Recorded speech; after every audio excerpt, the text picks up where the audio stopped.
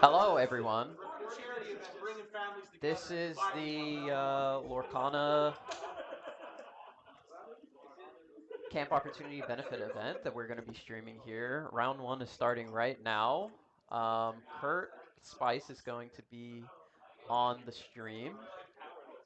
I'm just sitting here for a second until he comes over here, but we're going to be starting here shortly. I think I should probably also post this on Twitter.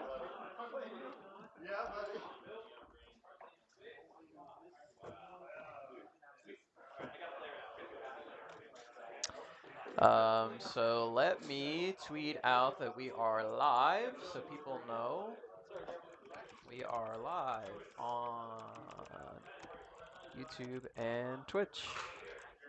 Can we have a time extension, me and my opponent, Kurt? Yeah, I'm not starting yet. Okay.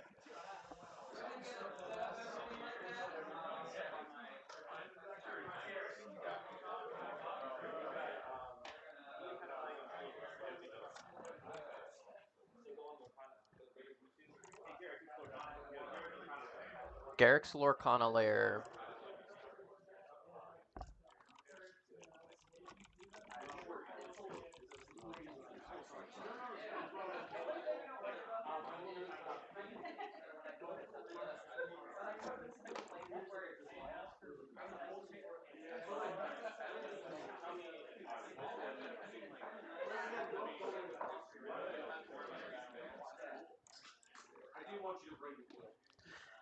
I know there's a lot of events going on today, so we really appreciate anybody showing up.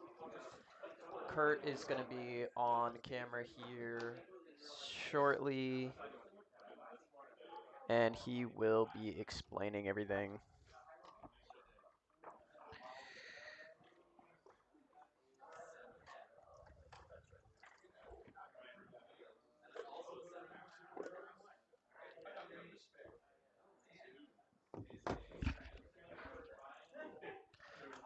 Can you switch sides? Oh, no, this is good. This is good. You Is it? the names are different. Okay. I mean, you can change it on your phone if you want. It's just up to Okay. you. Yeah, you guys want to skip some? I thought I had it right. All right. You're good. Kurt, it's live, so.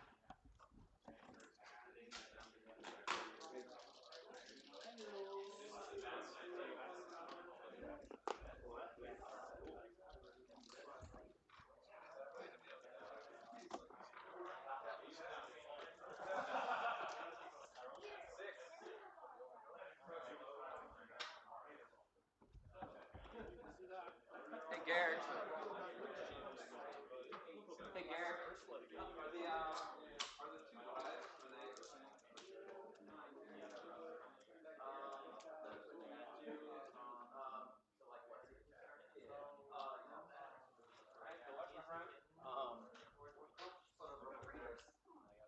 I didn't quite check around yet. Probably got that photo real quick. I was trying that. It was just missing something. Let me just pop the chat out. So we're using the least amount of Can stuff. I also? Am I able to type in the chat too? Yes. I don't know how to pop out this one, so just leave Twitch up, I guess. Yeah, you can type both. The YouTube chat is here, and then the Twitch chat is here. Or actually, the chat is right here for Twitch, so we don't even need that up. Twitch chat is here, Okay. and then YouTube chat is here, so you should be good. Does it matter? These are both just like set to maxed out. So either one. Oh yeah, the volume. I can just use either one. Yep, either one. Okay, cool. I was listening to it, and it honestly doesn't sound too. This is a little quiet. Yeah, I mean you can see the volumes. When it gets in a yellow, it's like it's a pretty good volume. If it gets in a red, then it's too much. But Check, check, check. Cool, cool.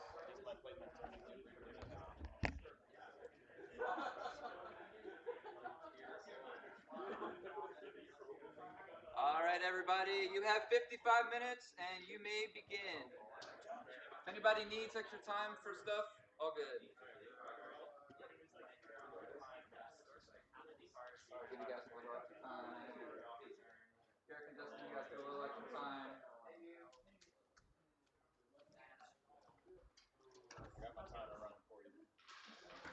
Oh, really?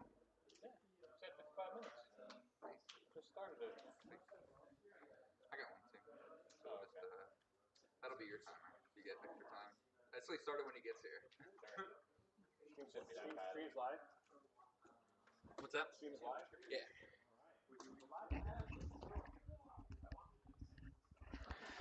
All right, what is going on?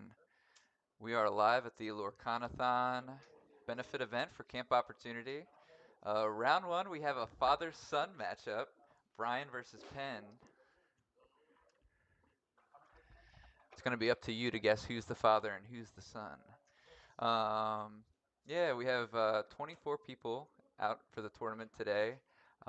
This event is benefiting Camp Opportunity, which is a local Baltimore charity that benefits abused or uh, otherwise hardship children and provides a camp experience for them with one-on-one counselors as well as other resources that they may or may not need as well. So really cool charity. It's connected to a couple local businesses that we know as well. So really happy to be partnering and benefiting them, and really happy that the Baltimore DMV Lorcana community came out in spades to support. I'm a little close to the players as far as commentary goes, so we're gonna do a lot of after the fact commentating as well, so that way we don't give out any uh, we give out any secrets to the players while they're playing.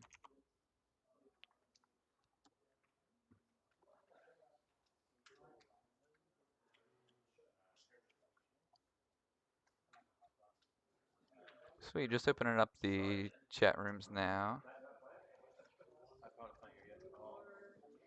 Yeah, I'm going to pin the link if it's not already pinned. We also have a couple sweet giveaways for the event as well. For people that are just tuning in and donating at home. We have an enchanted Return of Hercules that's going to be given away on stream, as well as a Control Your Temper. Now, what is this? What are we looking at here? This is a Disney famous playtest card, prototype card, sorry. These cards were created by the designers of Lorcana, and these cards were used to pitch the game to Ravensburger. And so we're going to give away one of these to the players playing today, as well as one to the viewers at home that are also helping out with the event. So anybody that donates 20 or more over the course of today is going to be entered into the drawings for these two. We're going to do the two drawings towards the end of the event. I will make sure that there is a link for everybody if it's not already pinned.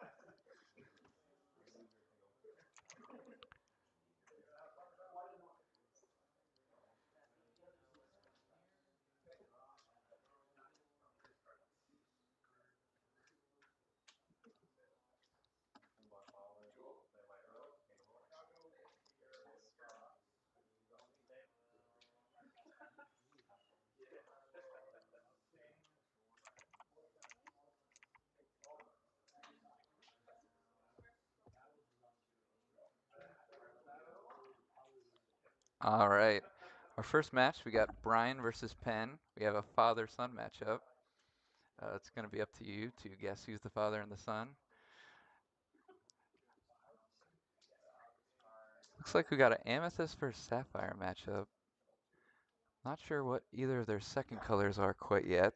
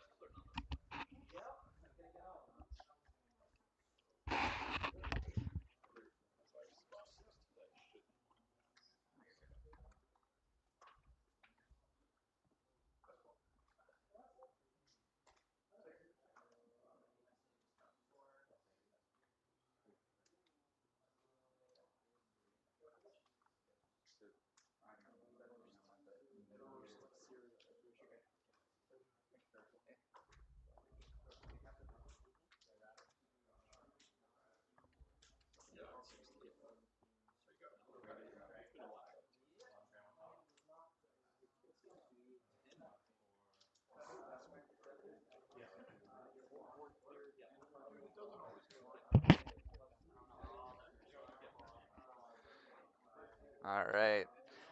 Just got the players all set up. We have a slight hiccup in that Brian is the one playing Amethyst Steel, and Penn is playing the Sapphire deck.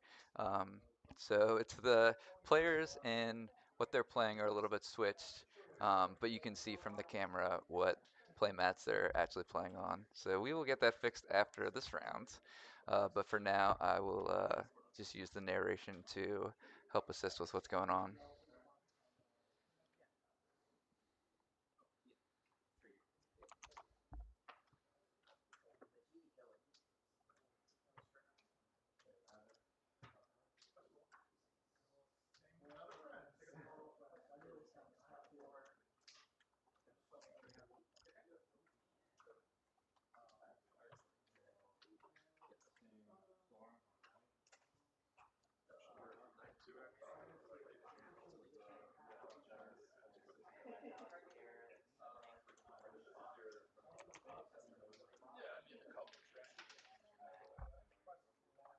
Sweet. So it looks like Brian was able to answer that Maui with that Let the Storm Rage on, and is very much building his board to play the long game. He's got two of the Merlin Rabbits out, um, and the lore totals are switched here, so Amethyst Steel is at 4, and Pen is at 0, but we'll go ahead and fix that after this round.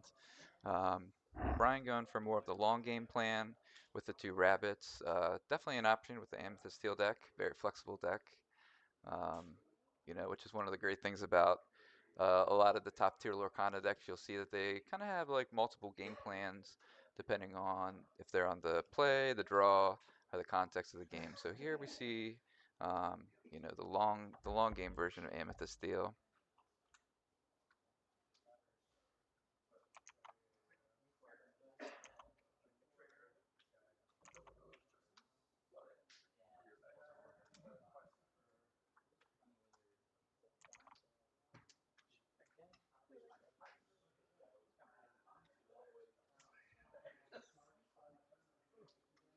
Yeah, Penn's a great up and coming player, and he's recently switched to Ruby Sapphire in the past month or so, and he's a big fan of it. And he's been learning a lot of the ins and outs. Been practicing with me and a couple of the other local Ruby Sapphire experts as well, and is really starting to make his own as far as piloting Ruby Sapphire, which is really exciting to see. Penn is also only 8 years old, so he's killing it.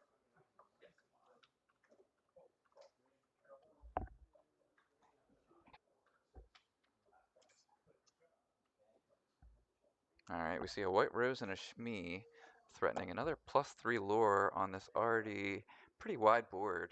Uh, Definitely going to need to see an answer from Penn here soon if he wants to stay in this game. I'm not quite sure how much ink he has there available. He inks a Maui for the turn. Looks like 7, maybe 6. It's 7, and there's the be prepared. So that's going to take out that whole squad. Uh, Brian's going to get a couple cards for it, but it's exactly what Penn needed to get right back in this game. And He was able to keep Brian at a pretty low lore total going into it, so uh, definitely well done by Penn managing the situation.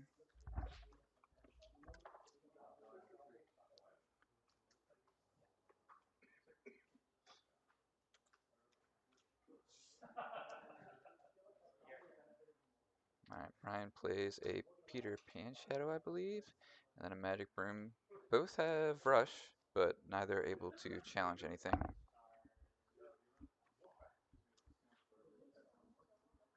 What is that? Is that an enchanted Peter Pan Shadow? Brian, you got an enchanted Peter Pan Shadow over there? Nice. Yeah, we got a special edition Peter Pan Shadow. Uh, no big deal. This is, less of a tournament for the competitive side and more of a fun benefit event. But we still have some great players here. You know, made sure that the best of the best in the DMV came out if they were available, and hopefully provide some high-level games for everybody watching at home. Uh, Penn answers Brian's Peter Pan and Broom with a Sisu. Brian immediately has a Zeus to fire back, but unfortunately no other play to go with the Zeus. So starting to fall a little bit behind on board. Penn hits him with a Shark and then a Vision of the Future, gaining a lore and finding the best out of the top 5 cards.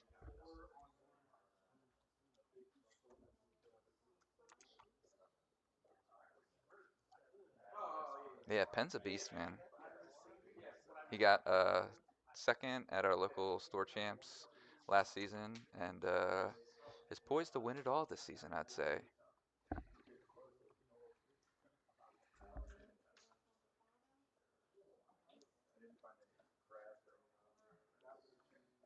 And Penn just passes after the visions.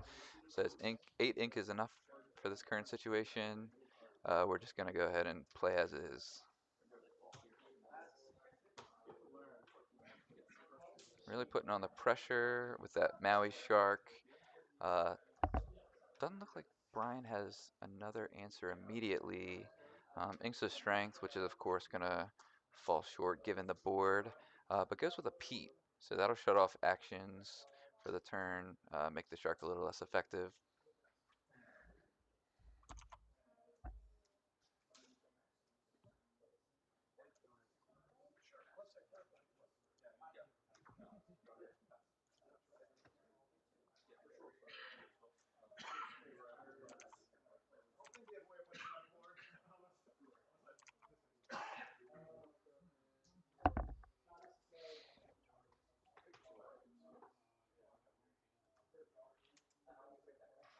All right.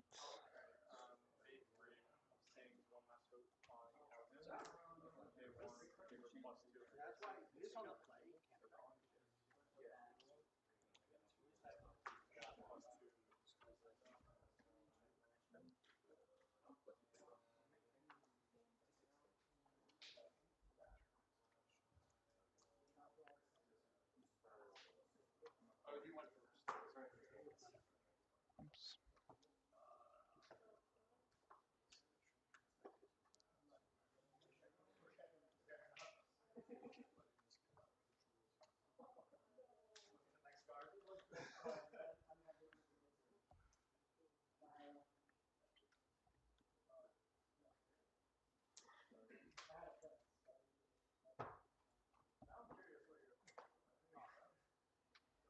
All right. Sorry about that. Back to the game. Looks like another Maui has joined the Shark. Brian had the Madamim Snake to quest and hit him with the repeat, thus shutting off the Maui Shark effectively for another turn and gaining lore. Penn's got a Sisu. It's not going to banish any of the characters on board, but it is going to go ahead and pressure Brian into, making a move soon, or Penn's going to go ahead and run away with the 4 lore on board that he has, plus anything he gains from the Shark.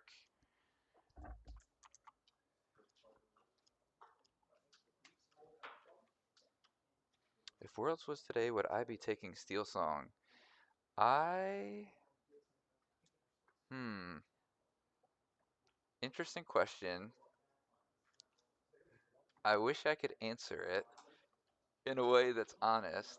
Um, but the world's formats may be a little different than what we're used to.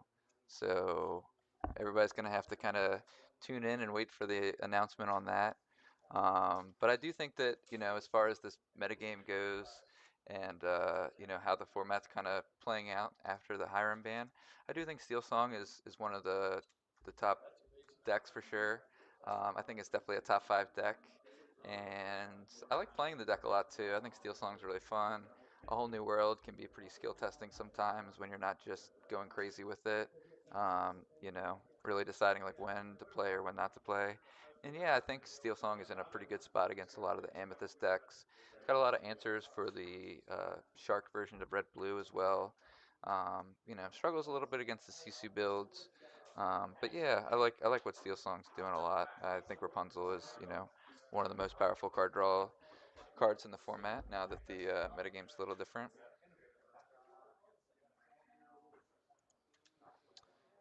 What's my favorite deck that I've played? That's a great question. So I'm really fond of two decks that come to mind. One of the newer decks is Chernadogs. I love playing that deck. I think that the new Tramp is just an awesome card as far as you know testing your skill, alters. You know, he gets to set you up for the rest of the game and can set up the Chernabog as well, which is a super powerful combo. So I really like playing Chernadogs. It's also got one of my favorite cards in Lilo Escape Artist. I love playing Lilo. I always felt like she was just like really underrated and you know, a lot of people dismiss Lilo as a card, and I would say that a lot of times she is not the most effective character, but the games that she is effective, she can just win by herself. And you know, I love Lilo. I love synergies with drawing and discarding to basically get free cards from Lilo. I love all that, and I love playing the Turn of Dogs deck. The metagame is kind of hostile towards her right now, but I do think that if the format starts to adjust towards more steel decks as an answer to Amethyst, and a couple other adjustments, the Chernadogs could be right back in the mix. Um, and then the other deck that I would say is my favorite was Set 1 Amber Steel. It was just the introductory to the game. It was the deck that made me fall in love with the game. Played Stitch Rockstar, which is like another one of my favorite cards. I think Stitch Rockstar and Lilo Escape Artist are probably my two favorite cards. So, having a deck built around Stitch Rockstar, being able to play him on turn 3 with Lantern is super fun. Um, yeah, and I had a blast playing Set One Lorcana, even though it was kind of hard to get the cards. It was just it's a fun, brand new game, brand new community, and I have a lot of fond memories of Set One and playing the Amber Steel Stitch Rockstar deck.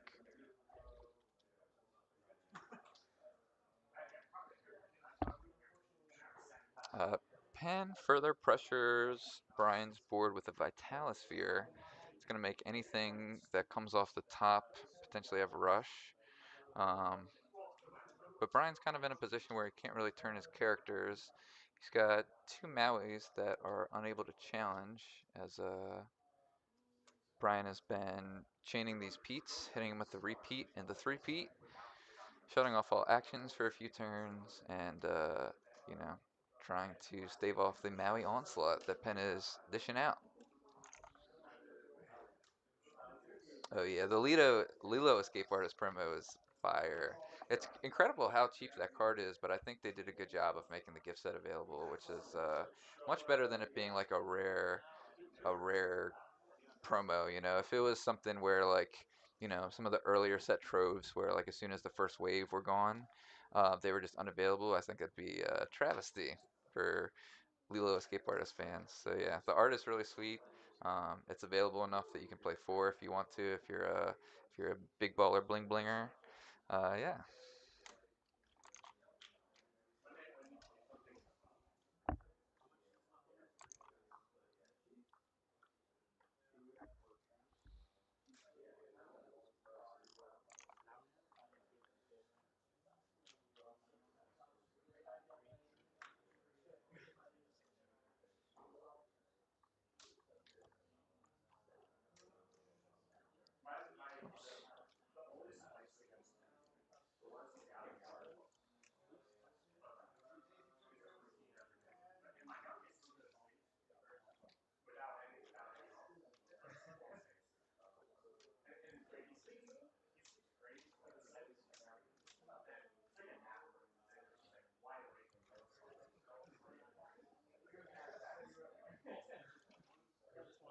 All right, I think I have fixed all of the camera and player issues. I think we've got everybody now facing the right way. They're kind of facing the opposite directions, but that's okay.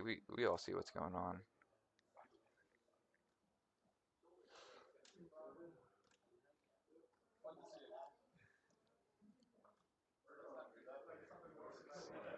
Sweet.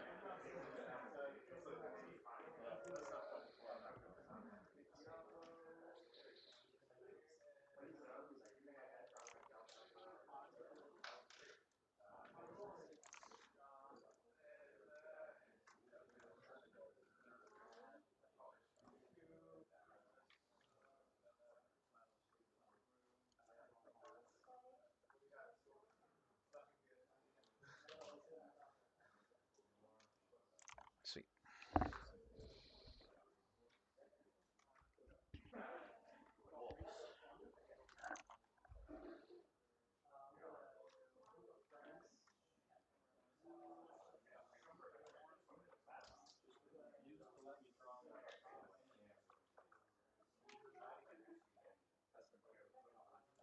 My pro set rotations. That's a great question. So I think that it really depends on the game as far as whether I'm pro or against rotations. And I think for Lorcana, I'm actually pro rotation. Um, the reason being is that I think a lot of the cards in Lorcana are really well balanced. And, just comparing Lorcana to its most adjacent game of Magic, I think Lorcana's done a good job of not printing certain cards that would be very tempting to make you know, direct copies of them basically for Lorcana, and so I think for the most part the card design is awesome. I do think that there's just like a couple card synergies or strategies that were maybe a little bit too good. As of recently, we saw how Sapphire was dominating a lot because of Hiram and just being able to outvalue every deck with little to no costs, not too many uninkable cards needed, and so they're still kind of finishing out the balancing of the game, but I think what rotation does is it gives a good reset for card design as far as card power level, just abilities of effects. It means that you don't have too many versions of the same effects available, and therefore makes it so that certain spam strategies, like if they were to make another Be Prepared or two, similar cards that sweep the board, there might end up being a Ruby deck, for example, that just has every sweeper. We already have some Ruby decks playing for Be Prepared and for Sisu, so you know, I think that rotation helps a lot with that, and helps a lot with cards like Songs as well, where a lot of the strength of songs prohibits them from printing new cards. So, to use as an example, Let the Storm Rage On means that, every character that can sing for three or more, or cost three or more, and then can sing for three or more, has to be balanced with Let the Storm Rage On. Same thing with Whole New Worlds. They have to be careful with what shift characters that they print, that they're not too good with Whole New World. Um, and so things like that, I think, mean that rotation is a beneficial thing for the game. Um, I think it's important to also reprint cards and keep them in the rotation as well, so that way there's a lot of fan favorite cards that get carried over in the rotations. But yeah, it just gives the designers a little bit of breathing room and ability to uh, backstep the metagame a little bit, or backstep cards that they've designed without having to ban the cards, because that's like a last resort, really. A rotation is much cleaner and easy to anticipate, and for players and collectors alike to kind of make whatever moves they feel is necessary. But I think either way, if there is a rotation, there's going to be an eternal format that kind of goes along with it. So I think that either way, every card will remain playable, um, but they just may not be playable in the core constructed format. How'd it go, Scott? You got it? You want to join us on stream? All right, sweet. Come on over. We're the camera's just on the action right now, so um, you can just kind of sit Oh, I wherever. can't hear you at all. I'm gonna pick this And one up. we've got Brian versus Penn. We've got the father-son I matchup for round know, one. round one. Yeah, They're actually both phenomenal players as well. I know. Like, do not let Penn's age fool you. Yeah. Like, I have seen him at the top tables at many set championships. Yeah, and it's really exciting too because we see Penn playing the Ruby Sapphire deck, which he hasn't been playing that long. He's only been playing it for about a month. He's been coming to Stevenson games on Tuesday nights for League, and and trying it out. He's been playing it against myself and Cecil, a couple more experienced players, and yeah, Penn is constantly looking to make himself better at the game too, which you love to see. Love that. Yeah. How'd your first round go? No. All right, looks like Penn got that first game. The Maui and Sisu onslaught was simply too much for Brian to keep up with. Brian did a pretty good job of keeping up with what he could in the face of a Maui shark, but ultimately not having the Zeus bolt did him in. Personally, I don't mind that the Ink Ink playmat side won that one. Yeah, Personally, being on the team. yeah, being on the team. I hear ya. Well, I'm on Team World Class, so I I guess I know. gotta be the bad guy and root for Brian here. Root for Brian to beat his kid. Isn't that what this charity is all about? Helping the kids? Which is Yes. why I gotta root for Penn. Yeah, that's true. Like it's all about the kids. Yeah. Yeah, I'll go ahead and bite my tongue with what I was going to say and move back into the action. Scott, how did your round one go? Game one wasn't even a game. Okay. Uh, I had So it was turned just one. I had turned It two was bird. just the first interaction, I had turned two bird, the first sit down. and Mike had nothing except drawing cards until turn five. Okay, what deck were you playing and what poultry were you playing? I was playing a green steel mid-range build that I'm known for here, Ooh, with a bunch of clarabelles, birds, a special recipe. special sauce. Uh, Thought I'd bring it back for that. And then actually, Mike was playing a really interesting deck, Blurple Jafar. Ooh, very nice. I was Uh, talking to Mike a little bit about that before the event started. It's a it's spicy little cool. brew, It if I do is. say so myself. I think having four Zeus, three Bruno, and a bunch of singable interaction does not do good for that deck. Yeah, that seems like a very difficult matchup for him. I Yeah. think that is your deck is literally exactly what he doesn't want to see. Especially Clarabelle punishes all the card draw that he wants to do. Yeah, uh, the only bad thing in that deck is Hades and Elsa. yeah, For me, yeah, definitely. those are great cards. The 5 cost Elsa Yeah, or five yeah, cost Elsa. yeah, she's nasty. I mean, he never got to the 8 drop one if he was running it.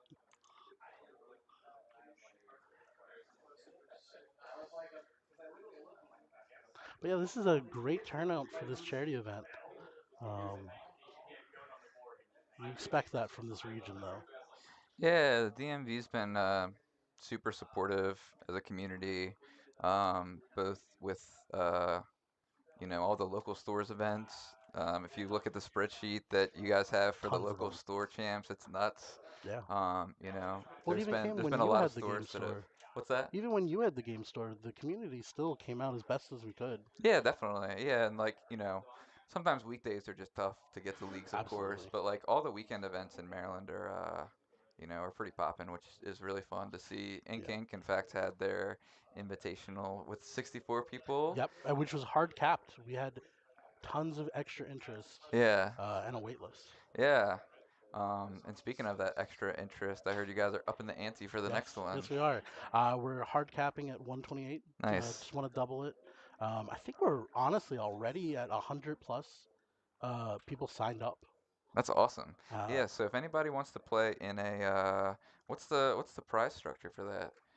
I am not sure personally currently. Yeah, like a Uh, mountain of booster boxes, right? that's what it was It's last gonna time. look like the aggro crag from Guts, but with booster boxes. That's the prize pool for the tournament. Absolutely. Very We'll also nice. throw in door prizes and artwork like we did last time. Yeah, no, Just, it was a really fun and well-ran event I the last appreciate one. that. So if anybody is close to the DMV area, if you're on the East Coast and you want Yes. a banger of an event to come to, it's gonna be June 7th. I believe so, It's yes. gonna be June June 7th. Look 7th. up Ink Inc.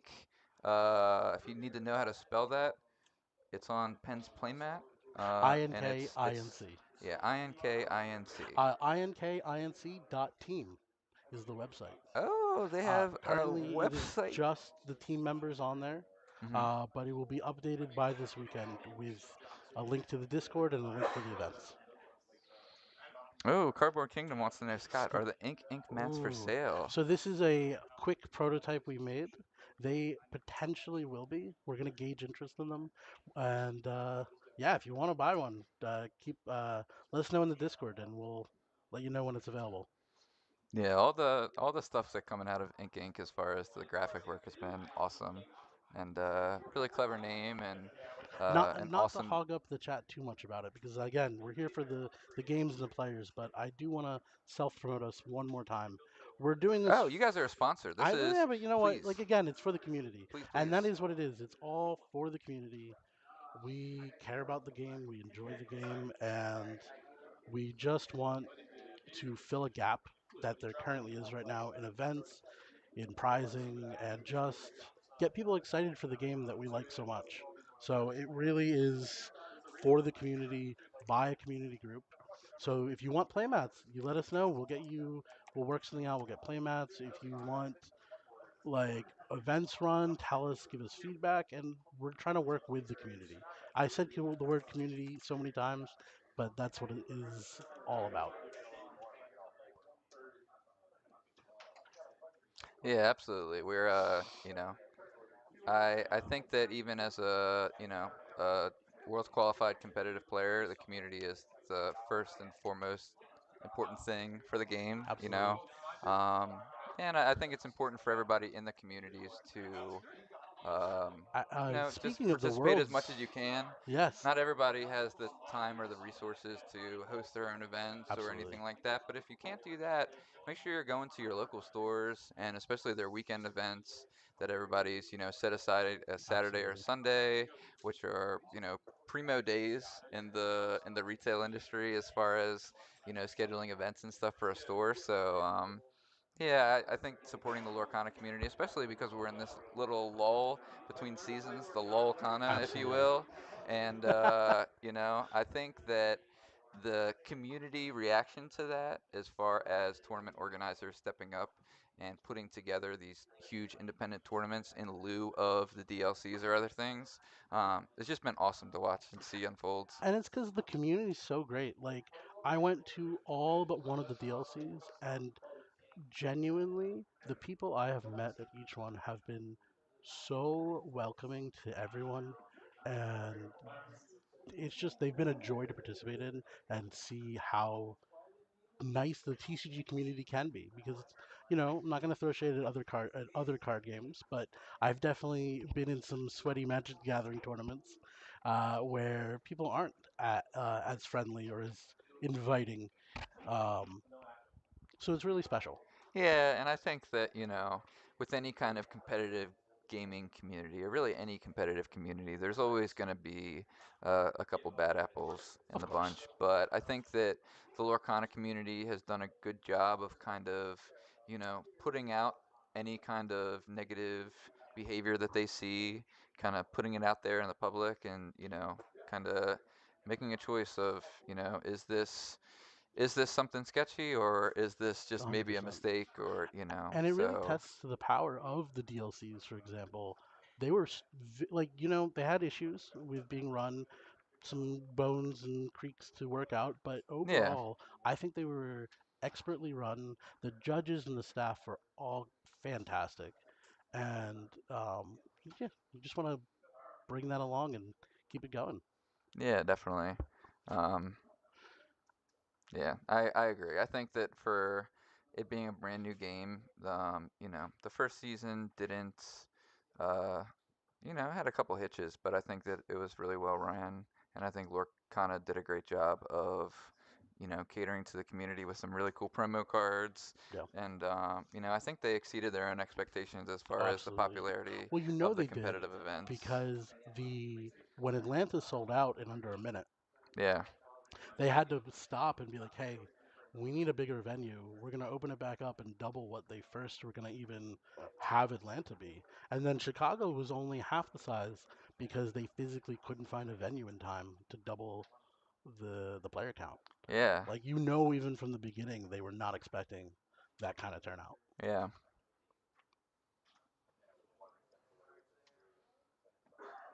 Yeah, it's been cool to see how growing the community is, and it's kind of it's an interesting combination of competitive and casual players too, because being a newer game, there's kind of only one format for the game. There's not Yep, like a dedicated casual format to the game.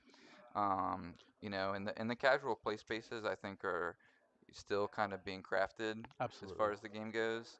But I think what the competitive side has done to foster the casual side, as far as just like the friendliness of the community, the different aspects of a DLC that you can participate in, even if you're not playing or doing that well in the main event. The side events and the structure of them were fantastic for casual people. I remember my first round in Vegas in the day two side tournament. I played a mom who just wanted to play the game. I she was playing a Lorcana red blue deck with nothing rare or higher, and she was just there to vibe and have fun, like support her kids and play a game that the whole family got into. That's awesome. Yeah, actually, it was so sweet. I gave her the tickets for that round because she was only playing for the tickets, Yeah. and then she gave me a Donald and Daisy travel like name tag thing, and it's like thick silicone. It's so cute, and it's just like little interactions like that are what I'm talking about supporting the community because it's like I treasure that thing. Like it is the most adorable little trinket I have, and it was like from this like wholesome interaction that like wouldn't have happened elsewhere. Yeah, I think all the little things that people have done to add to the community have been awesome. Rob, who's here today, he's been cosplaying at all the Yes, DLCs. He's been a yes. different character. So Oh, if you see a shapeshifting blonde man at the DLCs that happens to morph into various Disney characters, it's probably Rob. absolutely. Um, we gotta stop yapping though, 'cause we got a game here. Uh, but I'm not sure how much of a game we have left because Brian is up to 14. He was at 16, got reduced to 14 with The the board Pirate's state is Life, very telling. and Brian's been chipping away here at the lore. He didn't have the fastest start, but a lot of his characters are resilient or just you know being able to gain lore when they enter. Um, so not really as much of a concern with the ruby removal. It looks like Penn didn't really have a ton of it this game either. Yeah. He was able to banish a few characters, but it There are it still was outs in the color combo of red blue though. You just need one good prep off the top, and you can turn this around. yeah, that's the power of the Ruby Sapphire deck is you're really never out of the game Yeah. unless Pete the Cat has been played. Very Then true. then that may shut off your outs. But until the Pete comes down, until the whistle is blown, Pete, blow the whistle. there's always a hope. Absolutely. And Ben's still got a decent amount of cards in hand too. He's not out of resources yet.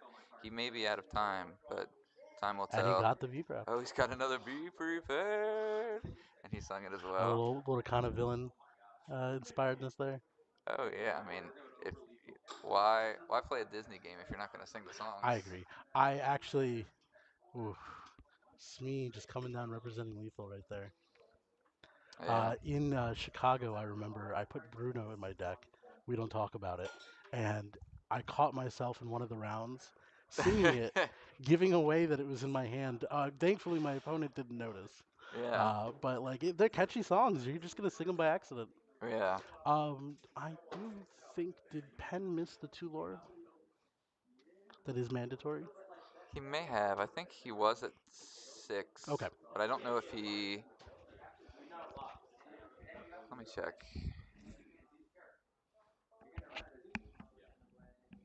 Brian, did Penn already gain his manor lore? Oh, there's a lot to manage in here.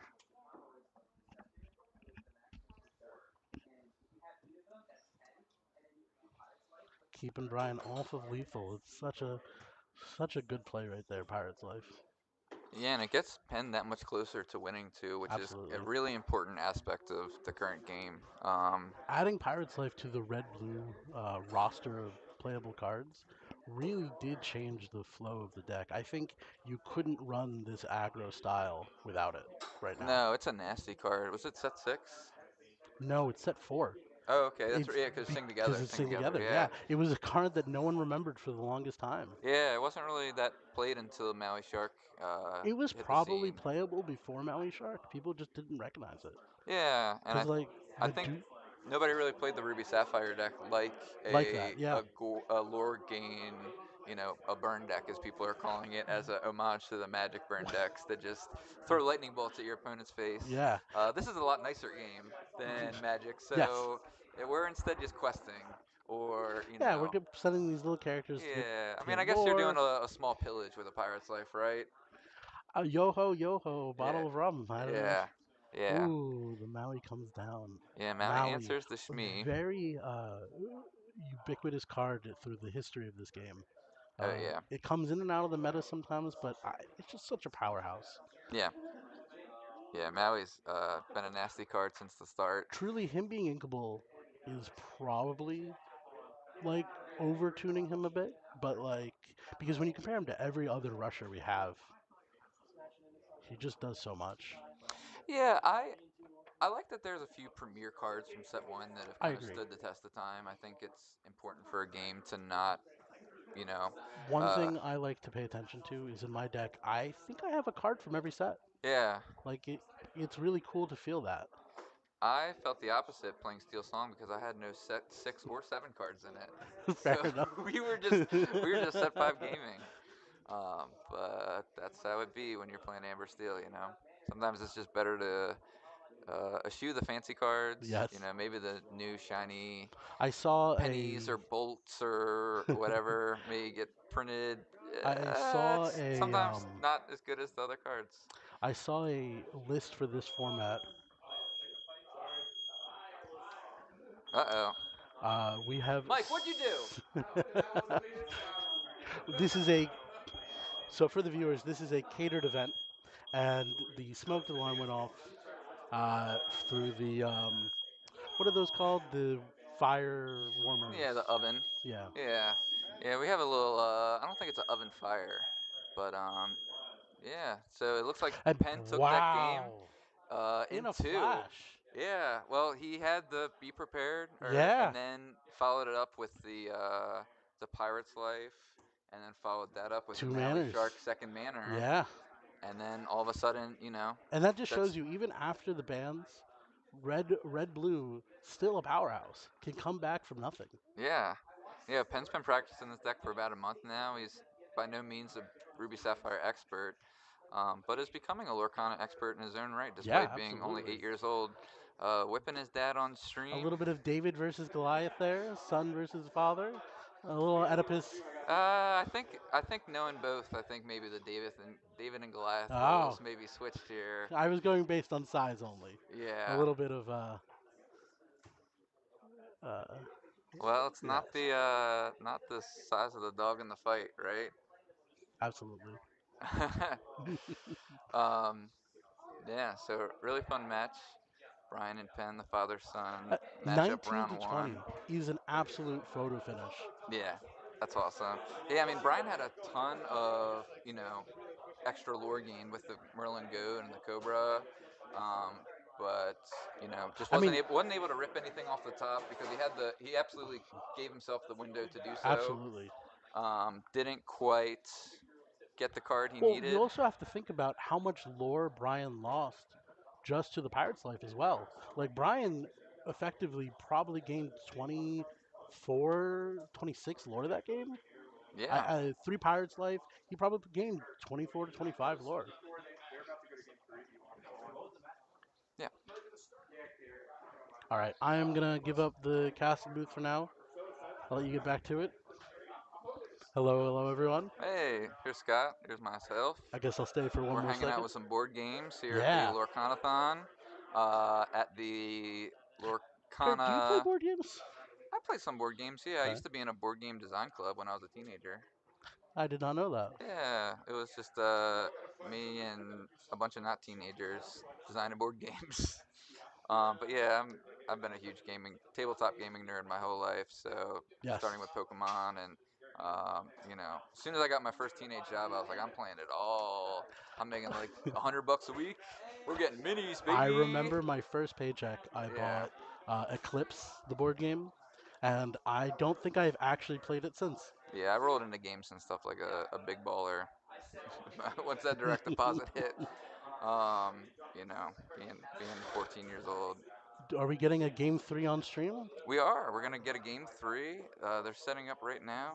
It's gonna be Garrick versus Justin, Ooh, who they have a little bit of extra time. We're gonna give them an even more little bit of extra time, given that they're switching over for the stream for makes us. sense. I am going to go ahead and transition over to the table, and then that way I can edit some things. Um, hey Garrick, are you able to do the phone thing? Are you able to do the phone thing? Can you change our yeah, can you change our names? Sweet. Your your pen. Ooh. Garrick is our streaming guru on the Team Ink Inc. Um, really a goat of a player as well. So this should be a very good third matchup. It's going to be Garrick and Jack Shadows against each other in a game three, round Oh. one. Honestly, every player here today is a powerhouse in their own right. You couldn't have an easy round one. None of the players here would give you an easy round one. All right, so we're joining Jack Shadows and Garrick for their game three. They were so generous to hop on over to play their third game. We see an Inked Cogsworth into a Simba. That's Yes. pretty cool. Haven't seen a lot of blue steel decks since they totally wrecked the deck with two So bans. I had not known what Jack was going to be bringing today, but knowing the person, I knew what he was going to be bringing today.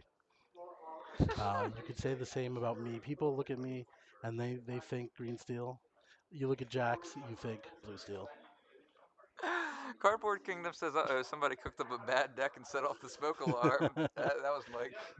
That was Mike. That was, He burnt it. oh my god.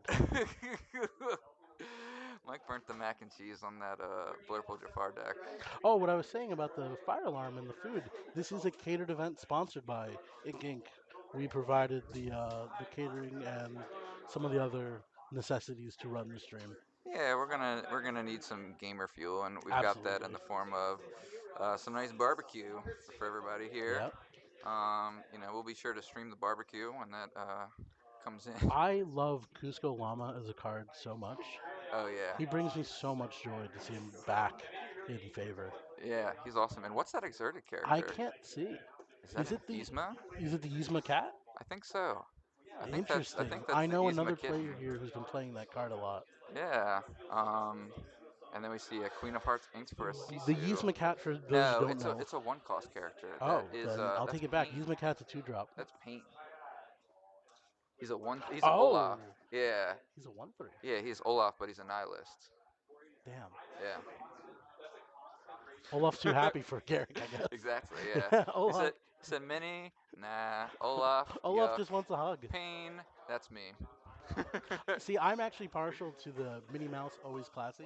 Oh, absolutely. The Me one too. again, Minnie Mouse, Yeah, she's always classy. well, she's not my favorite 1/3 for 3, but in the decks that typically play the 1/3s for 3, Ruby Amethyst being the big one there, Yeah, she's the coolest Ruby Amethyst 1/3. I fully I'm agree. I'm partial though to the Tiana The with the stack of beignets. yeah, I saw Tiana's that. got She beignets. does. I saw that movie for the first time recently. Oh really? I loved it, Yeah, really. and it gave friends on the other side a whole like deeper love for me because it's such a great card. It's a really cool song. Yeah, it's a catchy song. Very catchy. I really It made me want dig a little deeper to be dig a little better, yeah. but because I love that song as well.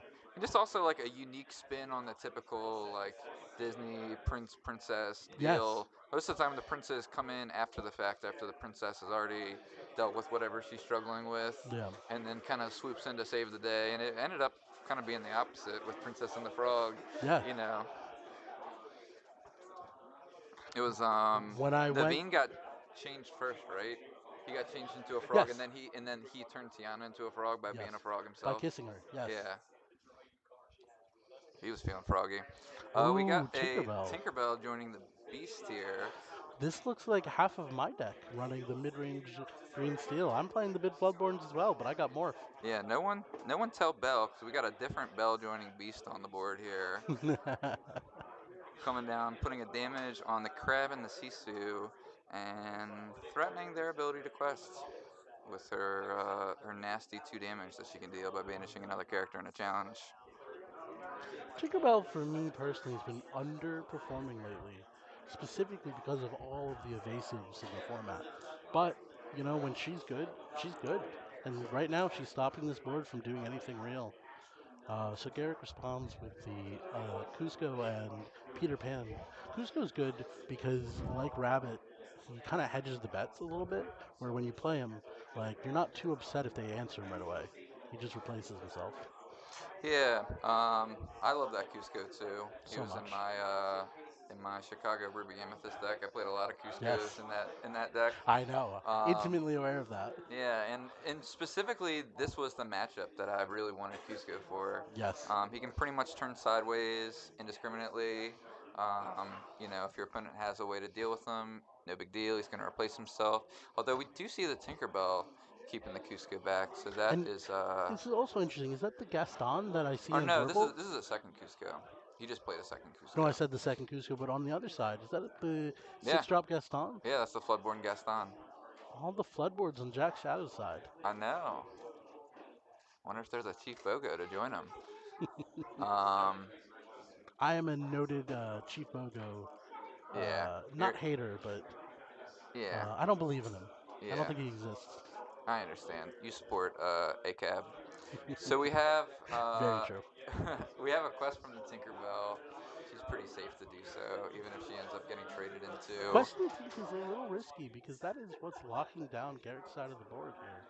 So if Oh, you're presenting, hey, kill my Tink, then he can just quest out. But maybe that's what Jack Shadow wants. yeah, I think that the consideration is that this board may get swept, and so he's figuring he might just, I get can't count the ink. get the lore while he can. How much ink does Garrett have going Garrick into is on this? 5. He Okay. played the Cusco and the Peter Pan Shadow last turn. So that was 5 ink. He could potentially go to 6 this turn if he wanted to. One other Um, thing we don't see on stream is the power of the Sisu right now because I don't know how many cards Jack Shadows has. yes. I think he has one. No, that's an ink. He's He got 3 must cards. have two because it dealt 3 damage. Oh nope. Okay.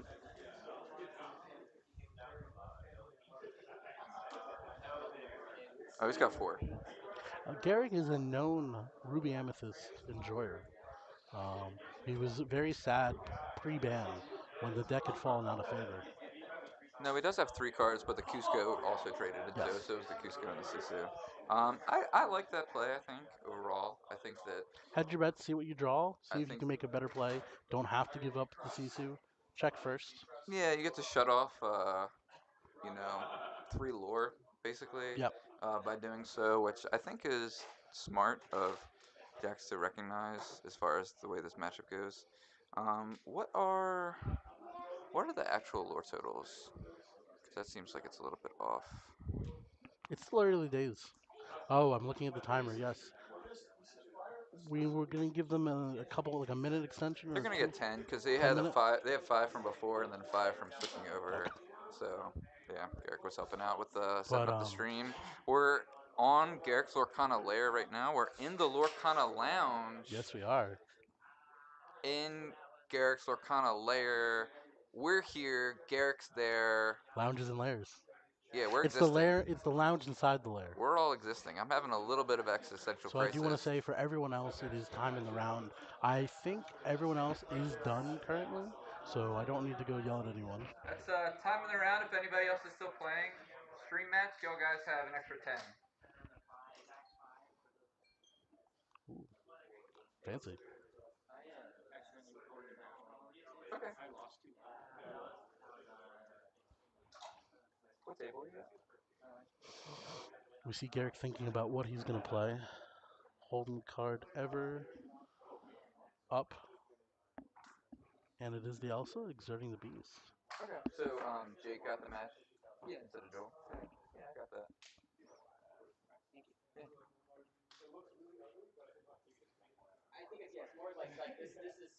And you hate to see that you're not getting full value out of the crab there, but you have to do what you have to do to stop the card draw, save the bleeding, if you will, a little bit from Garrick's point of view.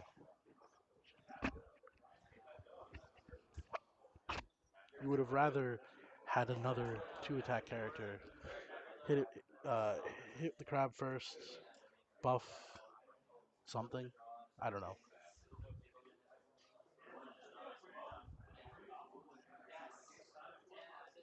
All right. Then, That Gaston just quests for so much. yeah, Three and lore in this game is like yeah, tremendous. Jax was able to make a man out of Elsa with the strength of a raging fire, and is very much taking the lore lead here. But Ruby Amethyst is a Taking the Maui for Maui. That makes a little bit more sense nice, yeah. given the board state. That Maui's nasty. And a Peter Peter Pan Pan and a Peter joins Pan Shadow Maui. Finder. A card that's been gaining a lot of popularity since the Hiram ban. Yeah, I know it's so awesome. I think that was a card that like people I can't say for sure like as people were building it, but I think what happened in the format was, we saw Hiram and Fortisphere get banned. Everybody was then thinking, okay, Amethyst is going to be the premier card draw Yep, deck or color after Hiram's banned. So then a lot of people also thought that Diablo might see a huge comeback. absolutely. And he did for a bit there. And he did. I think that was like everybody's, first go to, along with Amethyst was okay. If we can't draw cards with Hiram, we're either going to draw cards with Emerald You or draw, I draw. Amethyst. You draw, I draw. Yep. So if you're playing against Amethyst, Diablo is nasty, which kind of led to Peter Pan's Shadow being an explored card, and I think people just started adding more and more evasives to their deck, and they were Yes. just awesome. And truthfully, that's because prior the red blue deck was kind of toning down how wide you could go on characters. And like evasive characters for the most part are, I don't want to say undercosted or overcosted, but you are paying ink for the evasive keyword. So when you're playing cards that just have more poor stats or poor abilities or poor lore into a deck that just removes every character, you kind of just fall behind. And now that the hard control deck is out of the format, we're seeing a rise in these evasive characters, Yeah, and so we see a follow-up King Arthur. which is a very, again, Jack is playing all these Floodborns. I feel like every card except that Pete has been a Floodborn character Yeah, I and forgot. I removal. forgot that Arthur's a Floodborn. He is a Floodborn. Yeah, you almost never see him shifted, I but know. I tried him in my green steel mid range deck to good effect. The only reason I took him out is you're the king because now, Morph. exactly. Oh yeah, Morph is a king. Yeah, The only thing he can I just took him morph out. into Excalibur himself. That's true. Yeah, Morph is a good yeah. Why pull the sword non-binary. from the stone when you can be the sword in the stone? Morph is a non-binary royalty. I can't say I disagree. Um, we have a quest with the Queen of Hearts and the Sisu, bringing Garrick up to 8. Trying to come back from Jax's lore lead, but And I think another I think beast again. The I think Garrick kind Floodborns of and a Pete. Floodborns and Pete. went into this game understanding that he may have to, Just quest out. yeah, well, not just quest out, but he may have to be the control deck because he was on the draw going into game 3. Well, it's all about like who's the aggro, who's the beatdown. Who's the beatdown? And right now, Jack Shadow is most definitely the beatdown. Yeah. Yeah, I think starting with that Tinkerbell quest, he was able to, Yeah, you're right. keep the lore gain. And the Pete in the beast here is also representing lethal for the non-exerted characters. Yeah, the repeat is nasty. It always Pete, is. repeat, repeat.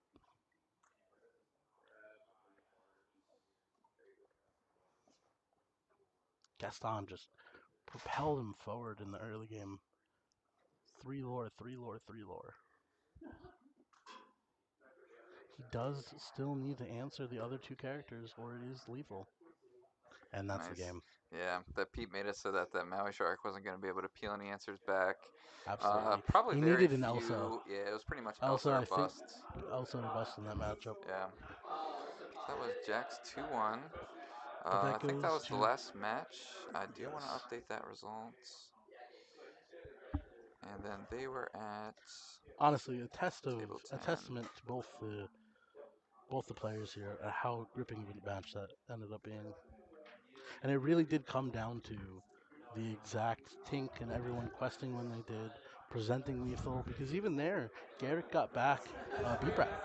So had the Pete not been played, Garrick, there's a world Garrick just comes back and takes Yeah, over for you. I think all the card draw characters that Jax had that game really Yeah, sealed the deal. Um, absolutely. he had the two beasts. The second didn't draw any cards, but it was enough to nail, Yep.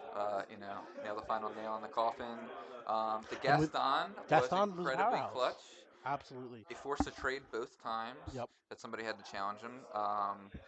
There was, he pressured the Mauis otherwise, so that there was never an opportunity for a Maui to come down and eat the Gaston and survive. Um, It really comes down to the deck building on this one.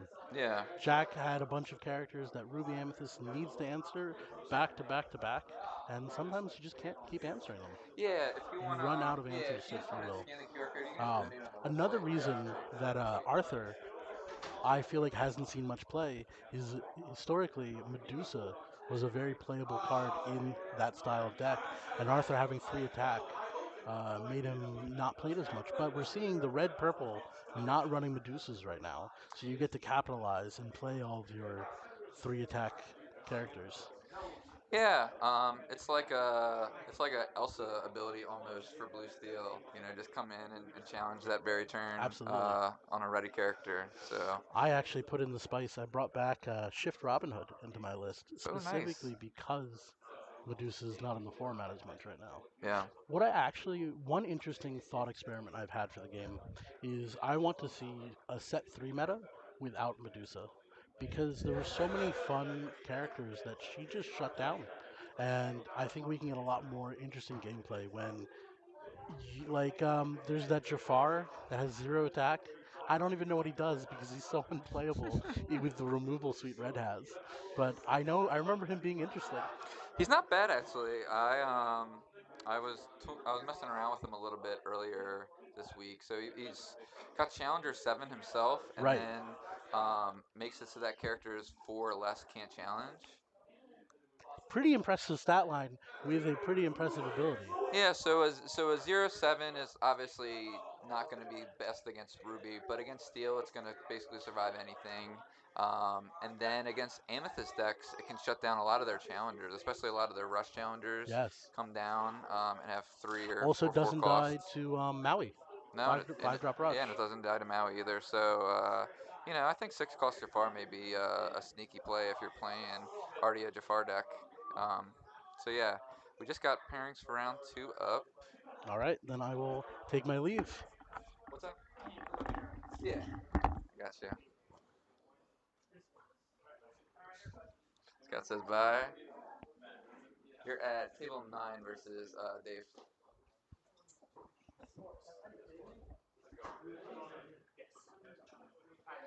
All right, everybody's getting seated for round 2. I'm going to go ahead and pull one of these matches momentarily. Let me get a timer started. So round 1 was Ruby Sapphire versus Amethyst Steel. It was Brian versus Penn in the father-son matchup, and Penn ended up squeaking it out 2-0 with a couple timely Pirates Life in game 2. And so we're going to look for a couple different decks to feature on this one. I'll be right back. I'm going to go grab a couple players.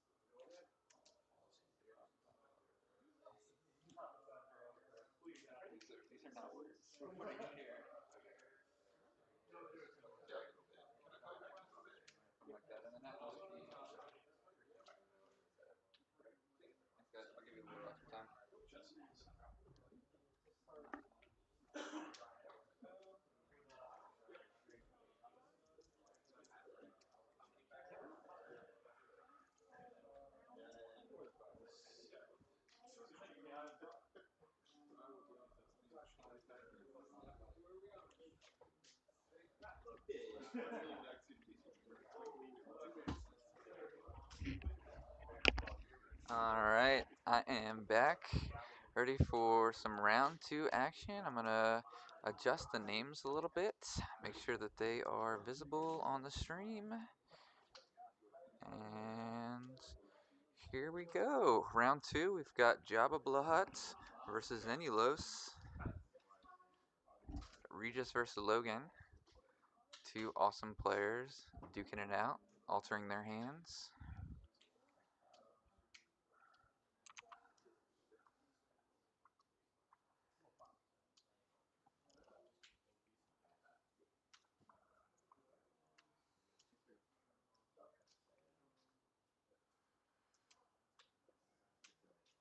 Uh, so game 3, round 1, that went to Jack Shadows, playing Blue Steel versus Ruby Amethyst. And then in the first round, the first match we featured, Penn defeated his dad Brian 2-0. Easy peasy. And then this is round 2. We're going to be doing 5 rounds today. This event, both the physical event itself that we're playing here at the Lorcana Loft. This is Lorcana Loft. I got Lorcana Lair and Loft mixed up. A lot of L's. Um, we're here at the Lorcana Loft playing with 24 people from the DMV area, duking it out and raising money for Camp Opportunity, which is a local charity that helps benefit abused or children with, um, otherwise hardship events in their life, and provides a one-to-one counselor to camper experience for everyone, as well as other resources to help them out outside of the camp. So really cool local charity that we're very happy to be helping out with this event. If you want to donate at home, we have 2 really awesome giveaways we're going to do. Real quick, I'm going to switch back to my stupid face for a hot second just to show off the giveaways we're going to be doing a little bit later. Be sure to post these online as well, so everybody that wants to get into the drawing and help support the cause can. But we have an Enchanted Return of Hercules that's going to be given out, and a very cool card, Control Your Temper, which is a Disney famous card, which is insane. If you don't know what these are, this is a prototype Lorcana card that was printed. It was printed 6/18/2021. You can see the date there. It's a little blurry, but that is when this card was produced, and these were the cards that were used to pitch Lorcana to Ravensburger to play test the game. So yeah, we're going to be giving away both of those. If you make a donation of $20 or more, you'll be entered into the giveaway for those two cards. If you do make the donation, we don't have a great way to keep track of it, unfortunately. So please just post in the chat, or send us an email, or send me a Discord message, and I'll make sure that everybody's entered into the giveaway. We're going to do that round 5, so we still probably have 4 hours until we're going to do the giveaway. But yeah, if you do end up making a donation, please let us know one way or another to make sure that you are in the giveaway. Let's get back to the action now that we've, you know, dealt with a little bit of the business. Oh, that's still my face. Here's the players. Looks like we're going to turn 3 now. Logan's turn 3. Kick things off with a Diablo into a Morph, and Regis was able to answer the Let the Storm Rage on with his Ursula Deceiver, and followed it up with a Peter Pan Shadow.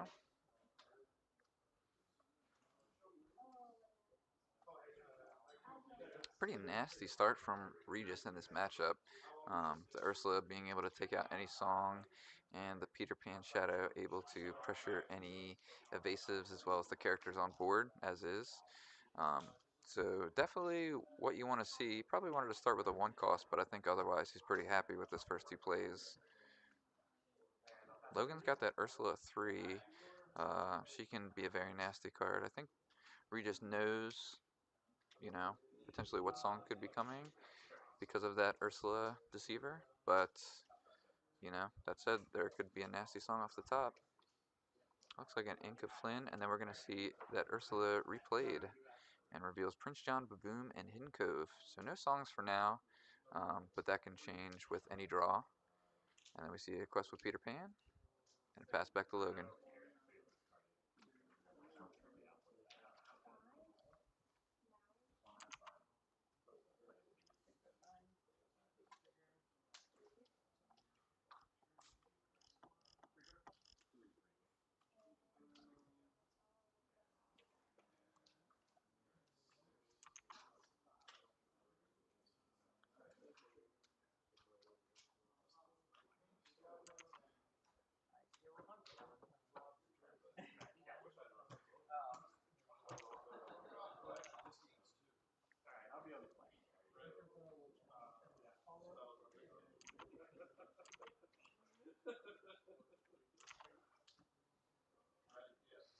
Alright, Logan ends up just playing the Prince John and opting not to ink. Definitely something that I like to see in Emerald Steel. I feel like it's a deck that doesn't really need to have a lot of ink once you get to that 3 ink threshold. Um, Typically has a couple other bigger plays, but you can kind of wait to see how your draws develop and how the game develops before you're making that decision. So I like, when in doubt, do nothing and see what happens. We see a Kit returning that Ursula, making any song off the top of the deck potentially that much less effective. Regis able to get up to 6 lore, 1 or 2 at a time with these Pan Shadows and Ursulas. And then that 1 card with a glare on it is a Madam Mim Snake. So we've got a Snake, Ursula Deceiver, Peter Pan Shadow, and Kit versus Prince John, Diablo, Morph. You see Baboom hit the Inkwell and replay that Ursula Deceiver of all. And yeah, nothing really that can challenge or quest right now. Logan's still developing the board. You're just doing a great job of kind of controlling things, both discarding the early song as well as returning the Ursula to, um, shut off her effectiveness.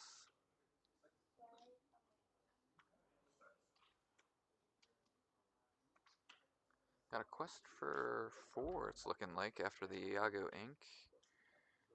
It's going to put Jabba Blahut up to 10 lore.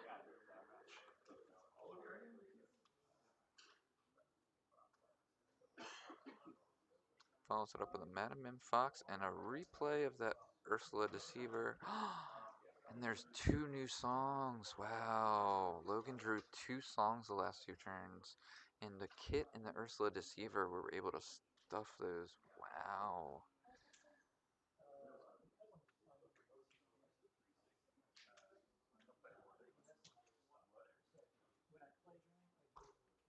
We see Hidden Cove hit the Inkwell.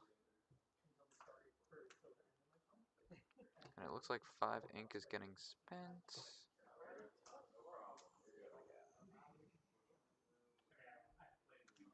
On We Don't Talk About Bruno. It's going to hit the Peter Pan Shadow Finder. Hardest character on board to answer, so I think it makes sense. We're going to discard that Madam M. Fox. And draw a card off Prince John. Probably looking for another song. I imagine, yeah, we see a pass, so very clearly wasn't exactly what Logan needed on that situation, but still able to control the board a bit here.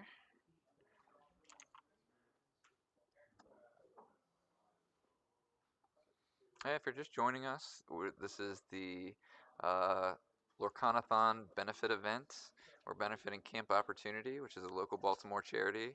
We're here at the Lorcana Loft in Baltimore, Maryland. Um, a little bit of a private clubhouse, if you will, to duke out some cards and raise some money for an awesome charity.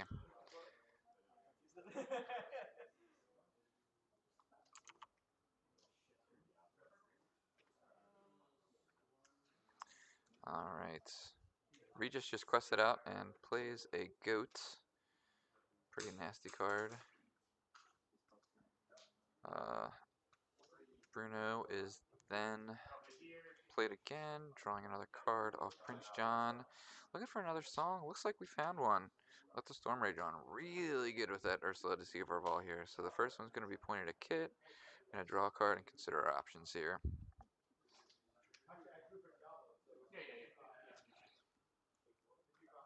Regis has steady been putting the pressure on. Logan opts to do the second 2 damage to Ursula Deceiver.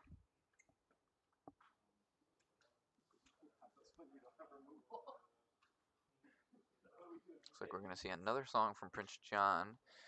This time the Storm is going to hit the Madam M. Fox. Going to put 2 damage on that as well. It looks like a challenge from Diablo, adding the 3rd damage to the Ursula, and then whatever challenges the Fox is going to bite the dust. So Logan opts to keep the Diablo around as well, only taking 1 damage from the Ursula and trading with the Fox. Still a few characters to have to deal with. It's still a pretty rough spot. Regis, aka Jabba Blahat, was able to control both Logan's board and hand this game a lot. Typically, Emerald Steel is more of the control deck, but Regis was able to muster up quite a bit of interaction this game, which was able to slow down Ursula Deceiver of All, was able to slow down Logan's songs, and just kind of chip away lore at the same time. 2, 3, or 4 at a time throughout the first couple turns of the game, and it's gotten him up to 15.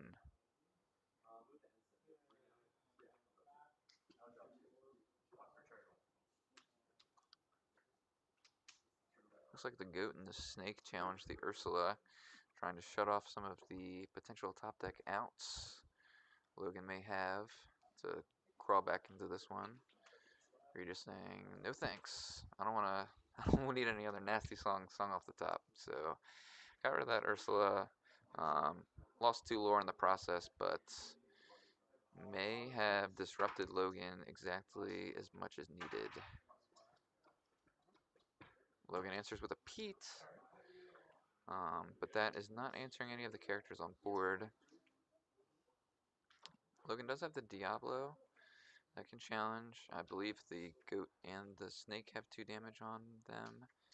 But I can't quite see the dice.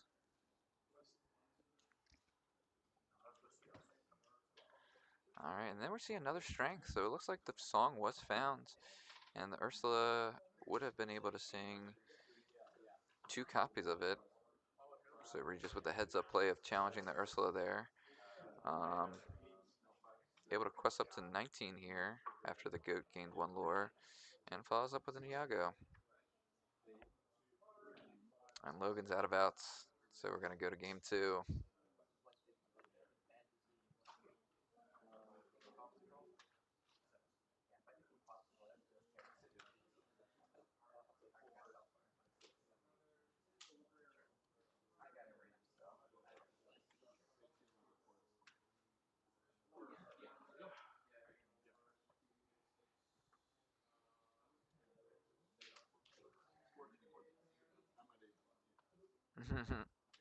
Yeah, Regis is getting some love on Twitch.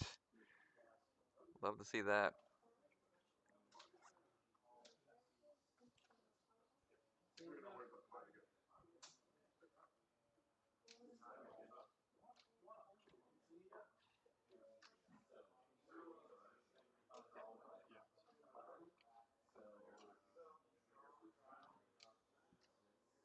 Yeah, these Emerald matchups are always fun to watch. I feel like oftentimes it ends up kind of being a situation where no matter what two Emerald decks you pair against each other, just with the way the rest of the decks are built, they so often have like a pretty close to 50-50 matchup.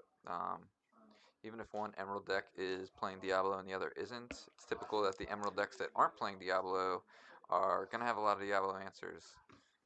And sure enough, we saw that Peter Pan, Shadowfinder, and the Kit Cloud Kicker from Regis round one, which were, the Shadowfinder really was just there to quest, but the Kit Cloud Kicker bouncing the Ursula Deceiver All was huge. Um, Really interesting to see cards like Kit Cloud Kicker, who don't have the most powerful abilities, still uh, win the game on their own, just providing that tempo swing, which is really what the Emerald Mirror matches end up being most of the time. You're typically just constantly fighting for tempo and control of the board. Um, Depending on what kind of songs and other characters you're playing, you may not be able to take out a lot of things in the same turn, especially if you're getting disrupted by Ursula or songs. In that, as the players are going back and forth here. So this game we're going to have Logan on the play.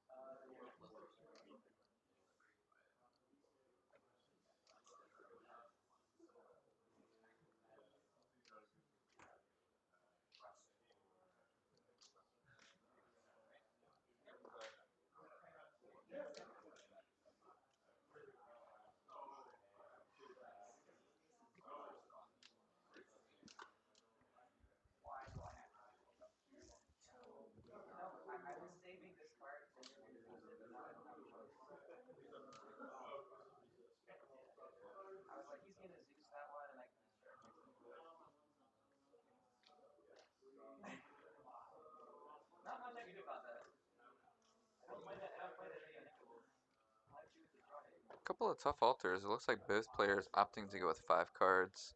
But, yeah, I think both players mulling their options over, deciding, let's just go ahead and get new cards out of these. It's pretty interesting in Emerald Mirror matches like this how effective cards can be one turn and then on the very next turn be completely ineffective just because of Ursula Deceiver, Kit Cloud Kicker, any number of cards that can come down. Pete, anything that can come down and stop your opponent for a turn is going to be nasty here when each turn is so important. I want to thank all of our sponsors for the Lorcanathon benefit event. Ink Inc., who is a local team and tournament organizer. They're up and coming in the Lorcana scene, but do check them out if you're on the East Coast and you're looking for an awesome event to play June 7th. Ink Inc. is having a 128 person event. They're doubling up from their last 64 person event. And we're going to have a bunch of set 8 booster boxes up for grabs at that. So it's going to be right after set 8, brand new cards legal, and we'll be duking it out somewhere in the DMV for another handful of brand new cards. So it's going to be exciting. I think it's in Columbia, Maryland, the next event as well. But please look up Ink Inc. on any socials or their website to find out more information. And if you're interested in playing in the Ink Inc. event on June 7th, be sure to submit the Google form and get your interest in now. Last I heard, there was about 100 players or so signed up. So still another 20 some spots, but they will not last long, especially after the stream. And then thank you to World Class Cards, who is my team. Um, Robert at World Class Cards gave us a bunch of awesome prizes to give away, both at the event itself and for the viewers at home.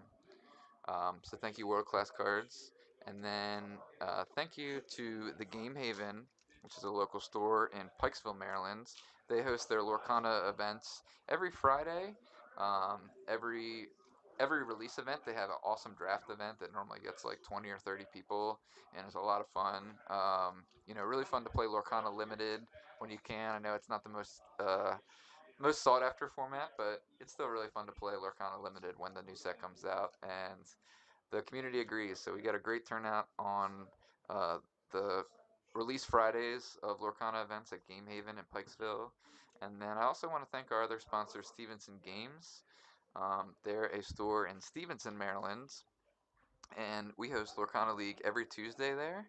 And also be on the lookout for some weekend Lorcana events coming up once Stevenson Games moves to a bigger location.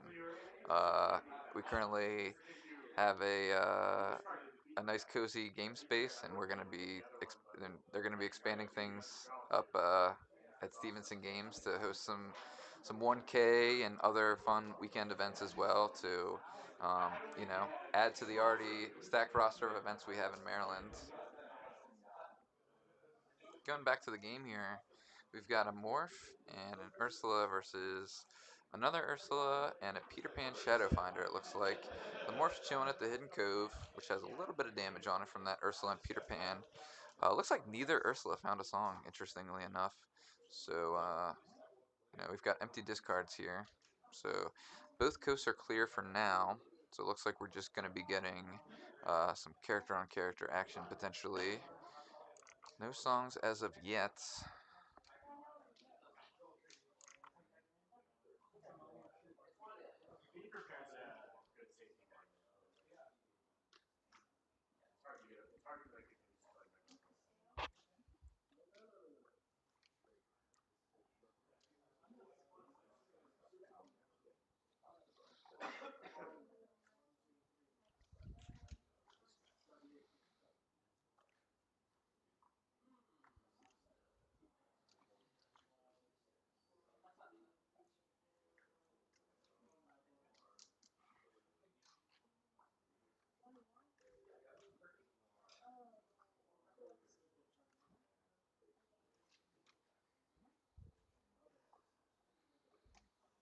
Alright, Logan debating what he wants to do. This is, a pretty important turn of the game, I think. Typically, these early turns of these Emerald Mirrors are the most important turns of the game.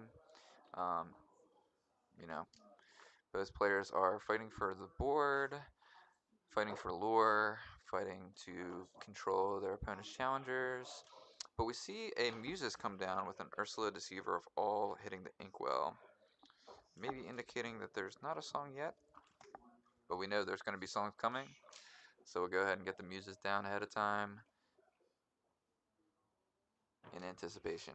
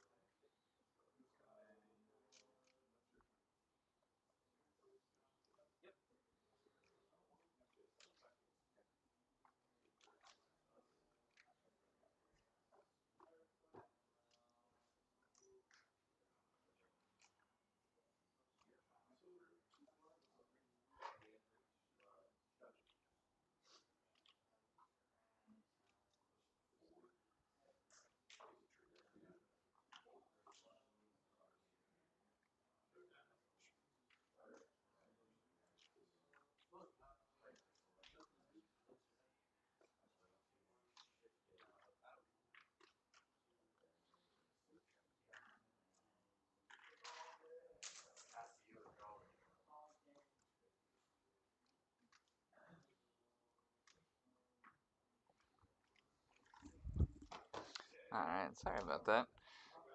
Just checking out some Discord messages. Getting back to the action, we've got a Hypnotize coming down.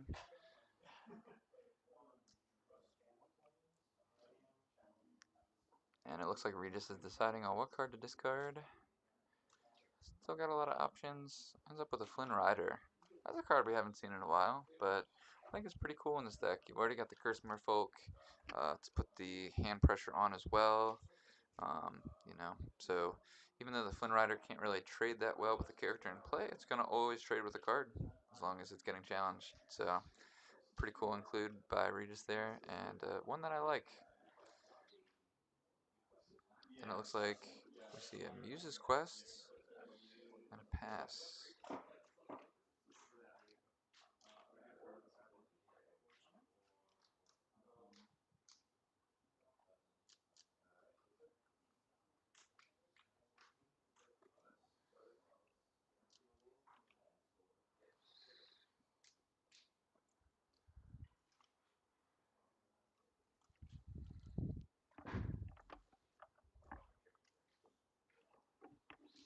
Alright. See a quest with a genie, and then the Madam Mim Fox is going to bounce that genie.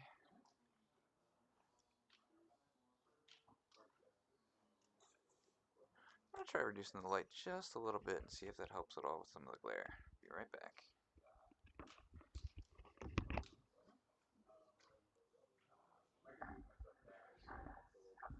No, you're good.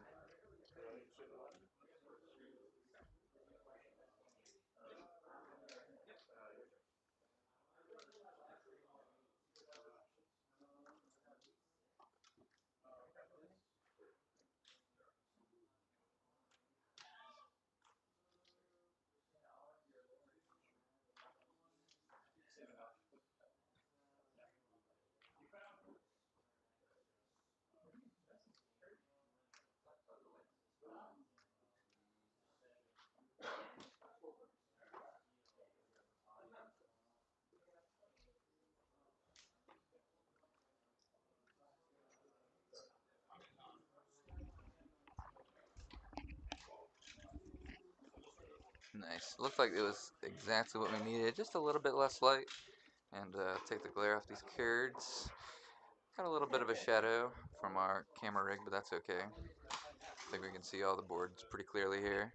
I see a Sudden Chill hit the Inkwell and is followed up with two Diablos. I bet those were, you know, kept at bay a little bit by that genie that just got bounced. But Logan, with his last two cards, deciding now's the time to deploy those Diablos.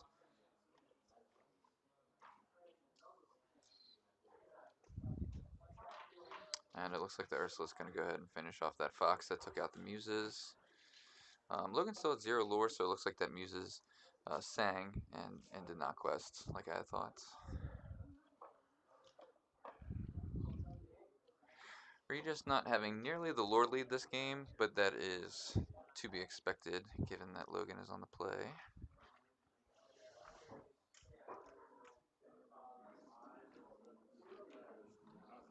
Want to come hang? Yeah, you want to come hang?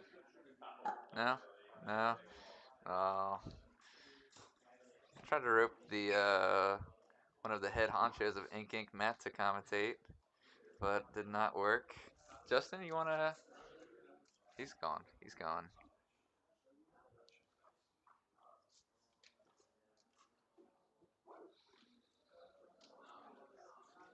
Alright, looks like the Ursula went on a quest, as did another character that was returned with a Madam Mim Snake, and followed up by a Peter Pan. What a nasty card for this board. Uh, we know there's also a Genie in hand that was bounced with a Madam Mim Fox, so that is going to be a nasty combo with that Peter Pan in the face of two Diablos, but I think I agree that Logan just didn't have a choice here. He had to take out the Ursula and get some cards going.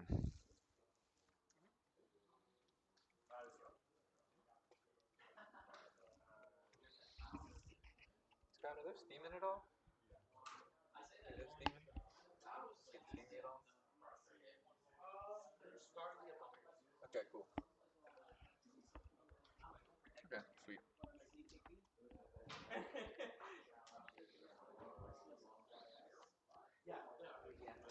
They're steaming.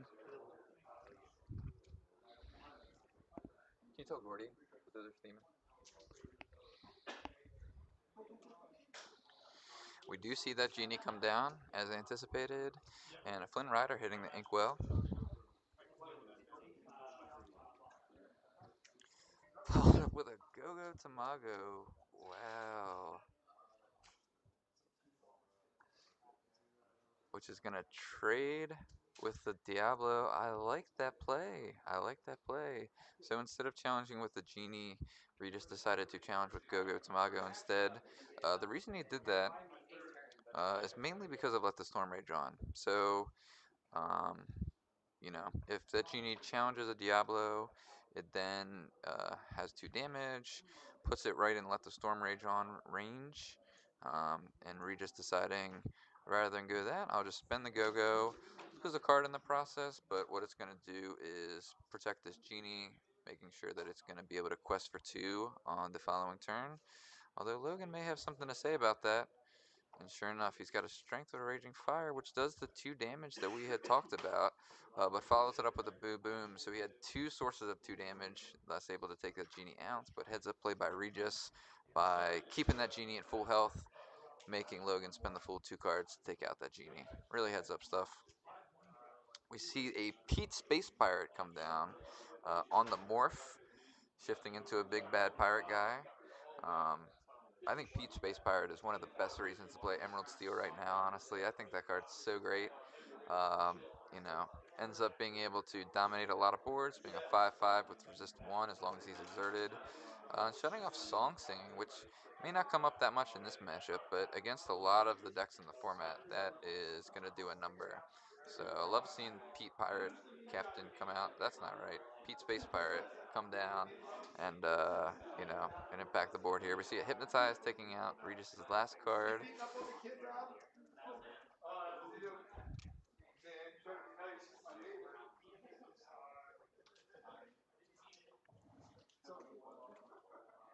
And then we see a Strength make a man out of the Merfolk. And a Pete sing, "We don't talk about Bruno," discarding the Flame Rider randomly, of course. And a pass back to Regis. Regis go ahead and getting going with 2 quests here. The Peter Pan Shadows Finders. They are evasive, of course, so they're not going to have any issues with Peter Morph challenging them. Follows things up with a Merlin Goat, which is a pretty nasty card at this stage in the game. Um,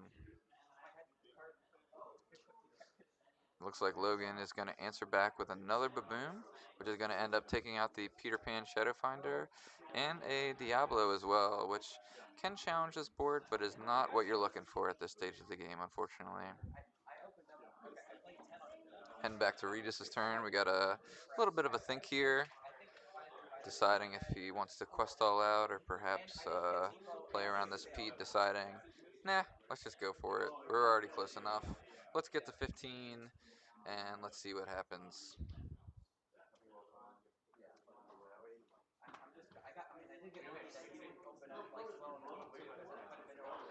Logan kicks it off with a Hypnotize just to get a new card. Not exactly what you're looking for at this stage of the game. Regis discarding the imaginary card in his hands. And Logan takes out this goat, which I think is very important at this stage of the game, and takes out the snake as well, just having to take out anything he can at this point to stop Regis from questing. Gonna go up to 19 the following turn, so a little bit of a scary scenario here for Logan.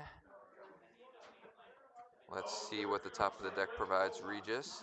It's going to be a Rush Iago, wow, which takes out the Pete, holds the 5 damage, and takes the game for Regis. That was an awesome Iago off the top. Yeah, that was really cool stuff. Yeah, I like Regis' deck a lot. I like both of these players' decks. I like the cards that they decided to play. I think Morph is an awesome card in Emerald Steel right now. And I think that Regis also has a great concoction here, an Emerald Amethyst deck to take on this brand new metagame we're dealing with.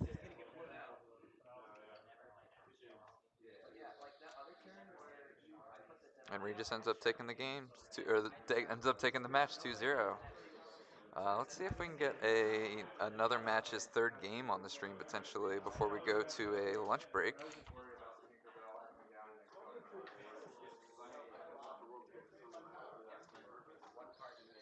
Hey, thanks for joining us, Joel.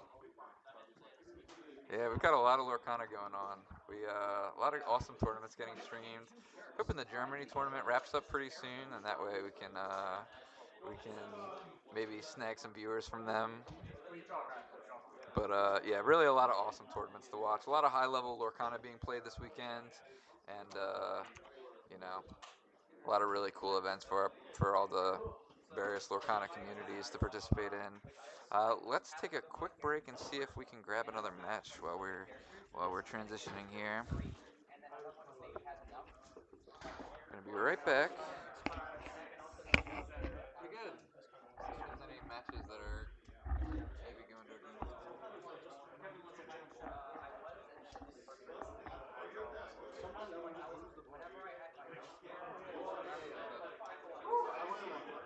Someone wants to check out your live feed. Where do we go?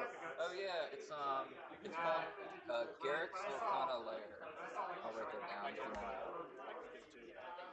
Sweet. Yeah, he's got it. Yeah, Garrick's Lorcana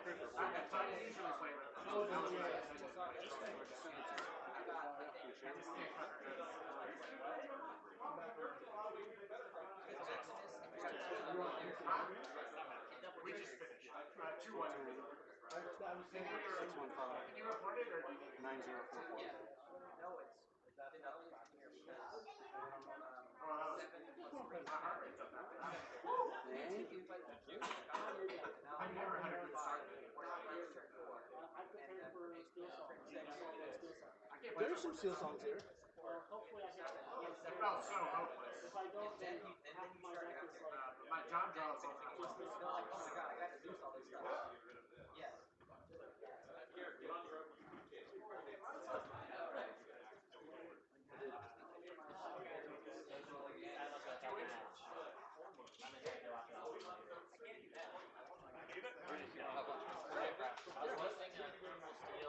Alright, so I got chairs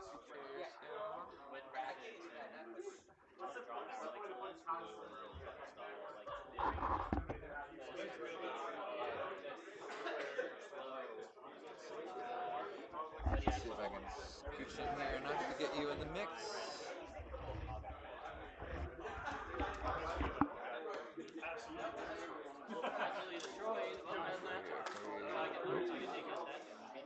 Topsy turvy. There we go. Turn that up a little bit.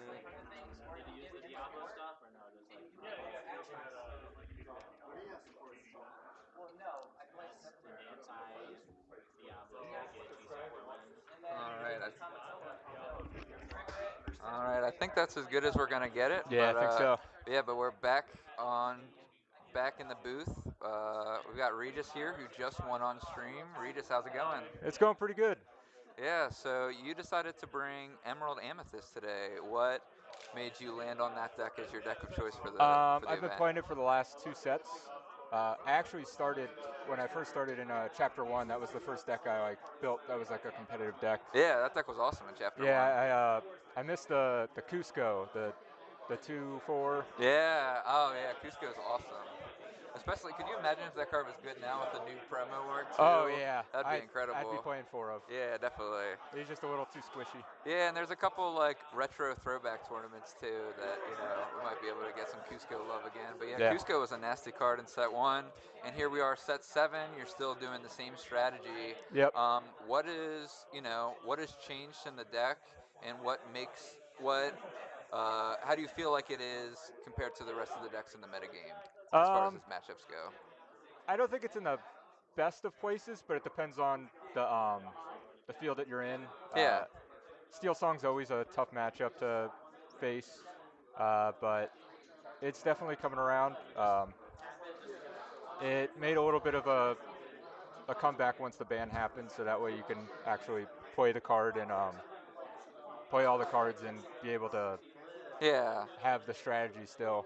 Yeah, you're not really dealing with as many turn one bells, as many turn one singers, many turn 2 Let the Storm Rage on, so Yeah. that's really good for the deck.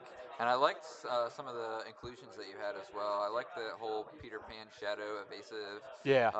aspect of the deck, because I think with a deck like Emerald Amethyst, you really want to be questing if possible, but you don't always get that luxury with that deck, right? Yes. So you kind of have to have like a secondary challenge or other disruption plan. And we saw the kits as well, kind of in that same vein. But yeah, it seems like the Peter Pan Shadows were able to control the board a lot in both of those games, even though you weren't necessarily the person put on the back foot. Still being able to rush out some characters to clean up some of his characters was what ended up leading you to continue dominating the board and eventually get the 20 lore. Yeah, and the Um, reason I played the genie there instead of playing another Peter Pan was I was worried if he was playing Tinkerbell to just wipe my board if he had the morph, because yeah, then everything would have had 2 damage on it and just would have cleared my board. yeah, and I liked that you just traded the go-go instead of the genie, Yep. instead of trading the genie as well. I think a lot of players in that scenario would have, just challenged with the genie, Yeah, they seeing just that it have was so like free many. value. Yeah, but they have so many 2 damage cards, and you Yeah. saw he had to spend 2 of them just to take out the genie. So I think that was a really heads-up play too. And the go-go is probably not going to gain you any lore Yeah, in that maybe one matchup or two. typically. Yeah, 1 or 2, but you're going to gain it. You know, gain more than that with the genie itself. Yeah. So yeah, I like that play a lot. Let me see if they are ready to go. They are. They're not only ready to go, but they have set everything up for us thanks to Garrick, who we're about to feature yet again in their game 3 of their match. This is Garrick versus Cody, aka Ish.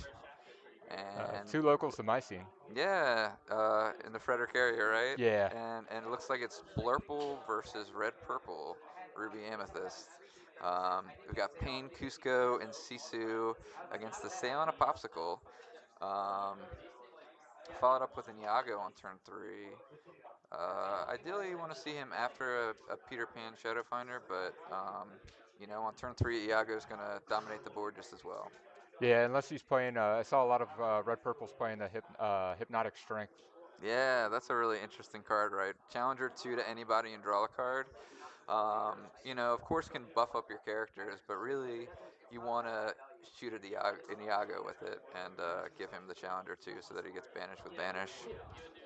Yeah, I'm actually including 2 of improvise, so Nice. that way I can also deal with Iago, and then also it gives Iago +1 strength for killing a shark. That's awesome. Yeah, +1 strength for killing Shark. There's somehow an Elsa that has no damage, which is not always the case, but if that scenario ends up as Yeah, well. Yeah, I like that a lot. I mean, it's a free inkable draw a card, so yeah. it's never going to be bad. So I think that's an awesome choice right now. Both players with lots of cards in hand. Oh yeah, yeah. I think that's going to be the trend of the game. Was probably the trend in their first 2 games as well, if I had to guess. Yeah, these 2 strategies, the purple just lets them draw so many cards. Yeah, and I think it makes sense that we also see a lot of the better players in the game kind of gravitating towards this Amethyst strategy now that Hiram is gone and there's less good ways to draw cards. Yeah, Um, you know, a lot of times you'll see the best players in the game opt for these heavy card draw decks. The reason being, it just gives them the most options and makes it so that it gives them the most opportunities to potentially outplay their opponents and sculpt a game plan that fits into the game the best. Looks like Elsa and Iago are going to come down, take out the Sisu, take out the Cusco as well, I believe, with the Elsa, and then heal that Iago.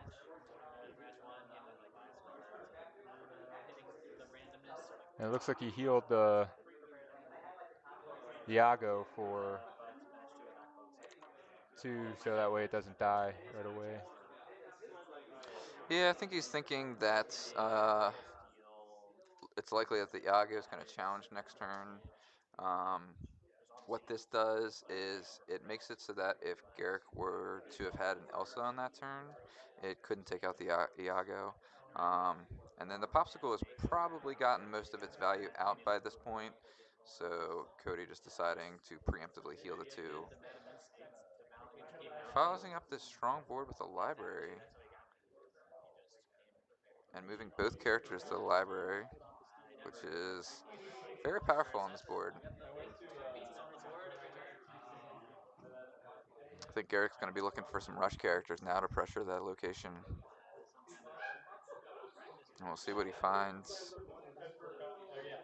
Still not a ton of lore on board. Both players, you know, very much prioritizing the interaction in this matchup, which I think is the way to go.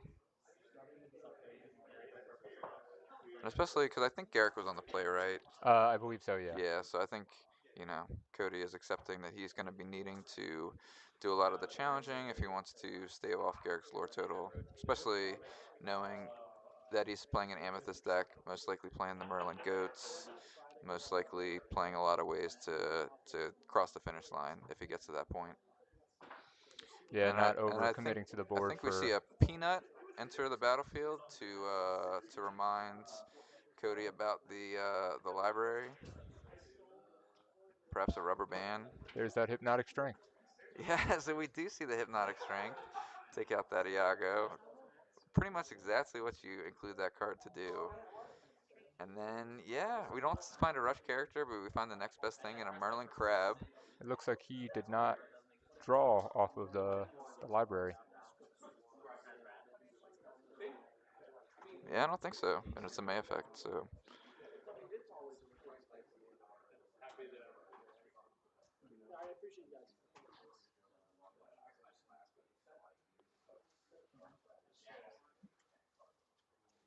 Is that a card in his inkwell or? That's what I'm trying to figure out. He has 5 in play. I think he didn't ink last turn. Okay. So I think he was at 5 and then stayed at 5. Now inking up to 6.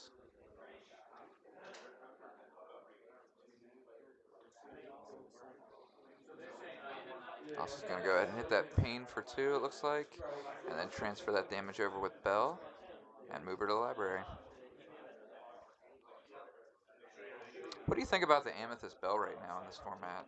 I think with the inclusion of Iago being all over the place, that there's a lot of damage on the field. That's why I'm playing the Go-Go as well in my deck. Yeah. I think just being able to move all that damage off of your Iagos and killing many characters on the other side of the board. Yeah, Iago holds so much damage. You're more than likely going to be able to hold 3 damage if he's able to stay on board. And we see almost the same thing happen with the Elsa as well. And it just seems like in general, in these evasive matchups, most of the characters have um, more willpower than strength, right? Yeah. So, unless there's kind of like a team challenge, like we see here with the Peter Pan and the Genie taking out the library, there's almost always going to be some damage in play. So yeah, I agree that I think Bell is really good in this format, and a nice little like fun thing that Blurple can do also is shift the Bell if you're playing the other Bell, Yeah. which is really And then you get fun. to bounce them both back with either a fox or a snake. Yeah, exactly.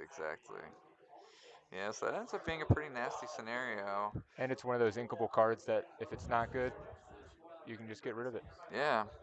So then we see an Elsa come down, and then literally that exact scenario with Yep. the evasive characters. Neither one being able to banish the other, only having 2 strength. But that is ideal for Elsa because we're going to move that damage over and finish off that Pan Shadow.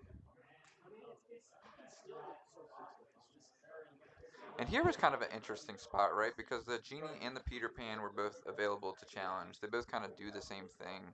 What do you think made Cody take care of the Peter Pan over the Genie? I think with Iago being the card that it is, it comes down if with the challenger, with the challenge of 4 would be able to kill his bell. So I think getting rid of the pan and not allowing that rush was probably the right choice. Yeah, I agree. And I think it kind of forces Garrick's hand a little bit as well. He decides he's going to go ahead and be prepared to take care of these 2 Bells and the Elsa. And follows up with an Iago. See another Genie come down.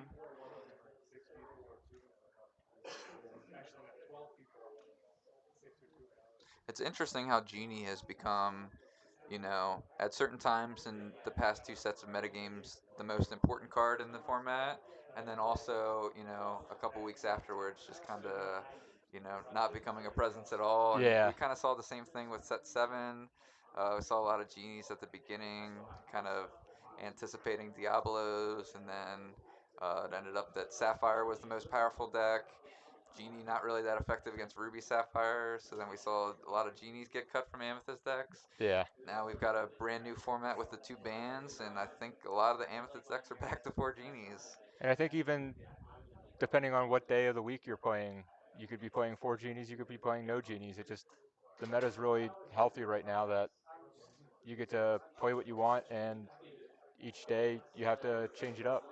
Yeah, and I think that that is just like a real testament to the game designers of Lorcana and how they've managed to create these characters with kind of similar effects, but they're both useful in their own rights. And we do see the genie and the rabbits getting swapped in these amethyst decks depending on what they expect to play against. A lot of Lorcana, it feels like too, is kind of trying to play what's not anticipated, right? It seems like there's so many good answers to every card in this game, which I think is another reason why it is so fun, especially with so many of those answers being inkable. That often the decks that win are the ones that kind of sail under the radar. Do you think that that kind of has a little bit to do with the genie rabbit, switch off that we constantly see from week to week? Yeah, I think that definitely changes it up for sure.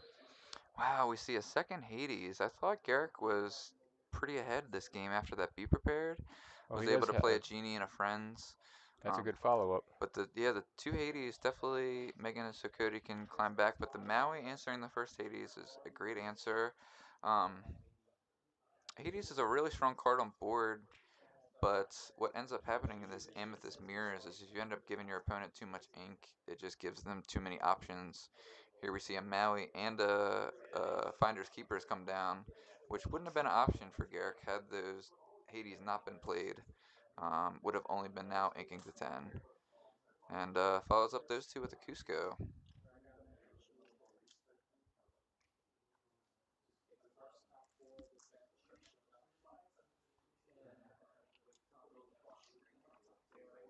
I'm gonna hop off from the stream. Thanks for having me, guys, Yeah, and thanks look for forward to seeing more of it. yeah, thanks for joining, Regis. Good luck with the rest. Thanks. All right, we see a Gaston come down. This is the second match we featured that we've seen this Floodborn Gaston. Maybe a replacement card for Hiram, or at least just another way for Sapphire to keep the cards coming. So, you got to play with what you got. And I think Gaston is actually a very good call in this metagame.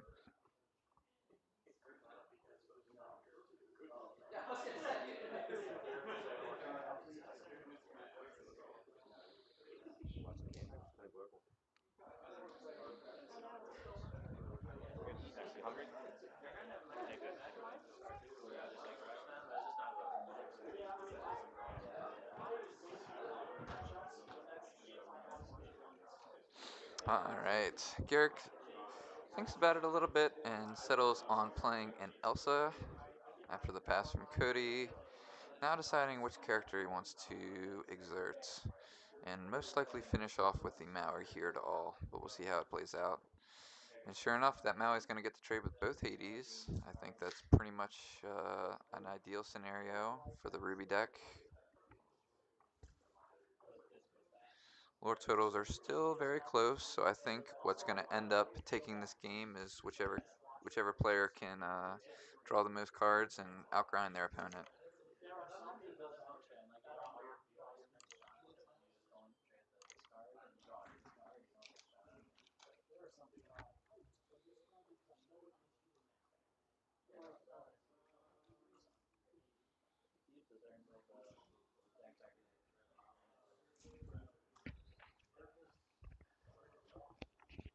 I guess at 5 minutes left, I gave you an extra 5.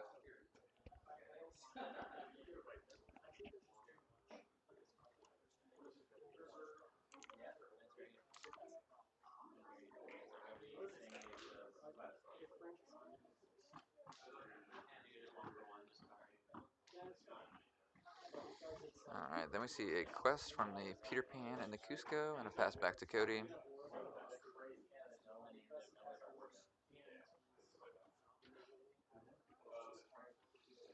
All right, Cody kicks it off with a sail.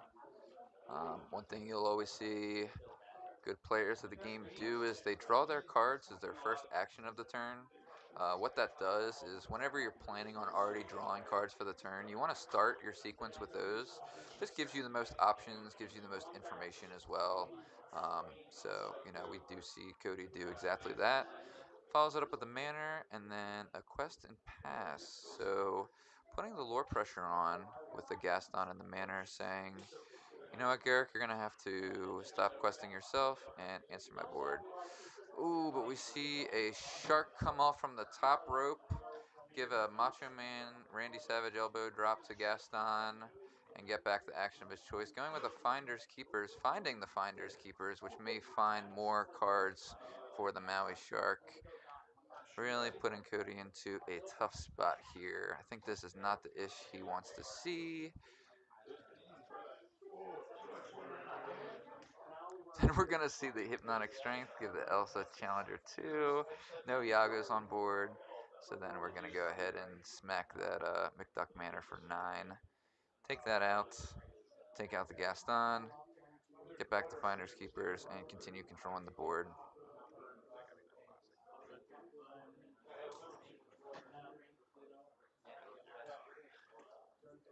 Alright, and then he plays that Finders Keepers.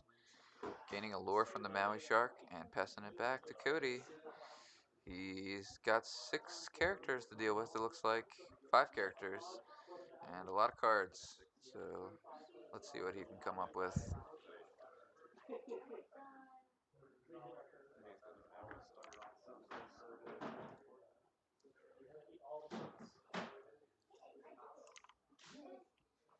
Alright, we see a Hades come down. Answer that Maui Shark. Stop the lure gain from that. But it may be a little too late. 3-6 on the board, though, is definitely a helpful thing. But we go ahead and see a second Maui Shark, and Cody's just going to go ahead and scoop it up from there. He knows the writing's pretty much on the wall at that point. We've already exhausted all 3 of our Hades. Let's just go ahead and move on to the lunch break here. And speaking of, we're going to go ahead and take a quick break.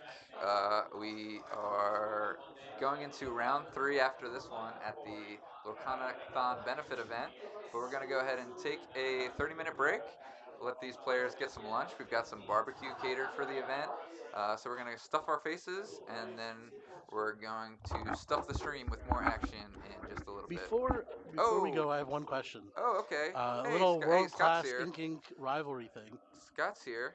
Hi, Scott. Um, I think that was the third or fourth ink ink playmat side win. I just want to make Oh. that a note. Oh, okay. I see. I see.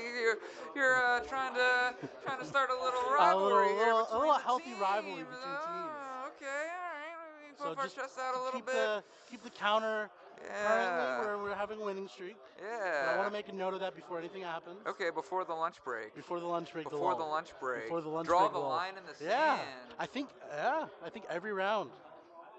Okay. Bold prediction by Scott. That's it. Will it come true? We'll find out after the lunch break.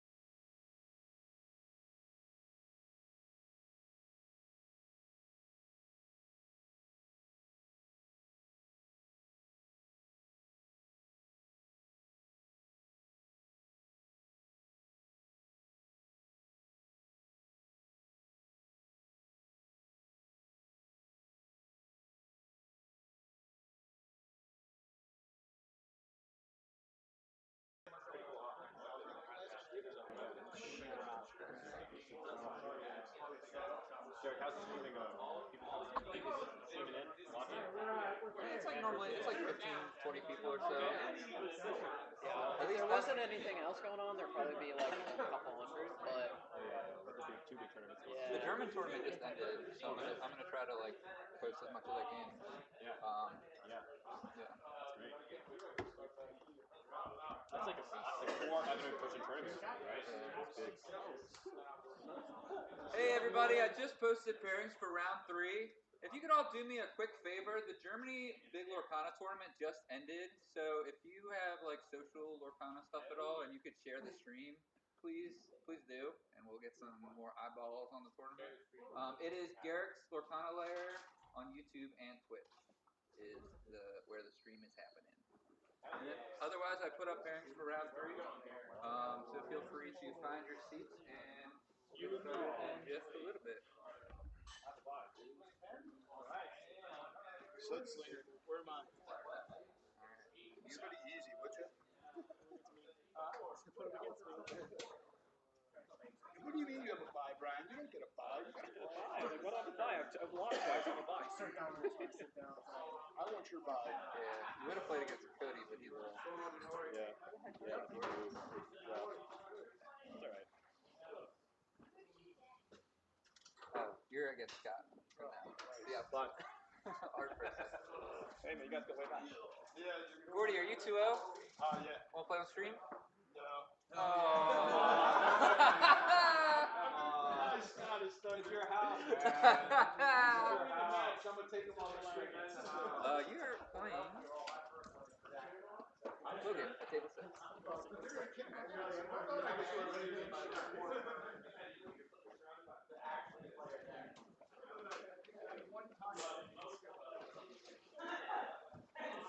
Are you ready for me, or are you starting something else? Yeah, I'm gonna we're just starting the round, and then I'm gonna get this going again, and then we can maybe talk about it a little bit. Thank you. Stick around. Yeah, thanks. Jake is yesterday.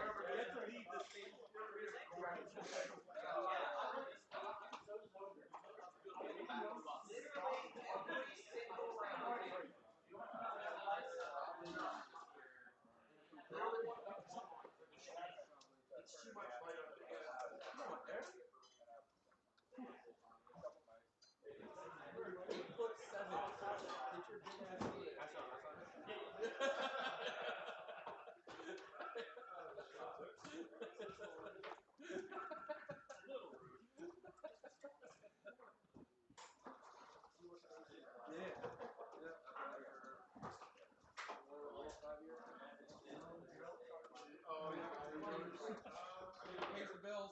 You know how to get the text off the screen? I have been out for like a month.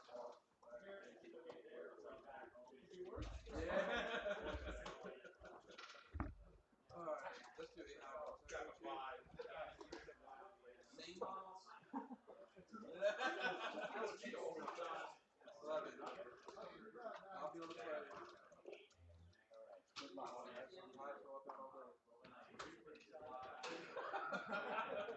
Sorry for all of your unfortunate. Yeah. I know, right? Oh, I'm ready when you are. Get them There you go.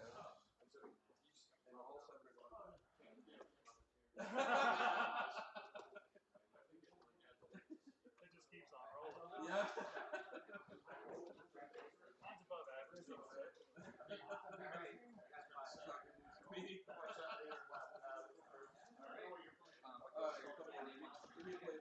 oh yeah. It's playing.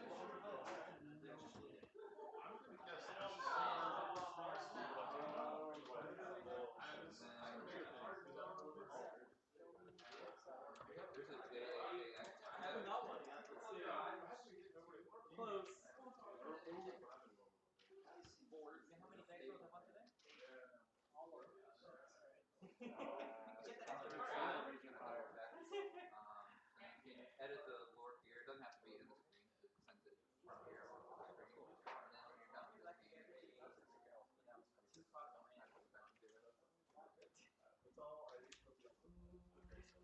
and then Jake here at the Ink Ink.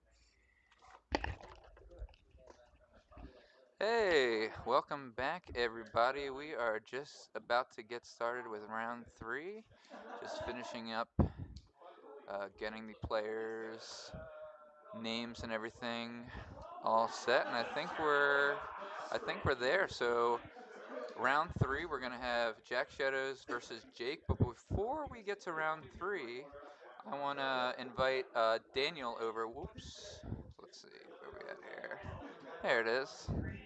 Yeah, I want to invite Daniel onto the stream. Daniel is here with Camp Opportunity, and he's going to be joining us on stream to just talk about the charity a little bit and what they do. So please welcome Daniel.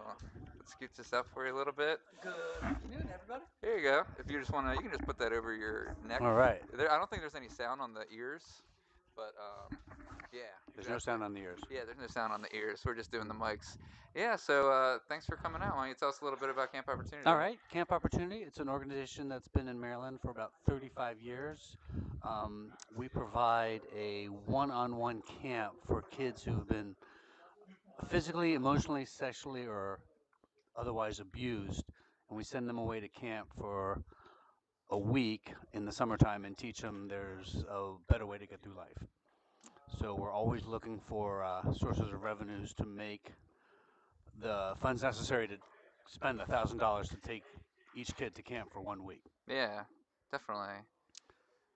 That's awesome. Yeah, well, thanks so much for giving us the opportunity to help You're out. welcome. I appreciate Um, all the help we can get. yeah, It's yeah, uh, it's a worthy cause. One of the things I personally do at camp is I teach kids how to play games yeah, to make them feel better about themselves. We have cooperative games, we got competitive games, and we haven't played Lorcana yet, but that's going to be on the horizon soon. So I hope. yeah. We can definitely get some cards Yep, over there for them as well. absolutely. That would be great. But yeah, no, it's a really awesome program. When Gordy told me about it, I was all in as far as supporting the cause. Yeah, And just really happy to be embracing the Lorcana community and coming together for something as awesome as that. So yeah, thank you so much. it is a worthy cause. Thanks for having us. Yeah, thanks, Daniel. All right, cheers, man. Cool. All right, so now we've got some more Lorcana action. We're gonna go to the table here. Looks like Jack Shadows and Jake are just finishing up their altars, and we're gonna kick off round three. If you at home want to help out Camp Opportunity, you can go to campopportunity.org. And we also have the link pinned to hopefully both of the live chats. If not, I'll be sure to fix that. We got some really sweet giveaways for anybody at home that does donate. We have a couple sweet in-person donation giveaways, but then also if you're at home, if you donate $20 or more, let us know either in Twitch chat, YouTube chat. You can message me, Kurt Spice, on Discord as well. Feel free. I'll be able to check my messages and anything. If you donate, please message us and we'll put you in the giveaway. We're giving away an Enchanted Return of Hercules and a Disney famous Control Your Temper. That is a prototype Disney Lorcana card. A super exciting prize, and we're giving it away for the viewers at home. So thank you so much for joining us. Looks like we're seeing Jack Shadows on Blue Steel again. We saw him a little bit earlier, and then looks like Jake is on Steel Song. This is an awesome matchup. I really like both of these decks. I feel like this matchup is very close. Both players have a couple cards that are just absolutely crushing to the other person's archetype. Yeah, and we'll see how it plays out.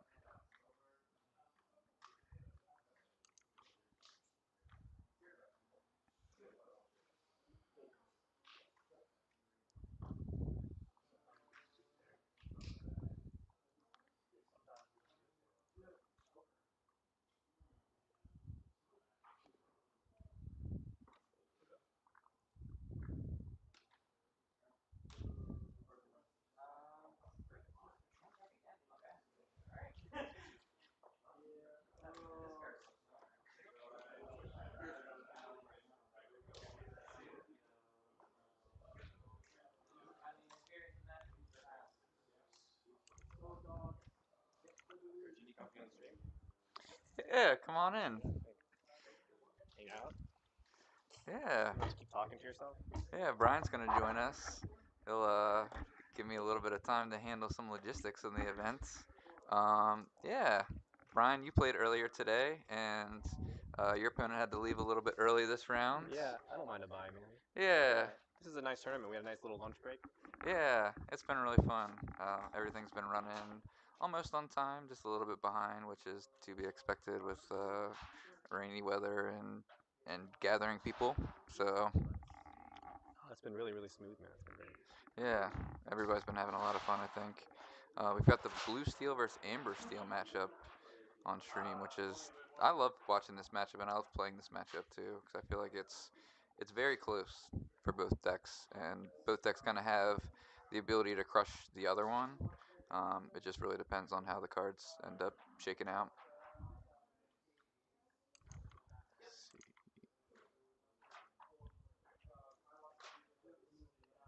Just the beginning of the match, but looks like he's playing a ramp blue steel deck. Jax. Yeah, he's playing like I don't know if I saw Mulan, but I saw Simba, so he's kind of got like the looter Sure. Pleeky engine. Yeah. But yeah, I saw a bunch of other cards that that I don't want to give the information away potentially to Jake because we're pretty close. Yeah. Um, but yeah, Nice. Famous Jack Shadows, one of the Kiwi originators, right? yeah, he's just been working on Blue Steel a lot. I'm pretty sure he's been playing it since since the early Lorcana days. Um, he did really well at the last inking tournament. I think he got second with Blue Steel Ramp as well. So Yeah. you know, he's been a diehard pilot and played it at its best, and now it has a couple good cards stripped from it, Still doing it. He's a loyalist, man. He's the original and staying with it. and he's still 2-0, so I think it's working out. Yeah. Hey, it looks like I did not have the link pinned to the Twitch chat, only YouTube. So sorry about that, everybody that is joining us. But thank you so much for joining us. I just pinned the donate link to the Twitch chat, and it should be pinned as well to YouTube. So if you're watching, there should be a pinned message on both the YouTube and the Twitch chat, and you can donate to Camp Opportunity there. Please let us know if you do donate as well, and we'll add you to our giveaway. We've got a Sweet Enchanted and Sweet Disney Lorcana Famous card. Not even a Disney Lorcana card. Before Lorcana, a Disney Famous card.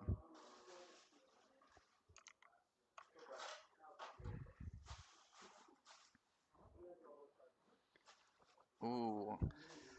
Ooh. So Jake, able to answer a lot of Jack Shadow's early plays, was able to. It was a Zeus on the Pleeky, right? Yeah. Pleakley? Pleeky? Do you remember what his name Don't is tell it. exactly? Pleakley, I think. I think Pleakley, yeah. I think Pleakley. there's two L's. Yeah. And then follows up with the Storm on the Shmee. Um,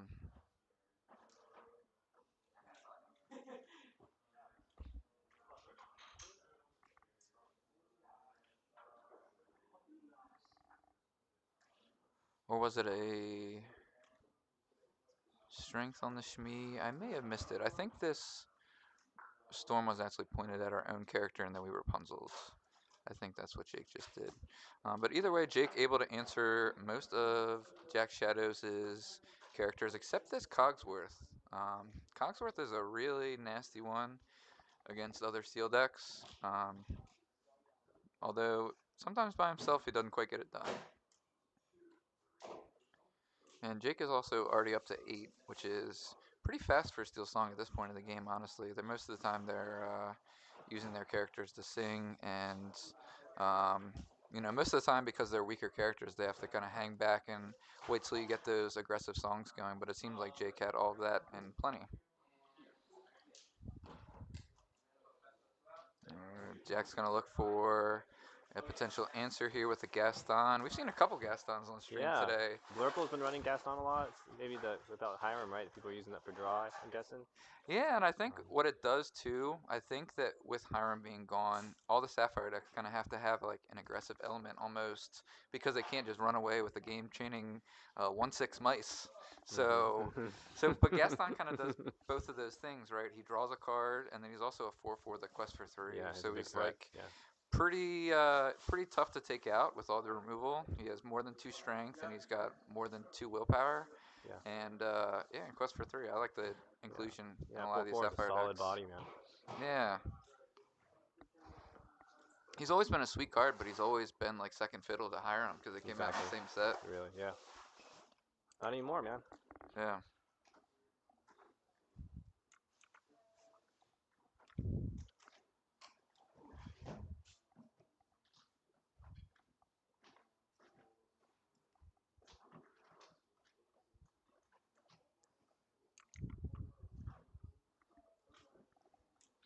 All right, we see the Daisy Quest, and the big prize is a Zeus. Mm. That Mm. is the opposite of a big prize. That hurts.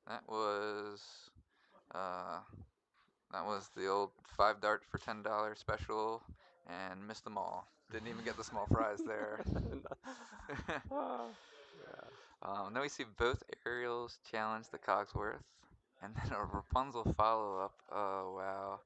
Seems like everything's coming together this game for Jake, which Yeah. is He's in a really hole. just how this matchup goes. Like this is honestly not atypical um, for Amber Steel to do in this matchup, and also Sapphire Steel can do the exact same thing as well. You know, it's Yeah. really it's two I don't want to say similar decks, but I think that the way the games play out, normally one person kind of runs over the other in this matchup. Yeah. It goes one Um, way or the other, huh? yeah, but then, if things don't come together perfectly, I feel like the way to kind of get to those scenarios is really interesting. Um, and it's less about, careful play on the battlefield and a lot of play and with the hands and your Mhm. altars and everything like that, and potentially planning for whole new worlds as well. Yeah. Unloading your hand, expecting a whole new world, and Yeah, and it's this line you gotta constantly dance of, mhm. you know, keeping enough cards in hand that if they don't whole new world, you're not just stuck, but then Yeah. you don't want to just lose your best cards to that either. Yeah. Because you just have to. You're expecting a whole new world, but then they, if you're not paying attention, they Rapunzel trap you. They get their cards that way, and they never play the whole new world. So. Yeah. Yeah, it's interesting how much better Whole New World got with the bands because it's not like it had any direct interaction with those Mhm. two. Maybe save for like Hiram just being like an always safe play versus Whole New Worlds. But yeah, I think just seeing a lot less turn one bells. Yeah. Um, also, uh, just a huge amethyst field as well. I think Yeah. that's like two great things for Whole New World decks. So yeah, so Amber Steel, and then I think we're also seeing a little bit of a potential revitalization in some other whole new world archetypes as well. I've heard some rumblings about a Jafar deck going around that's doing pretty well. I could definitely see that. There's been some new Jafars and Genies come out since that The deck's last lamp. heyday. Yeah.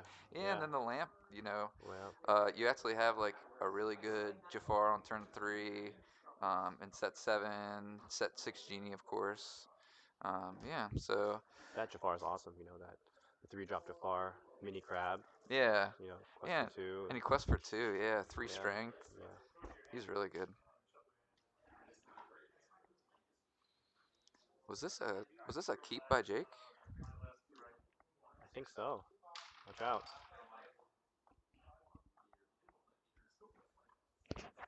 Jake, did you keep?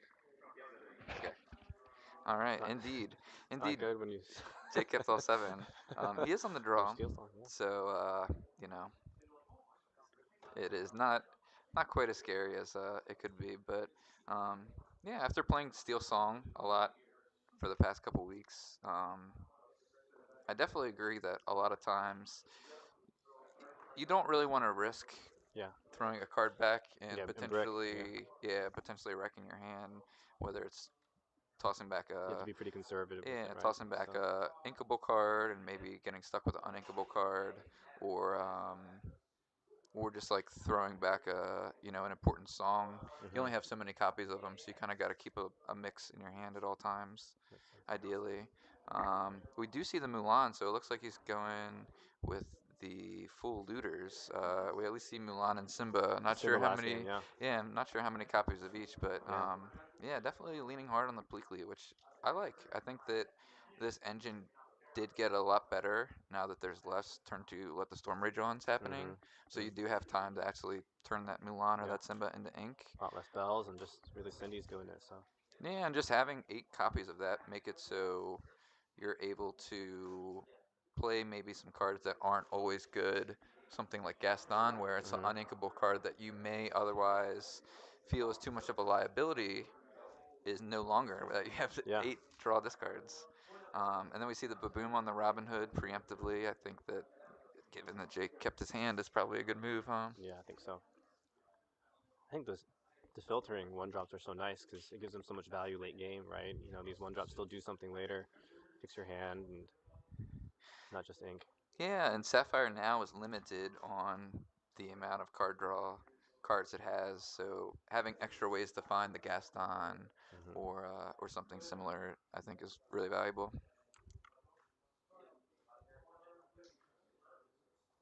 Jake's playing the Vanessa. It's a choice I haven't seen. Looks like he's playing probably Vanessas and no Troubadours. I know people discuss a lot about those preferences. I saw you, Kurt, play Troubadour in your last match, right? What are your Yeah, thoughts? yeah. So it's interesting. I think that the two benefits to both cards are that Vanessa has the extra actual willpower. They, Hmm. they both kind of take the same amount of damage. They both Hmm. take 4 damage to take out. The Troubadour is much harder to take out in that you can't hit it with two Yeah. strength things. But the reason I ended up going with Vanessa over that was just to be able to hold 3 damage for Rapunzel. Hmm. Um, Especially now that the format has a few more 3 strength characters that are being played.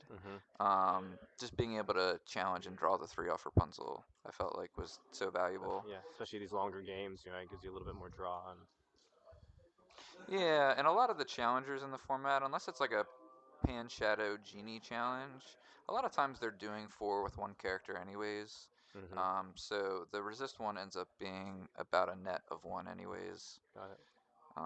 Yeah, so then we see a Strength of a Raging Fire on the Pleakley. He's going to make a man out of him and sing a whole new world.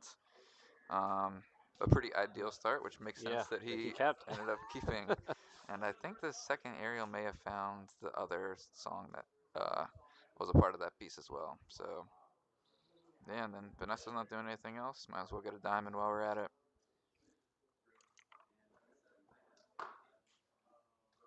Oh, whoops. I'll switch back to game 1. Here we go. Okay, now we're back on the actual game. Sorry about that. Okay, totally different game. So we've got Oh, jeez. all right, we got Ariel and Grandma Tyler. Ignore everything we said. We were just in another dimension. We were in the past. Um, we've got Pete and That's my Grandma fault. I Tyler versus distracted you. Ariel, and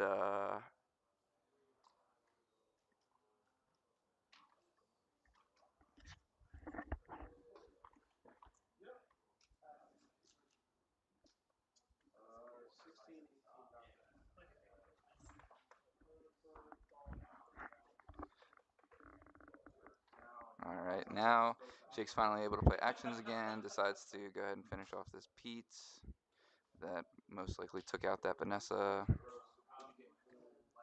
We got a second Ariel. Kind of just Sneaky. looking for extra value at this point. It's a miss.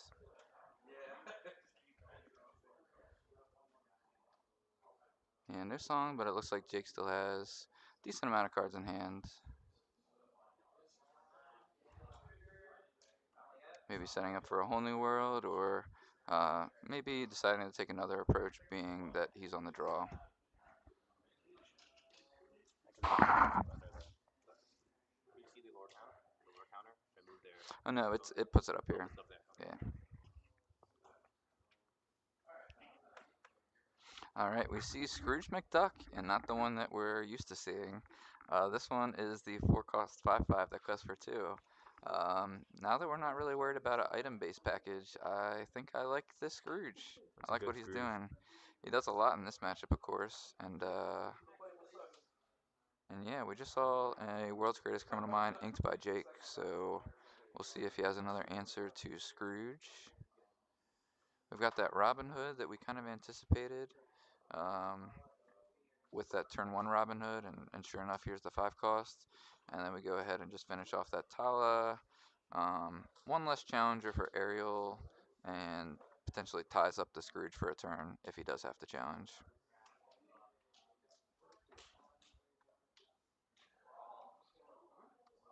Yeah, and sure enough, Jake knew that the strength was not going to gain that much value. He only had two characters at that point, so he figures just trade that off with the Grandma Tala, have the Scrooge take out the Aerial. It's two less lore for Jack Shadows overall, which I think a lot of times if you're on the draw, as long as you're able to kind of keep the cards going, any trade that stops your opponent from gaining lore is kind of a win. Yeah.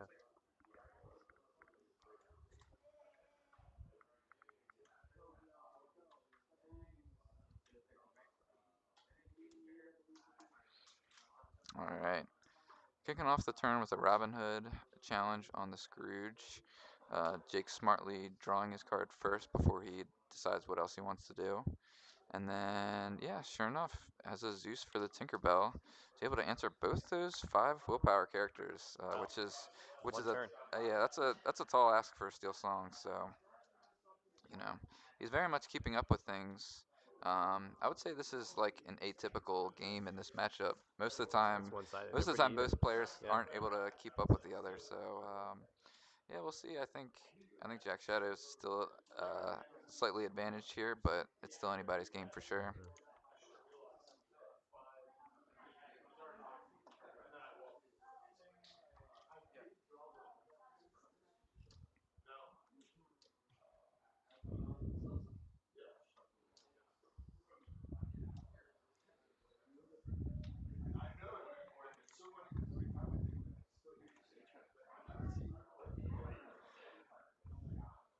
All right, looks like it was Gaston, Daisy, Cindy. Another sink. Yeah, Justin's got a second Tinkerbell that Gaston is going to quest. We've got a Gaston sing off here. That's The exciting. baritone singer versus the forgot the other one. Who knows what he's up to? I think he became book smart to get with Belle. Yeah, He's got a chalkboard. He's doing he's something. doing something. He's Gotta he's working on something over there. grow those brains, Yeah. match those muscles. Yeah, it could just be like a weird conspiracy theory. I could see Gaston falling into that rabbit hole too. I don't think that's gonna win Belle over.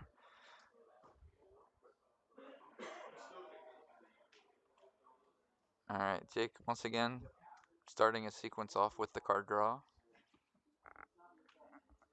seeing what all of his options are before he decides to commit one way or another.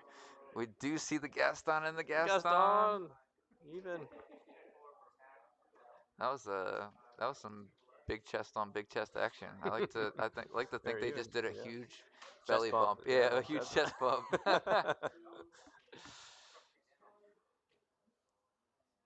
All right. Beast is so nice here. This is the exact phase of the game where you want that card. You've already deployed one, two, three, four, 5 threatening characters. Yeah. You've really exhausted A lot of his most of removal. yeah. You've exhausted a lot of removal. You've kept the board down for strength of a raging fire. But here's Ariel. See what the spectacular singer Yep. finds. Singer. Yep. She's looking for a song. She finds Whole New World. And Jack Okay. says he's like, all right, I have no cards in my hand. It's like cool. We doing it or what? But there's no singer on board, so that Whole New World's gonna have to wait at least a turn.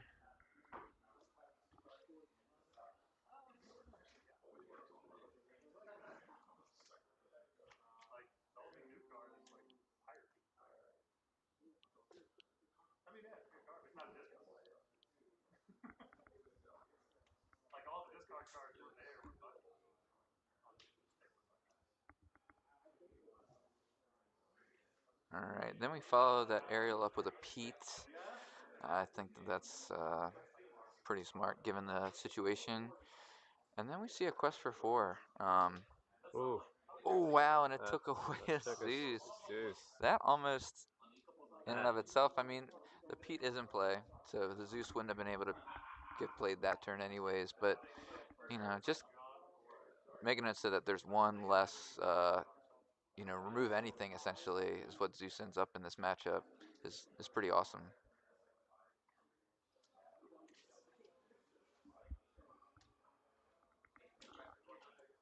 Grand Metallica's going to pick up a new card. Not a card we always see in Blue Steel, but I think she's kind of a necessary inclusion in the current build, especially going away from the item heavy version. I think. Give a great card. Great card Yeah. down. Yeah. Nice body, good stinger. Yeah, if you're gonna ramp, you want a lot of good late game top decks.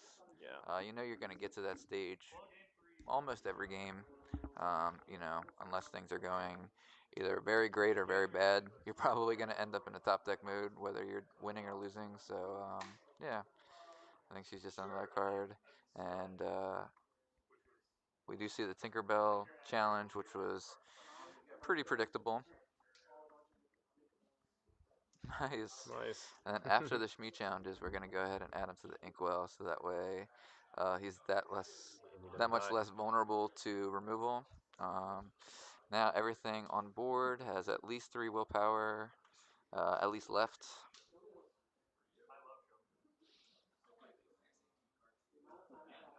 Yeah, and Justin says, you know what? I know a whole new world might be coming. Feel confident on board now. We're just gonna go ahead and quest with the beast.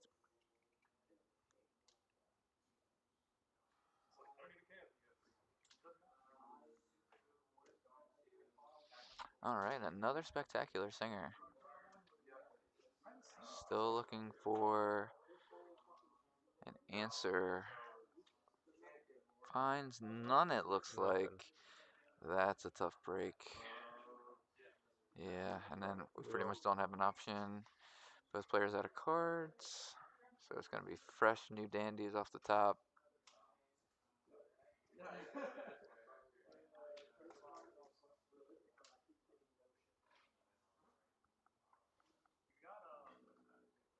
Where do you ship from? Or they, oh, okay. So like, are you like having your house party? Jake with a handful of options, but perhaps more problems than options. Has to decide what aspects of Jack's board he wants to take out. He's got 3 ink left, so probably not going to be able to answer more than one thing. We do have the Pete though, so there is a potential another singer or another challenger.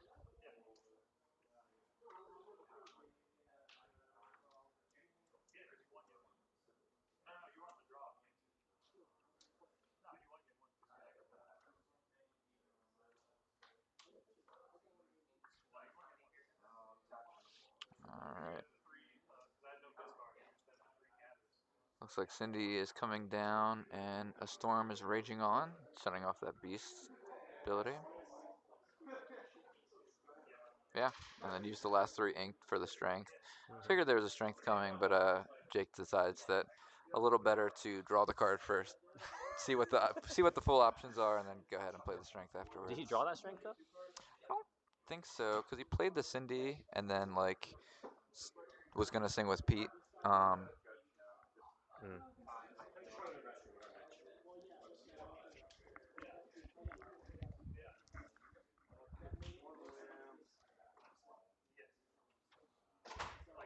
It's a pretty even match going right now.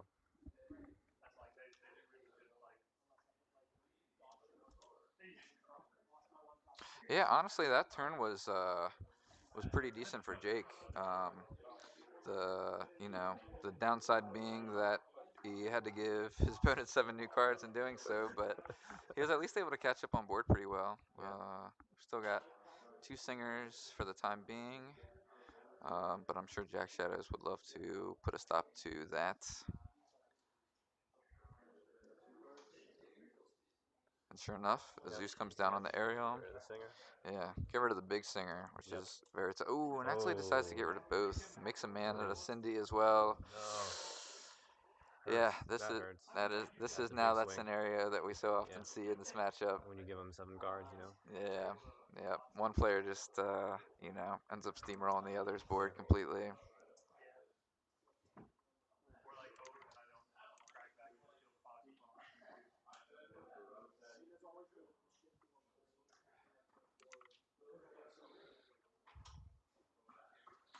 All right. It does have 3 characters as a follow-up, but maybe a little too late. given that he's not able to. With Amber Steel, you're never gonna be able to use characters really the turn they come in. There's not many rush options in those colors. Um, yeah, so just kind of has to rebuild and hope it sticks around. Gaston though is gonna make it that much harder, and the Cogsworth that came down last turn, That's I think will pretty much all but seal this game. Even though the characters that are currently in play are pretty vulnerable to Jake's three ooh, Scrooge. characters, yeah, just any new character that comes down is going to be that much harder to Yeah. banish. Um, so yeah, you know, between Now that Scrooge doesn't die to a Zeus, with the yeah, Cogsworth on there. And yeah. Even though Jake was able to keep all three characters, and have the Pete to shut off any songs, it's still it's tough. I mean, this is only doing one damage. only It one damage. Yeah. finishes off the Tala, but she's certainly not the biggest threat on board.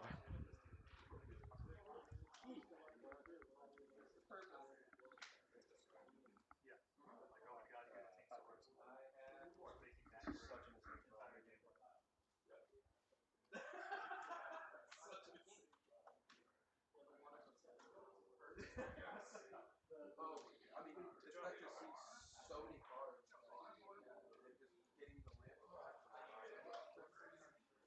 Just making that your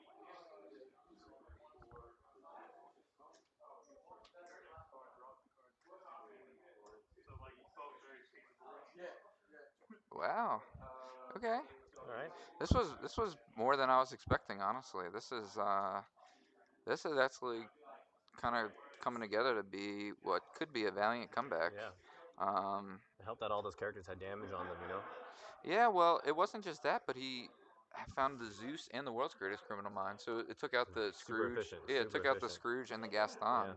Um, Two biggest threats. that's pretty much the only answers that these Steel Song decks typically play to those characters when they're that big. So having two is ideal. Um, and now it's gonna force Jackstaff to rebuild. Um, good chances Cogsworth has to stay upright as well, unless he's able to take care Oh, of more of the board. And then the second second Cogsworth, Cogsworth. yeah, that's Oh, that's always a nasty combo because here we see the Simba Simba, killing, yeah, taking out Big Lawrence. yeah. The That I Lawrence guess already that had did three yeah, no damage, damage. but So yeah. Either way, it just makes it so now the Gaston has to be dealt 6 damage, and it's two sixes in essence that quest for two each, and yeah, Jake's gonna scoop it up after that. yeah,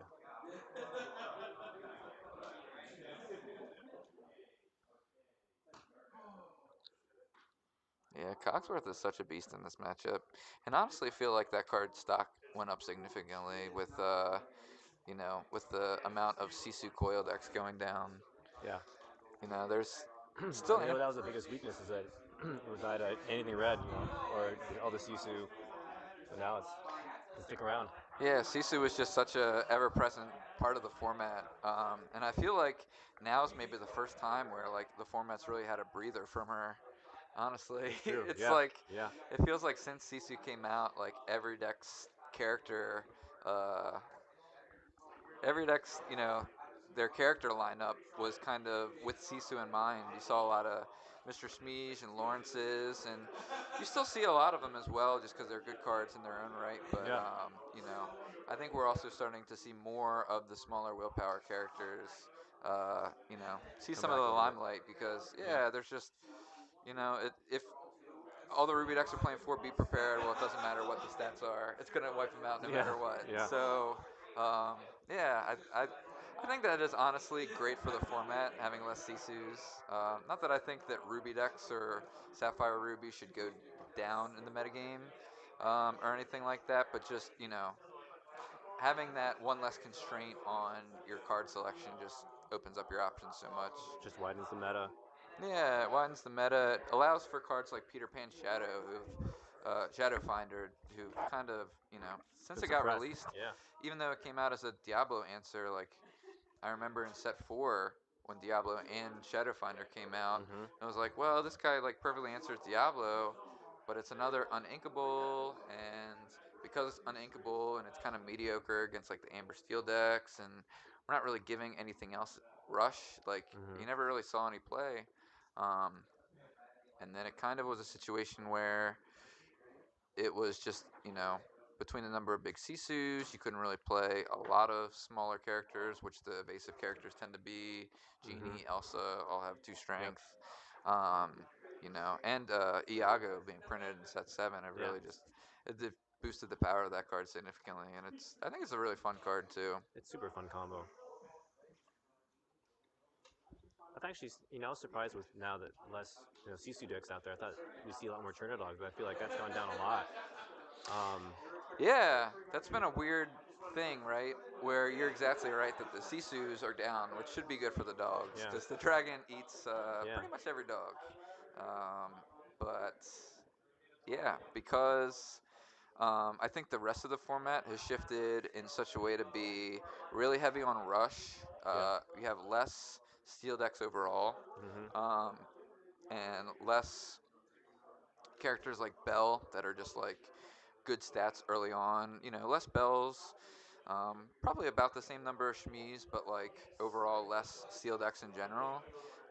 Just made it so that the Chernadog deck that was so uh, strong against those archetypes Yeah, with the big willpower characters, even though there's no Sisus, there's a lot of Metamim Foxes. There's a yeah. lot The of Rise of Purple has there's been able to challenge and take out all these bodies that you're playing Yeah, out right there's a now. lot of Iagos with Rush Yep. now. There's a lot of Maui's being played. There's we can give Maui Shark Rush now, which is super Mhm. scary with Oh the Fan God. Shadow. Yeah. Or run it with Um, Vitalosphere, whatever, right? Like. yeah, and then also on the other side of it, one of the ways that the Chernadog deck gains board presence is with Rapunzel, Mhm. or I should say gains cards is with Rapunzel, and all the characters being evasive or just otherwise difficult to challenge for Yep. that Rapunzel value, Yep. just overall makes that deck so much worse. It really relies on Rapunzel, uh, Tramp, and Lilo, and sometimes we see Clarabelle as well in that deck. And I think you kind of have to play Clarabelle in that deck now if you do want to play it. Yeah. And that's like a really tough combination of cards to balance because you probably want to play some kind of 0 to hero with Sure. Clarabelle. Um, It changes the deck, yeah, a exactly. You lot. got you got to get like the perfect lineup, and I think that deck is one of the harder decks to build. But I love that there's a new archetype in the game for sure. Totally. So we see the Robin Hood shift come down turn 3, which is pretty ideal. He's not singing a song, but he is a difficult presence to deal with. Yeah. 6 willpower is a lot early. It's a lot, and it also is quite threatening for any answers that Yeah. that Jax may have on this board. So definitely already on the back foot on turn 3, but that's what 3 1 drops by turn 2 will do, especially when one of those 1 drops turns into a 3/6. Yeah.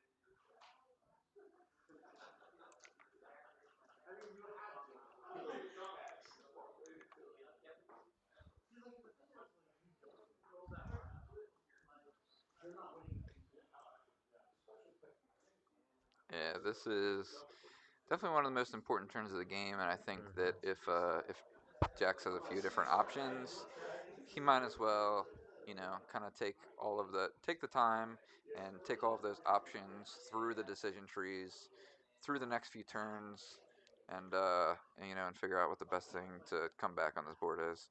He goes with a Pete, which I think makes the most sense, given that you're gonna need more characters to challenge, and a song would just absolutely crush any development you try Yeah. to build right now. So Pete is probably the best thing we can do at this point.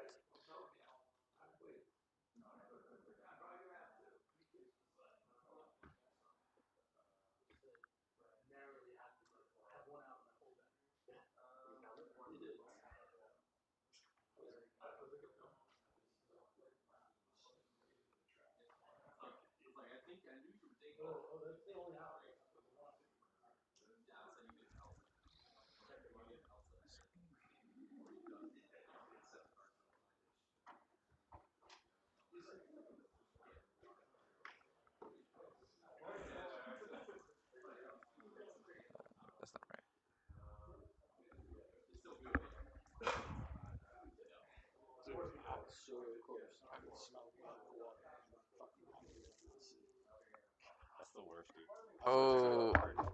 Thanks for letting me hang out. Yeah, thanks, Brian. Yeah. Good luck with the rest. Yeah, thanks, man. I'm gonna check on my 8-year-old. Ooh, Gordy was just telling us he got by in Under the Sea. Bum, bum, bum, Under the Sea. Where is this better? Where is this better? Hold, warm in that. What up, Scott? Hello, hello. We heard you've been doing some drowning. You've been bringing people to the depths. I did. You've He been had. How else are you you've going to been beat a triple Daisy Open yeah. than Under the Sea? Mm. You got to do it. You made him sleep with the fishes. I really did. He played 3 daisies, a hook, a smee, and a dock. Yeah. And Which I think you're playing Emerald Steel, right? I I am. think that's normally a safe bet. That is normally a very safe bet, but Yeah. I shifted Hood. I played Bird, or I played Baby Hood, Hood on Cove. I had Shift Hood to kill any daisies, but then he went even wider. So I said, "Oh, let me go wider with a morph for the shift under the sea." You That's got to do awesome. what you got to do. Yeah. Wish we could have seen that game. But it was not to I lost be. game one. Game one, he aggroed me out with that, and I didn't have the under the sea. Yeah. Yeah, Yeah. yeah. It was And bad. you don't have a lot of ways to dig for it, so No, I do not. Just it's gotta hope and pray. yeah. This is a matchup I'm actually really interested in. Yeah, I love playing this matchup. Even though the games are like often very swingy, I feel like there's still a lot of important decisions to be made. And game one was pretty lopsided. Jake was able to kind of just do Amber Steel song things on the play. You know, sing to sweep the board before he sang a whole new world, and pretty much just Jake is how you want to draw a it up. very good player who has not been able to play the game for the last 2 sets. He's high up at a first robotics team where they got 32nd in the world. That's amazing. It is actually very amazing. Yeah. First robotics is very competitive, and to be 32nd in the world or top whatever is very impressive, and I'm very proud of Jake. Yeah. But yeah, no, this is his first game coming back in 2 sets. He has no cards from the new set, and I don't think any cards from the previous set because he just doesn't have them. Who needs them, honestly? Yeah. That's what you I were didn't. telling. That's what you were Yeah. telling me the other I day. didn't need any six Yeah. set 6 or 7 cards. Oh, I regret to inform you, I did not. Kurt wanted me to put in Aerial Sonic Warrior into my deck, and I I did. did not take that plunge. I'm very sad. The only aerial I'm playing is the one on the copy of Under the Sea. She would sing it so well too. She would. She would.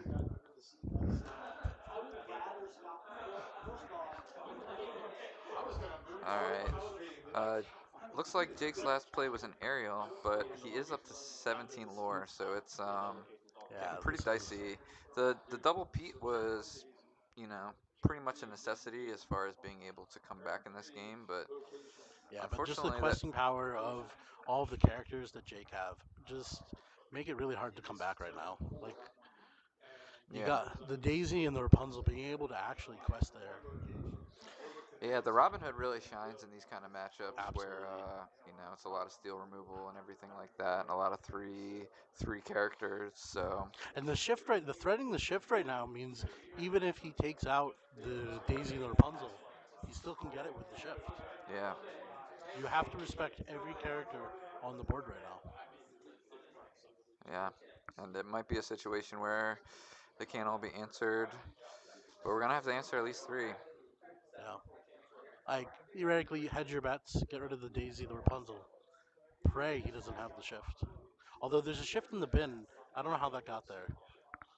That was the first Robin Hood. That was the first one. Yeah, Yeah, I went 3-3. I'm running 9 1 drops right now. you played 3 Robin Hoods and Ooh, the Baboom. I'm running the Babooms as well. I love a good Baboom. Can't be ripped by Ursula too. Answers the bird. It does things. 2 Babooms. I'm also running 2 Babooms. ba ba boom boom. Baboom, Baboom. I'm not running the strength. Very good call right there. Let's see how we can clutch this out. Milan finishes the Daisy. Pete finished the Rapunzel.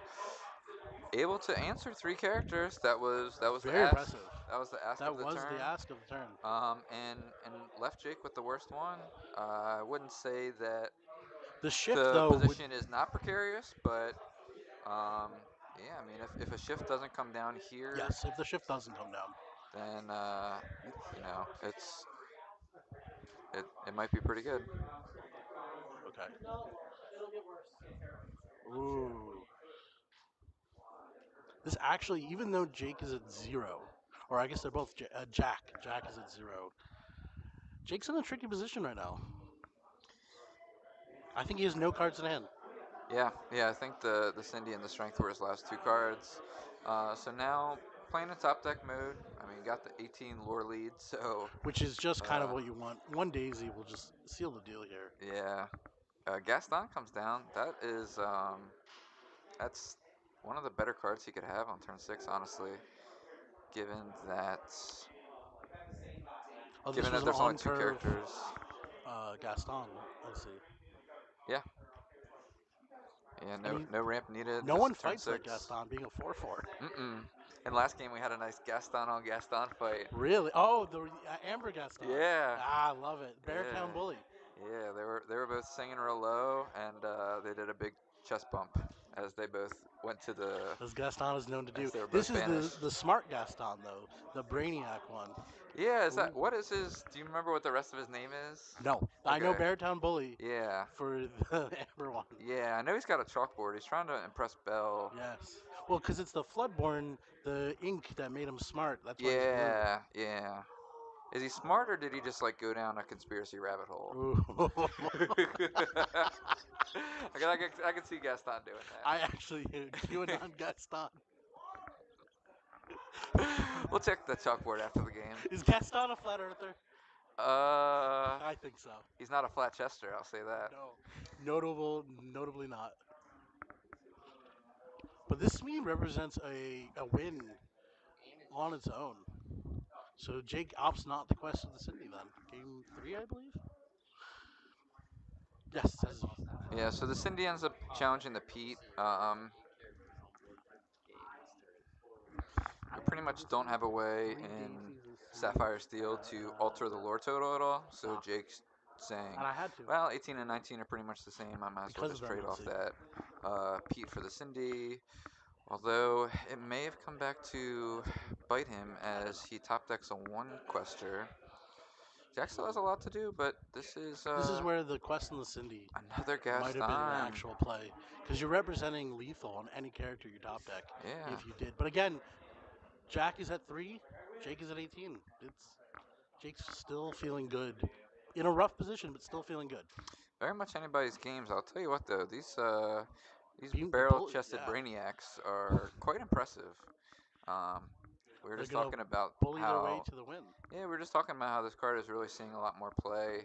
This format's been fun with all the other cards that are now seeing the limelight after a lot of time in the shadows. Like Gaston came out with Hiram in the Yep, same set and was pretty much overshadowed the whole time by him. absolutely. A couple decks played Gaston, especially like Ruby Sapphire in set 3, but since then we haven't really I seen him. definitely remember seeing him in the like when he initially came out, and then just kind of too slow and uninkable. Yeah. Ooh, you really wanted to see a character off that, and you do, and it's a Daisy. Wow. So do you even quest here? I mean, That's yeah, you do. Like I that's a said great before, question. I think you do only because he made that mistake. I think with the Cindy, where he just should have quested, say, "Answer me. I'm not going to answer you." Yeah. Because like him taking out, He's got Tinkerbell and Shmi, but unfortunately neither it's one not going to answered win. Daisy. Again, Jake's the gonna inking take the playmat mats. on a bender. Yeah. Yeah, Gaston's not quite able to get it done. Gaston. I think Jax needed to fade just one more draw step. I think if Jake had maybe drawn a whole new world there instead of Daisy, Absolutely. it might have been just He enough. just needed to draw a character that could stick. Yeah. Did he shift the tank? No, there's No, not. he just put it on top of something. Yeah, you out here, Dale? You dude? You want a pack? It's a bunch of foreign language packs. You can pick one. What a photo finish for Jake right I there. think it's like the Again, first 6 sets or Jake coming something, back to and they're in like Lorcana after a different long languages. hiatus, um, representing the team Ink Cool. Inc. very well. Yeah, thanks for Jake coming out, only dude. was able to go to one of the DLCs last season, the Vegas with myself, and for his first DLC, Jake was one game off from the Let It Go. Oh, really? Yeah, he Nice. lost. He will never live it down. He keeps telling me about it. He had his opponent had a morph, and Jake plays against me, so he knew all. He thought he knew all of the options that could be shifted on this morph, Yeah. and he accounted for every single one except shift Prince Philip, who is a 9/9 evasive. Oh. Jake had an answer for every other one, and that specifically was the only thing he could have lost to. Dang. Yeah. Is that the one that banishes all damage characters as Yeah, but well? it didn't matter. It was literally a character Jake couldn't kill because evasive, 100%. Yeah. But a very good player nonetheless. Very calculating. Absolutely. I feel like you got to be calculated in robotics, Absolutely. and that skill is just going to translate right on over to Lorcana, especially with an engine deck like Steel So, Song. our for our team, it was Matt Hash and I founded it, and then we brought in Mike Ross and Jake as our next two members. And in the early stages, Jake is our numbers guy. Yeah. He was the one analyzing the meta, and just someone we could rely on to. You don't want to be on stream. You don't want to give the win interview. All right, a little camera shy, Jake. It's all good. It's all good. We're I was hanging hyping out. you up the whole time. I said, you haven't been able to play, but I think there's only one three. game left, so and we're almost at the end of time, so we will probably end up just having our next match in round 4. So we'll go ahead and transition on over to our faces. We're in here with some board games, hanging out. Hey, what up, Mike? What's going on? Mike is How's apparently not how's wanting to rep blurping? the jersey. 2-1. Nice. Oh, so what was That's your what's up.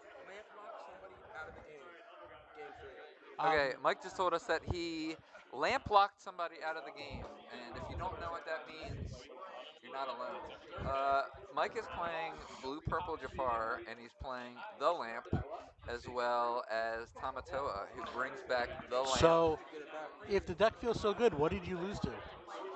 If the deck feels so good, what did you lose to? Get out of here, Scott. Wow.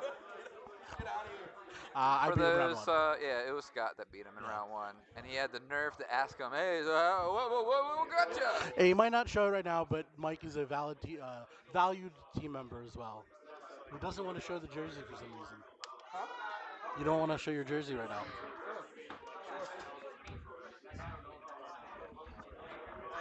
Have you shown this card on stream? Yeah, but we might as well show it again. We haven't shown this card actually because this one is for the people in attendance. Yeah, the door prize. How much We have time a do we fun got door left? prize.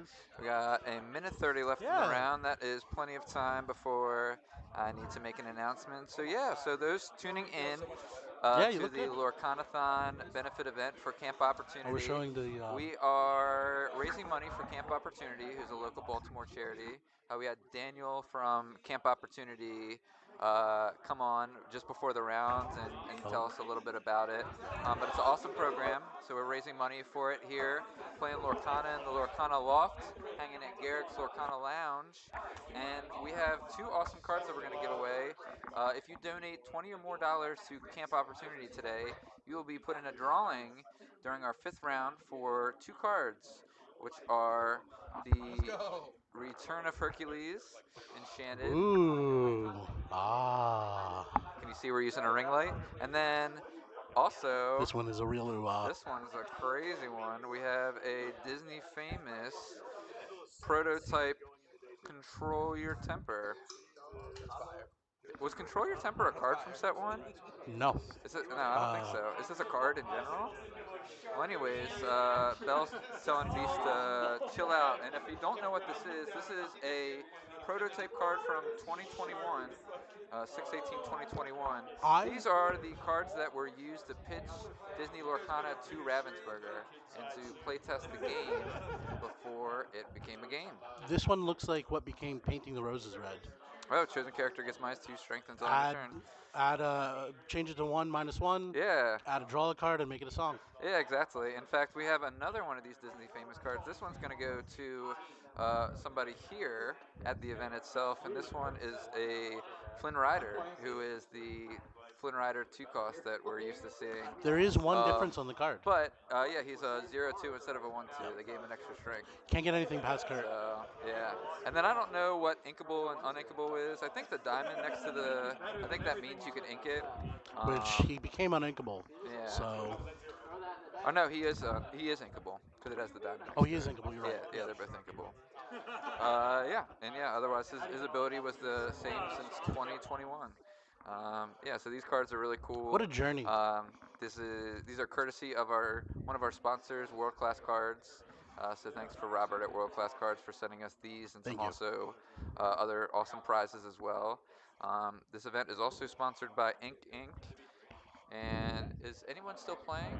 No, I think we're all set. I think we're, No, I we're think just finished everybody's all round. set. So I'm Let's gonna go make get my stuff sure for the next round. that there are all the results. But yeah, thank you to Inking for sponsoring us as well. Okay. Uh, they helped us out a lot with the logistics of the event and are just an awesome contributor to the DMV Lorcana scene. And thank you to the Game Haven and Stevenson Games as well for providing some prizes for this awesome event and making it worth people's while to come out and support a good cause. So thank you so much to Stevenson Games and Game Haven as well. I think we have all the results for round two. Matt, what happened? Sorry, I forgot to report. I beat Garrett 2-1. Okay, He let me win. nice. That was kind of him. He let me draw him under the sea. It sounds like Garrick let Matt win, as as it sometimes happens with really cool guys like Garrick. And yeah, we've got round four coming at you. Come on, I can't win this matchup.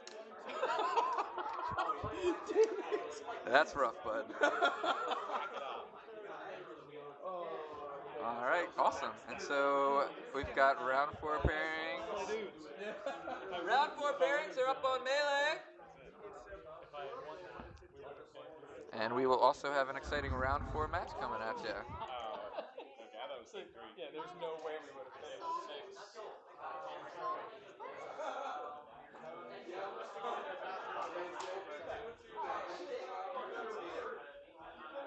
Oh yeah, Control Your Temper is a different card. Yeah, that's right. I completely forgot about it.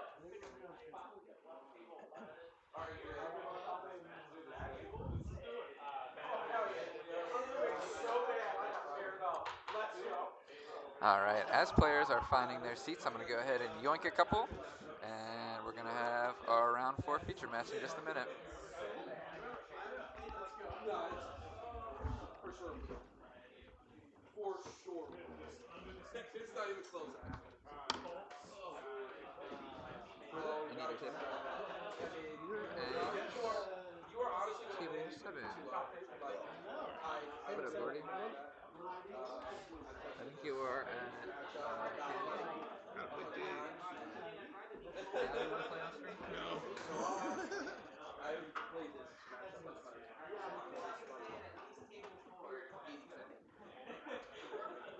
Yeah, now he just goes.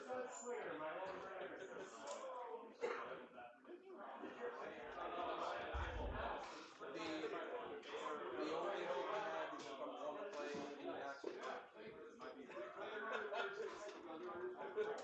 No worries. No worries. Do I will.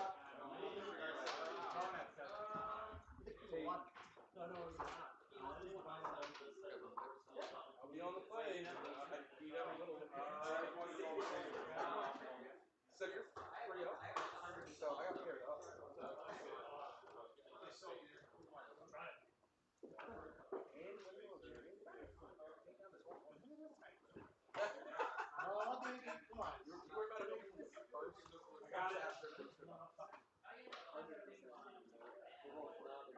I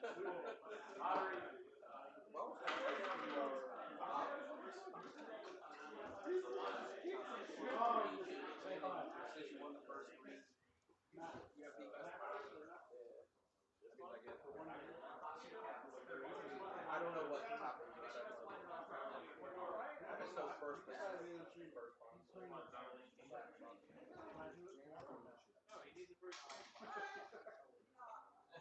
Whoever sits on that side's gonna win. I know. I rolled for it.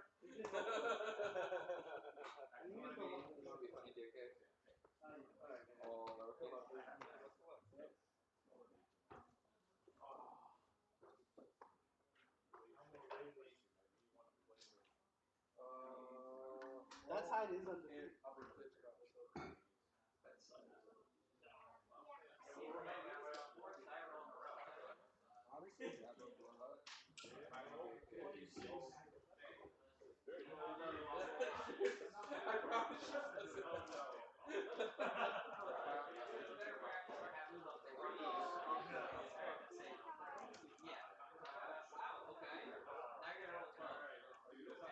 I'll give you guys a couple of Everybody else, yeah, 55 minutes. Feel free to get started.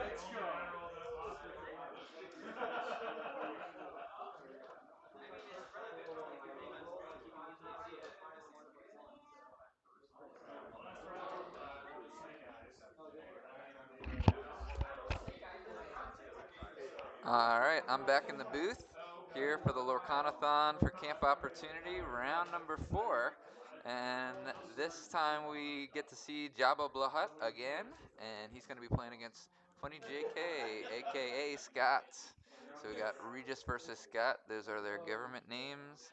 And we have Funny JK versus Jabba Blahat, those are their anarchist names, if you will. Yeah, we saw Jabba Blahat playing earlier. I'm not going to give away his deck in case Scott is unaware. But Scott, we're seeing for the first time on stream. He's currently 4-0. Both these players are 3-0. This is round 4. Both these players are 3-0. So far so good. They're battling out for first place right now. They're trying to get to the top of the standings and win that first chapter booster box that is up for grabs. We got a lot of sweet prizes here donated from our sponsors, so I really appreciate them all pitching in and helping out. World Class Cards, Inc., Game Haven, and Stevenson Games. If you're local to the DMV area, you can play Lorcana at Stevenson Games every Tuesday night and Game Haven every Friday night in the Baltimore County area. Inc. has an awesome event coming up on June 7th. They're hosting their next Inc. Invitational. That's going to be Set 8 legal for a mountain of Set 8 booster boxes. We got an aggro crags worth of Set 8 booster boxes that we're going to climb and see if you have it, the guts to win. But that's looking at then. Let's get back to now, and we have a Robin Hood versus a what I believe is a Pegasus. He's a little shiny. He's a little too shiny. He's a little too sparkly to see what's going on. But I'll figure it out. I'll see what's going on. Oh yeah, that's a Pegasus. Yep. That is a little Pegasus, and then we see a not just any old morph, an enchanted morph by Scott. Scott has been a huge proponent of Emerald Steel. Played it in almost every tournament since set 4, I want to say. On occasion, I've seen him play another deck, but he's an Emerald Steel master, as indicated by his results today. Gonna see that Pegasus go on a quest for diamonds, and then followed up with a Flynn Rider. Wow! Scott follows up with a turn 3 beast. What a power play.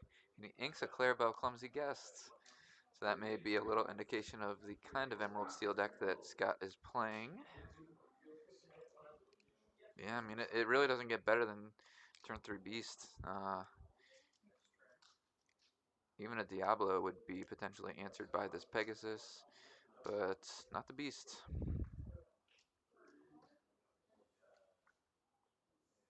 So we're just saying, let's just go on a quest and try to develop our board further.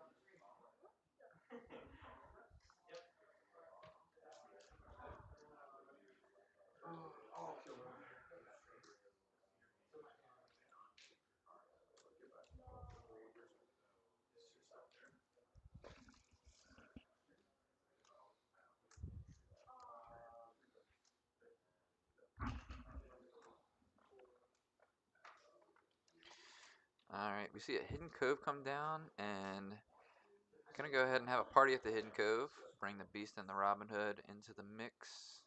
Robin Hood's gonna challenge Flynn and discards a Pete, which I think makes a lot of sense.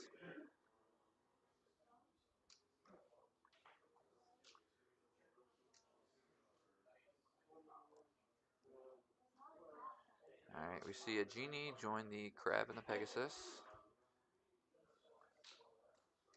And it looks like the crab is going to challenge the Robin Hood. So the Robin Hood being a 3/3 is going to trade with the crab, which then gives the Pegasus challenger 3, and it's going to crash into the cove for 4. It doesn't answer the beast, but otherwise gets some damage on that cove, puts it within challenge range of Genie. Wow, now Scott has a second beast, and it looks like this one's gonna sing, and along came Zeus on the Genie. And then along came Zeus, and Genie's now gone, uh, doubling the beast counts, making it that much more difficult. Regis has to follow up Genie, but is in still need of an answer to these beasts, or else it potentially threatens Scott from running away with the game. Drawing 3 new cards. Wow.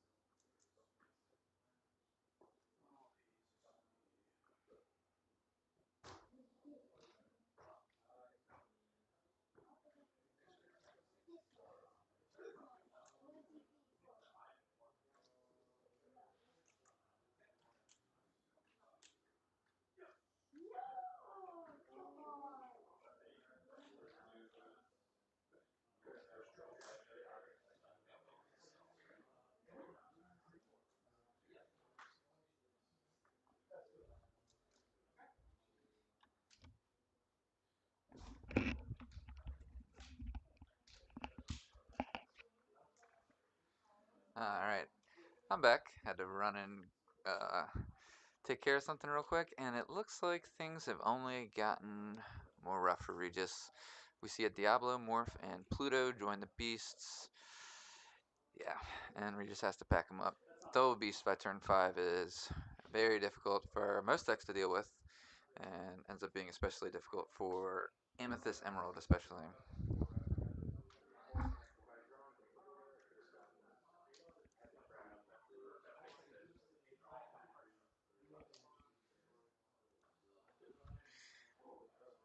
All right, while they're shuffling up for game 2, I just want to remind everybody about Camp Opportunity. We're here raising money for Camp Opportunity at the Lorcanathon benefit event. And we have some awesome cards to give away for people at home that want to help contribute. So we have Return to Hercules, Enchanted, and a prototype Control Your Temper from Disney Famous. This is the prototype of Lorcana. These cards were printed in 2021 for the game designers to playtest and pitch the game to Ravensburger. And so, yeah, these are like a piece of Lorcana history. If you've taken a look at the market on these, they're end up being pretty valuable just because they're so scarce and are, such a sought after collector card.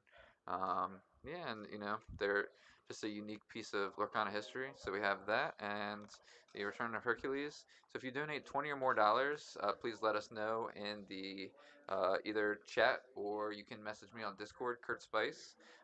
Let us know of your donation, and we'll make sure you're in the drawing. It's going to happen on round 5.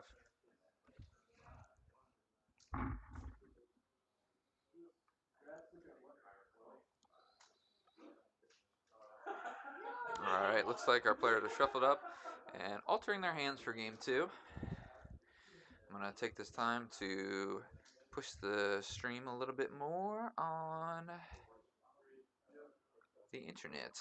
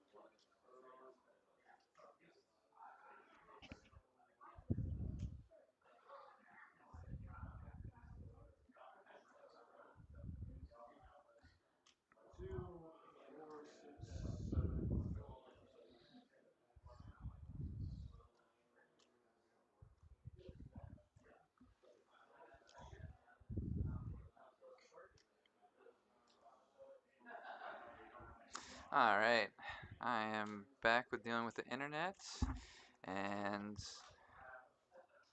looks like game two is going much differently than game one. Regis has been able to uh, get on the board with quite a lot of questers. Looks like Scott does in fact have the beast, but Regis was able to answer it with a crab fox combo. Out of questers, but certainly has a significant lore lead. And it looks like Scott's almost out of cards too. So it'll be interesting to see how this one plays out.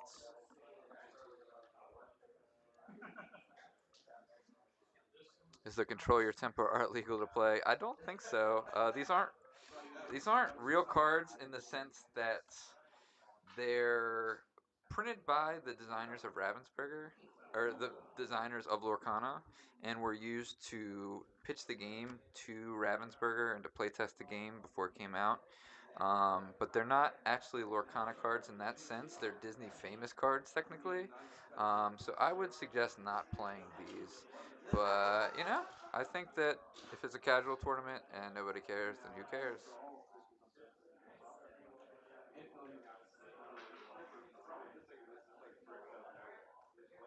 Awesome. Thank you so much, Sevi. I got your donation, and yeah, we'll enter you to the drawing. Thanks.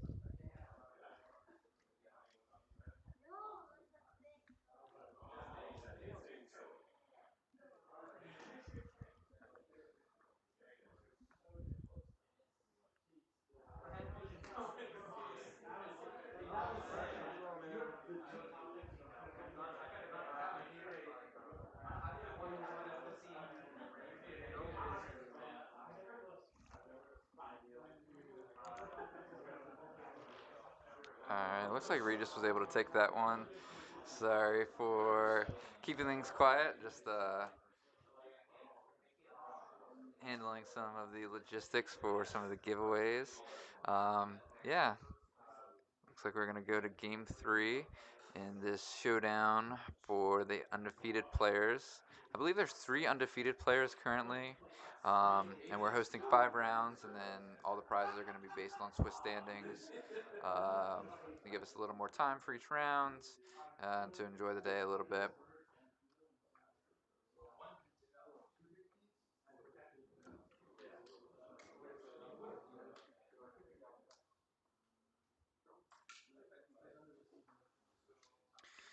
Both Scott and Regis are 3-0, duking it out, going to game three to see who can be at the top of the standings going into the last rounds.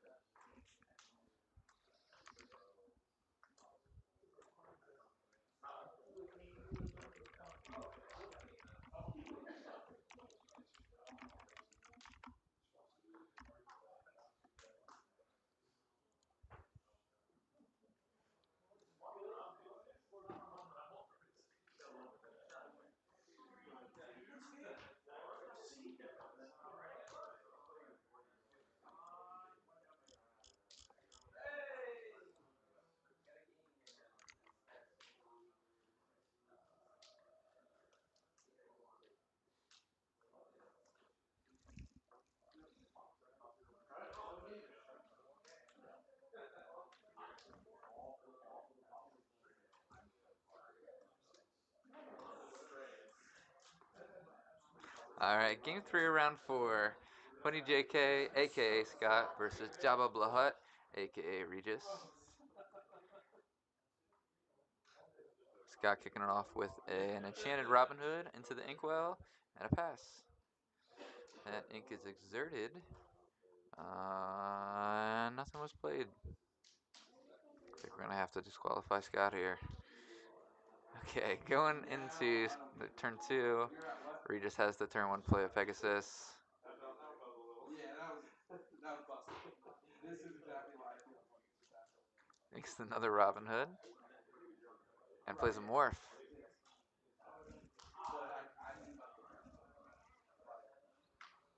Who needs Robin Hood when you have morph? Morph could be anything. Could be a Robin Hood.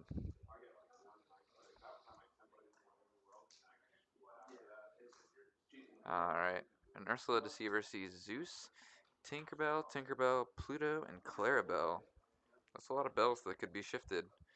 Looks like Morph's going to become a bell at some point in this game. Pegasus going to go ahead and gain a diamond while he can. And pass it on back to Scott.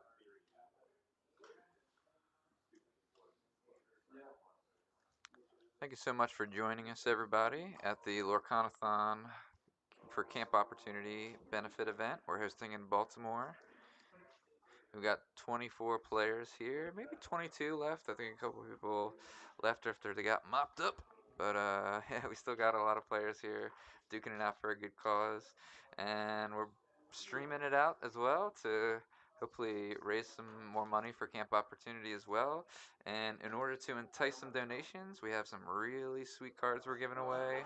Enchanted Return of Hercules and Disney famous Control Your Temper for anybody that donates $20 or more. And if you do donate to Camp Opportunity, please comment in the either the YouTube or Twitch chat, so you can send us a message, and that way we'll get your donation confirmed and get you into the giveaways.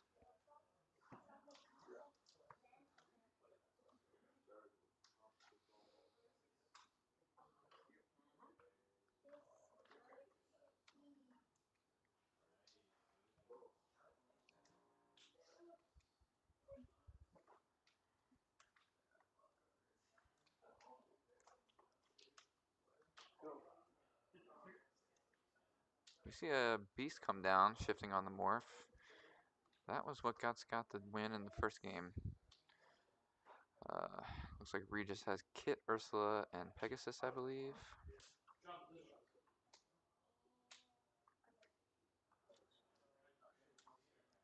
Try to turn that light down just a little bit.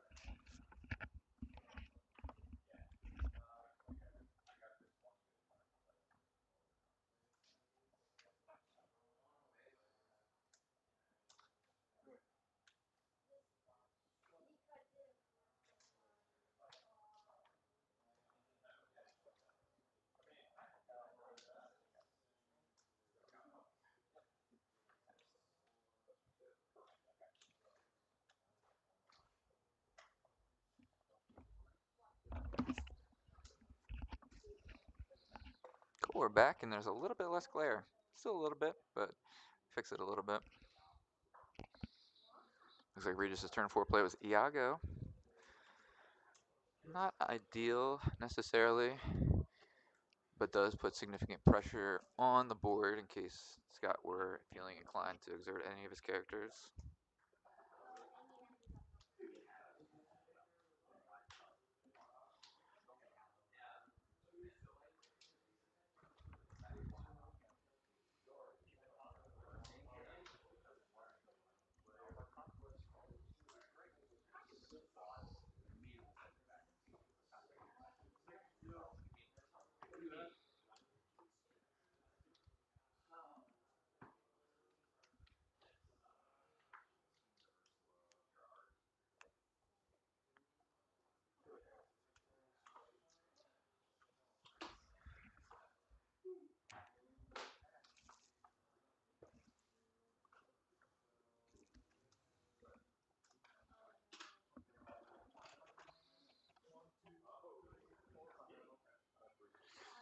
Alright, looks like another Iago is going to be joining the squad where his fallen friend was once at.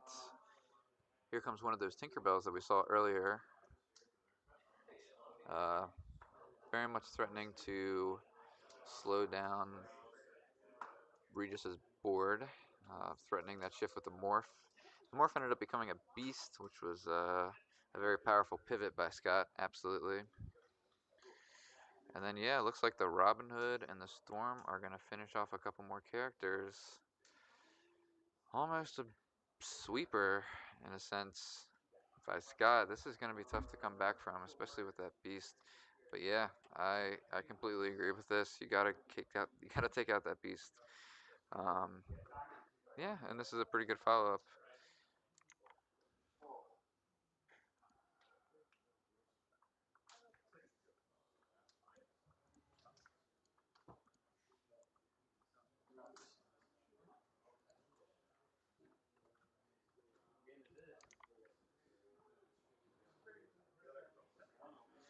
Looks like Scott has a Clarabelle and not a lot else, but is able to shift that Robin Hood as well. That is going to be close to insurmountable from a board presence standpoint. I think this Tinkerbell is really What up, making Kurt? things pretty tough. Hey, what up, Garrick? Welcome to your lair, bro. Yes, sir. Thank you. It's Yeah, great to be here. yeah. Welcome to the Lorcana lair at the Lorcana Lounge. Yes, sir. Well, how is this going? We're in game 3 now. The first 2 games were fairly lopsided, I'd say. Yeah, Game 1, Scott had turn 3 beasts, turn 5 beasts, and it's pretty good. that was a nasty combo for Regis to beat. And then um, game 2, Regis pretty much lost every character as he played it, but they all got a quest in, and eventually just got to 20 before Scott could really get anything going. Um, hey, I can. What are you trying to edit? There's a way that I can pop the screen out. I just forget how to do it. That way we can like see it better. Oh, okay, cool.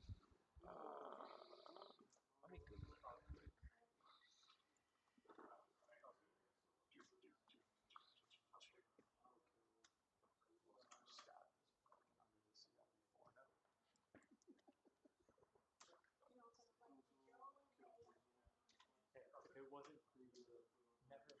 Actually, I think I remember how to do it. I think it's just this.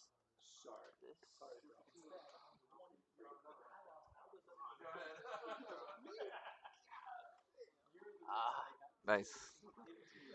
All right, Garrick is making things much easier for me back behind the booth. So thank you, Garrick. how much money is on Scott's side of the board? Is my question. It's a lot, and really, what I want to know is how much that custom ink water bottle cost him. True. Because that's adds some value to the board for sure. So what do we have on the side of Regis here? A goat? Is that a Peter Pan? That's a great question. One's an Iago. I know that. Iago's holding a lot of damage, and then it looks like it was a goat and a Pegasus coming down to take out the Tinkerbell. I think you absolutely have to take out the Tinkerbell here. Um, it's just otherwise going to be too difficult to get the get the board back into a winning position. Still a difficult spot, I would say, but I think that Regis is definitely maximizing what his deck is able to do. Neither player has cards, so Clarabelle is just chilling at the moment, being a big old 5/6 for 2 questing. Yeah, still gotta love that. Maybe you crash in with the Diablo. You need to find something here to get you out of this sticky situation. I'm not sure what he has available in an Emerald Amethyst combo here to try and save you. Maybe a Crab Fox combination. Yeah, I mean, I think getting a crab down means that you can take out the Clarabelle, which is going to be huge. Um, so it's really just going to depend on what he what he drew for the turn, and if there's if there's any other options. Oh, and that's game. Ooh, and he only rips the Peter Pan, so he ends up conceding. Scott gets game 3. Oh, okay. I was looking at the phone down at the. Yeah, the songs corresponds. Okay, this is something interesting here. We see Regis pull out a bunch of different. These are Magic the Gathering cards. They are all the same card. They're all Regicide. It looks So like, everybody that beats him in a tournament, he has them sign a Regicide, and he puts it in his binder because his name is Regis. and they committed regicide, Yep, regicide, if exact you will, Regicide. regicide. Very nice. I've signed one of those. It is a great honor to do so. But he's filling it up slowly but surely. Not much today though. That was his first loss of the day. Yeah, hopefully more slowly than surely for Regis's case. But yeah, he's been doing really well recently and is doing well today. Took a loss to Scott, but I think that matchup is honestly one of the harder ones for Regis. Yeah. So I think the fact that he took it to 3 games and was able to get up to 11 in game 3, that's huge. Yeah. Especially with Scott's build, right? It has early game answers and it can go into mid and even late game really, really well. Yeah, It's and just hard. we actually saw Regis play against another Emerald Steel deck earlier, Mm. where he was able to win using Kick Cloud Kicker, Elsa's to and Ursula Deceivers to control Logan's board. Yeah, we might as well just have our face here, right? Yeah, yeah. Let everyone see our pretty mugs. Hello, Nice. Yeah, we're everyone. not actually this little. We just have bad posture. We're just So chilling. yeah, uh we're in a mode. We're in a mood. We're in a zone. Yeah, for sure. I mean, this is so far it's been a great day. Really, really high level play going on out there. Penn is still alive. He's 2-1 right now. He's going up against Emerald Amber Discard, and they're in game 3. Ooh, That's exciting. yeah, that's a scary one for Ruby Sapphire. I think that typically it's a little bit tough, but Penn is playing the McDuck Manners and the Sharks, so I think that maybe could give him an edge. Yeah, I don't. Is that deck's probably not playing Your Welcome anymore. I don't think so. So those manners will definitely put in some work. I just lost to it last round. Had game on board and he top decked Under the Sea with Kita, and I lost. Dang. Under the Sea's been putting in Absolutely business. brutal. Yeah. Show off the. Here's the Regicide binder. Yeah, the Regicide binder. Regicide binder. Yeah. How deep are you in How here? many times have you died so far? Not very deep actually. Only what is that? 7 pages? Only 7 pages of losses, 4 cards per page. Do the math. I'm no mathematician. There's better people out there for that. It's something. It's a number. It's I'm an accountant, but I also play in a band, so I didn't hear what he said at all. What is 4 times 7? That's an easy number. Oh, that's 28. Okay, There you go. there we go. That's why we got. Yeah, That's why we got Kurt on the mic for the quick maths. yeah. I can do quick math. Just make sure you say it loudly, because I've got the hearing of an older gentleman on account of playing that dang Devil's Rock music. I'm gonna go see if we have a game 3 that we can get on the stream real quick.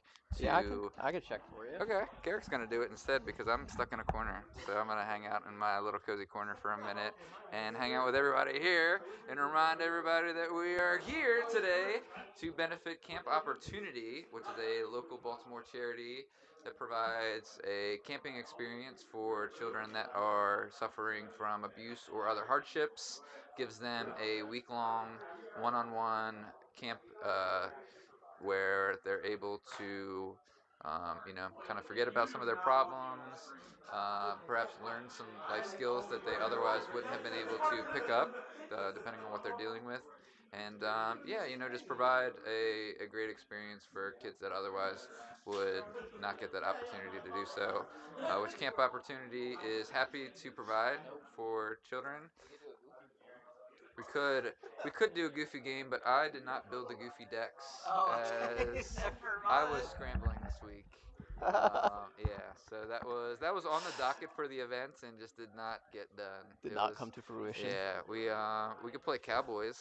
We got Cowboys, and I think on the other side is Indians. We And we we have infinite board games, that's for sure. yeah, there's a lot of board games here at the Lorcana Lounge, and consequently on the Lorcana Lair because we're here. I could show off the venue with the camera real quick. Yeah, could you? Yeah, and maybe like go over to another. Uh, I don't know how much. oh, you want to do that one? I just switched it over. I think that one is like pretty stretched. There's not much length. Yeah, this would be the longest one. Okay, so then we're gonna go from the face cam. This is the venue. Oh, we're tangled. I gotta go under here. Hold on. Uh-oh. All right. A little Blair Witch action going on. Yep. That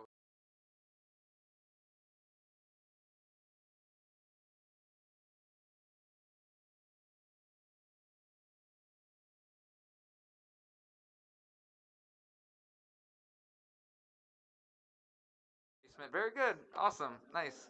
So here we got a look at the whole venue, courtesy of Garrick. We see a couple matches finishing up. Garrick, can we kind of get a closer look on some of the matches that are playing? I know that you only have so much chord length here.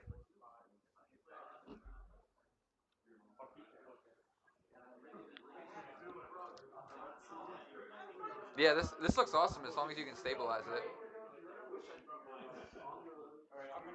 Nice. This is guerrilla streaming at its finest.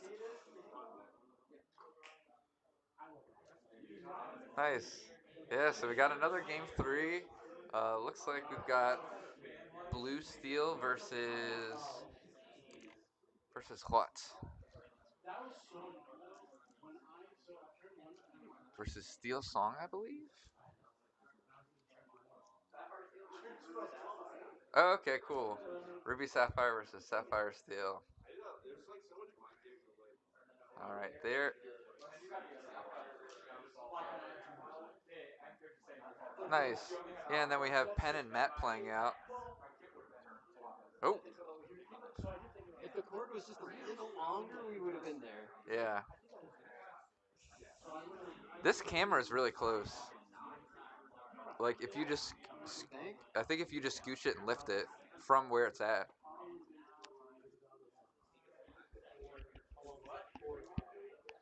Just lift it and tilt it. Just go up with the arm.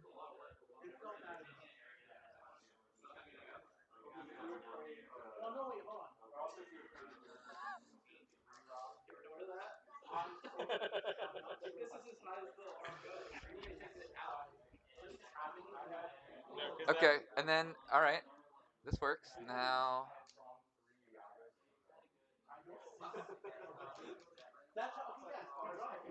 Okay.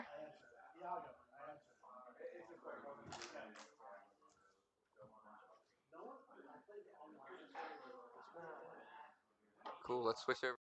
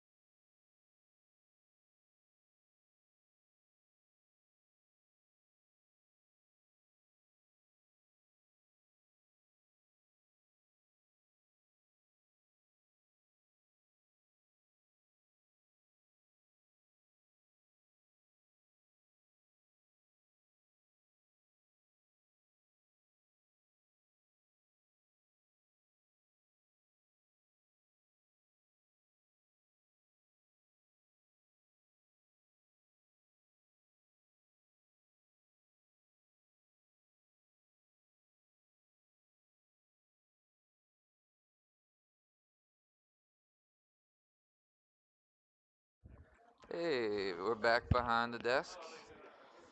Garrick is gonna work on No sound. some Oh, logistics. did you fix that?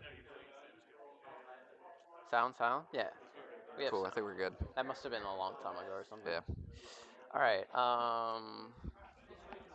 Let's go.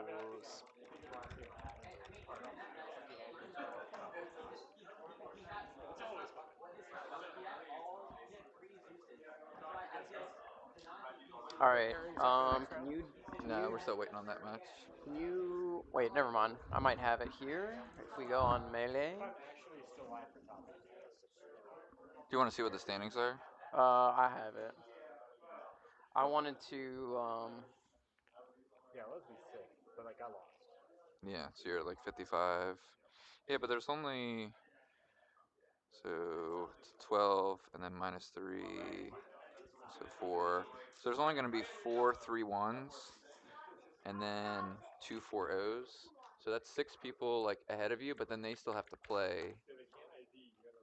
So there's going to be 2 plus,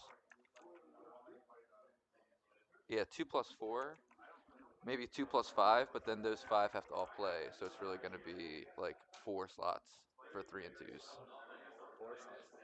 Yeah, either 4 or 5, 3 or 4.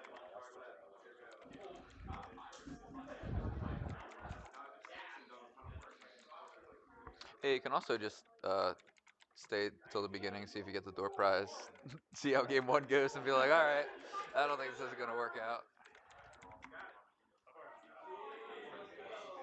We got to pack it. Who is Sudslinger? Oh, okay. I got you. Here. Do you know their name? Yeah, you want to just do it by standings? Oh yeah. Yeah, this displays it by their names. Oh, so that's Gordon. Gordon is Sudslinger. Yep, I guess so. You know, until like the packet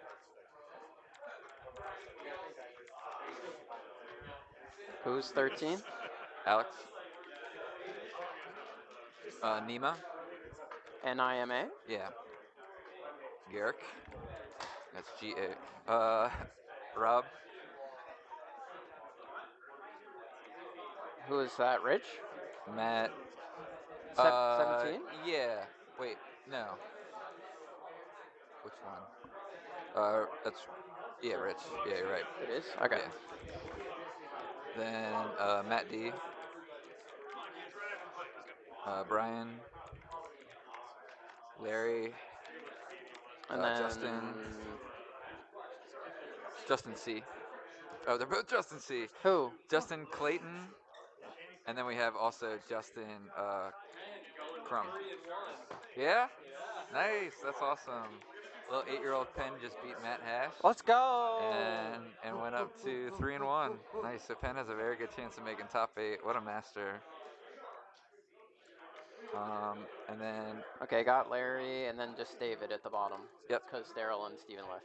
yeah. So So you there's won't. 23. Should be 22. Let's Uh, go top to bottom again. Jake, Scott, Regis, Justin, Joel, Dave, Mike, Kyle, Gordon, Matt, H, Logan, Penn, Alex, Nima, Garrick, Rob, Rich, Matt, D, Brian, Larry, Justin, CL, David. yeah. Oh, there's like an extra space or something, right?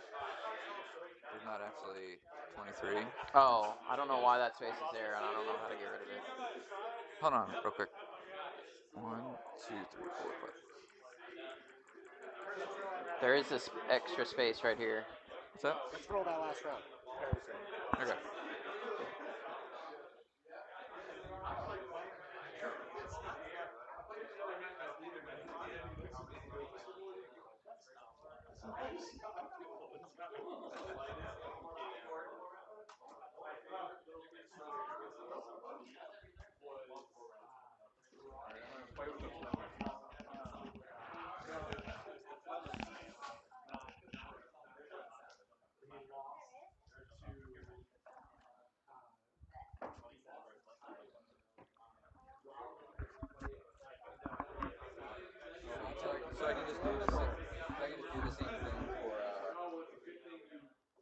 the same thing for. Okay, I got rid of the blank space.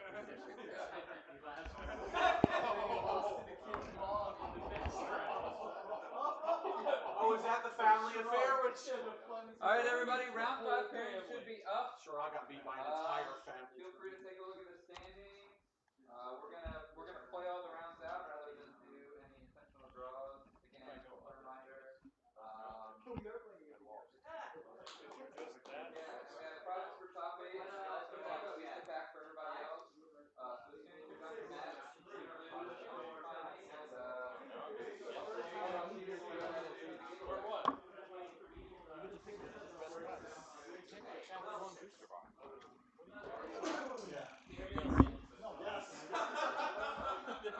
That's the only thing. Everything else doesn't matter. Let me see. Probably you two, right? Or first. I don't know, that's what I was asking.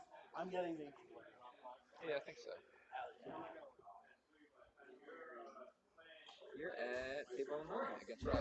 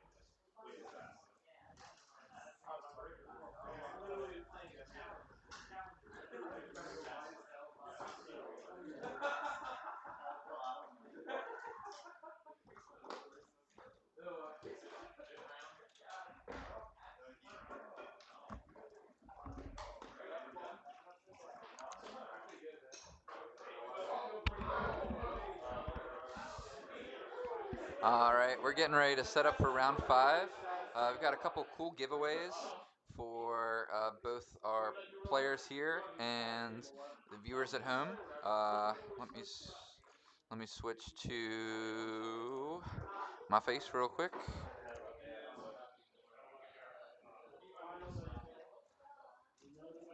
Oh, we're already on our face. Very good. Very good. All right. So before we start round 5, we're going to be giving away a Flynn Rider Disney Famous card to the players here. And then for everybody watching at home, at the end of this round, we're going to be giving away a Disney Famous Control Your Temper and a Return of Hercules Enchanted card. Both of which are, if you donate 20 or more dollars to Camp Opportunity, you'll be entered into the drawing for both of these cards. So if you donate within like the next 45 minutes or so, please send me a message on Discord or leave a comment on YouTube or Twitch. Not a comment, but put it in the chat and then I'll send you a message and we'll get you entered in the drawing. But let's see.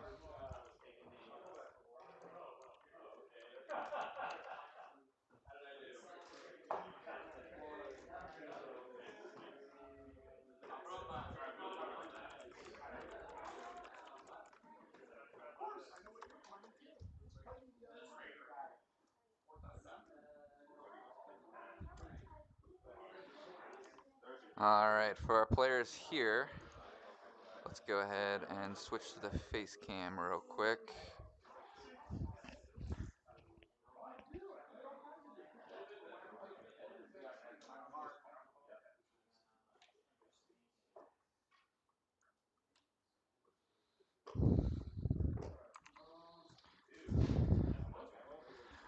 All right, everybody, let me get your attention real quick. We're going to do a drawing for the Flynn Rider Disney Famous card. Oh, let me make sure I got the camera on everybody. Okay. So I randomly generated 3, so we're going to spin the wheel 3 times. I'm going to flip it around so everybody else can see. 1, 2, 3. Here's the wheel.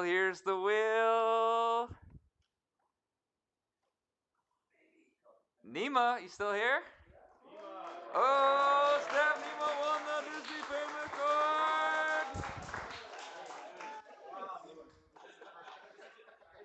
Thanks, man. Yeah, Appreciate it. definitely.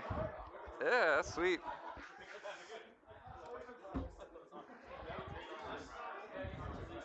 Awesome. Congrats to Nima. It's his first Lorcana event, so what a way to start his Lorcana career, right?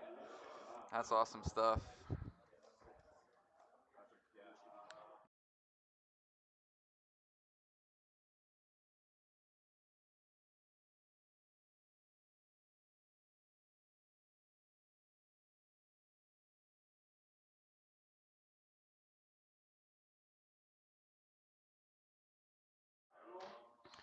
All right.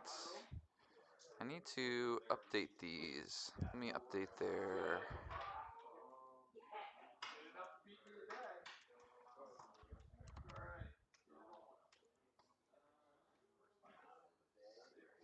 All right, I will be right back. I'm going to edit these players' names, and we will be ready for round 5.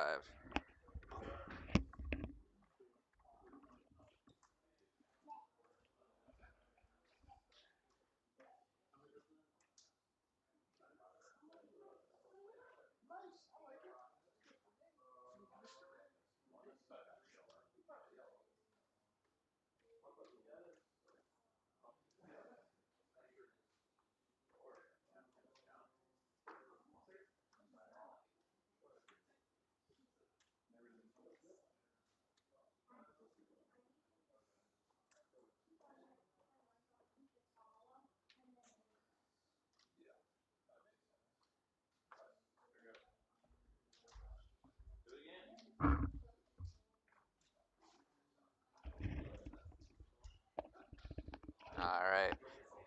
We've got Funny JK on the right side now. We've got Jake. Let's get this a little scooch. Very good.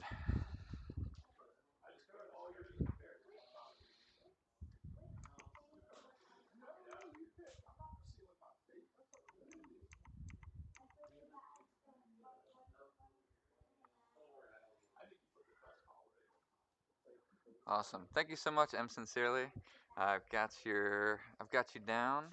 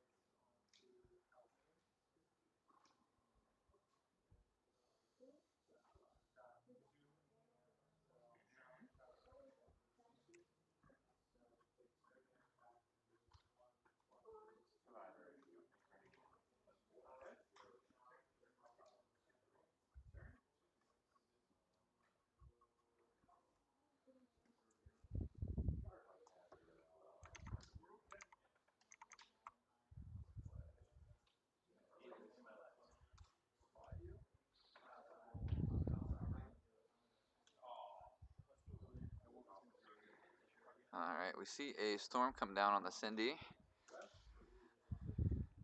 Followed up with another Ursula. Ooh, that is vicious. Looks like those Ursulas both took a song, leaving Jake with a Pete and a Rapunzel.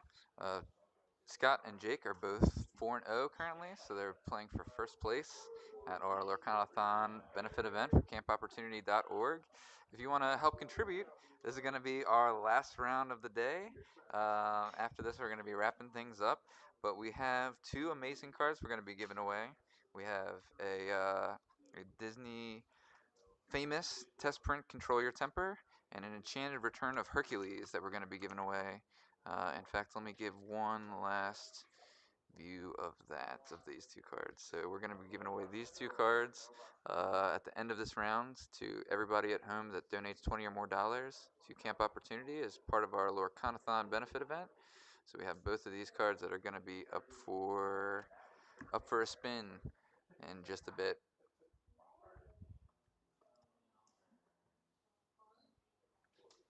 Back to the action. It looks like a Pete has joined the board. Larry's going to go on a quest and pass the action back to Jake. Oh, sorry, no, Larry actually put 4 into the Hidden Cove, which makes a lot of sense.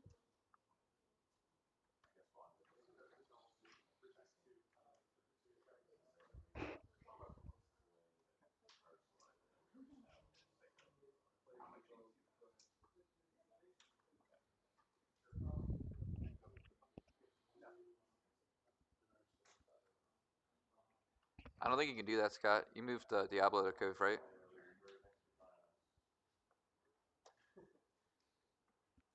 Big cheats.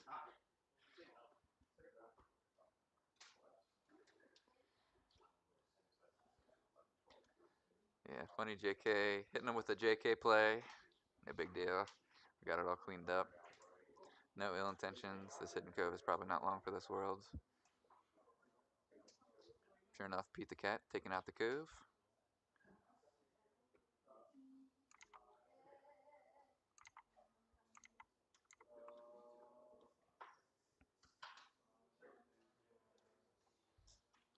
Matt Inc.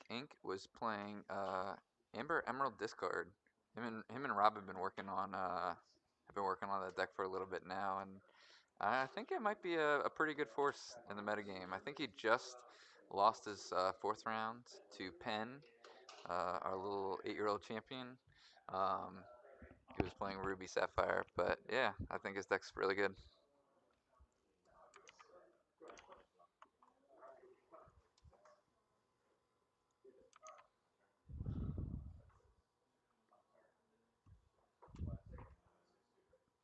All right, looks like Diablo survives to tell the tale, at least for now. Scott using that Ursula to clear the way for the Diablo. Hidden Cove was cleared, but Jake's issues are not over while this Diablo is in play. I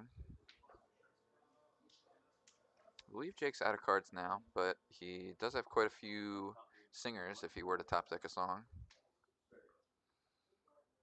But Scott says, that'll be one less singer for you. And then we've got two Ursulas and a Diablo crashing into the Vanessa.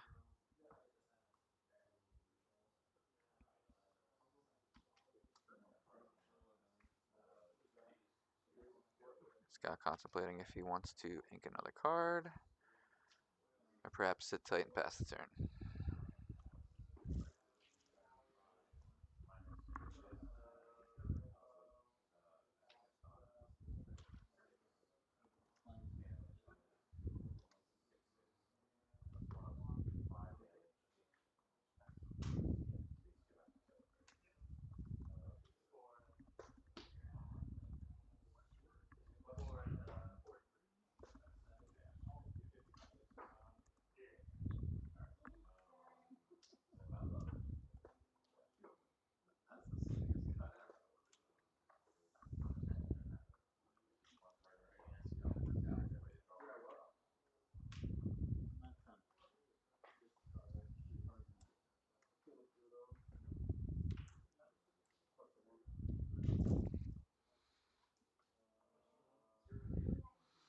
Alright, looks like we're going to add a Pete and a Robin Hood to the board.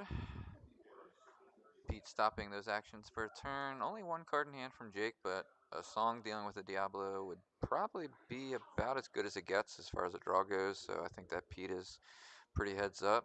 Daisy's going to go ahead and go on a quest and gives Clarabelle a big prize. Wow, that is a big prize. See if that Clarabelle ends up making a difference this game. I have a feeling she will.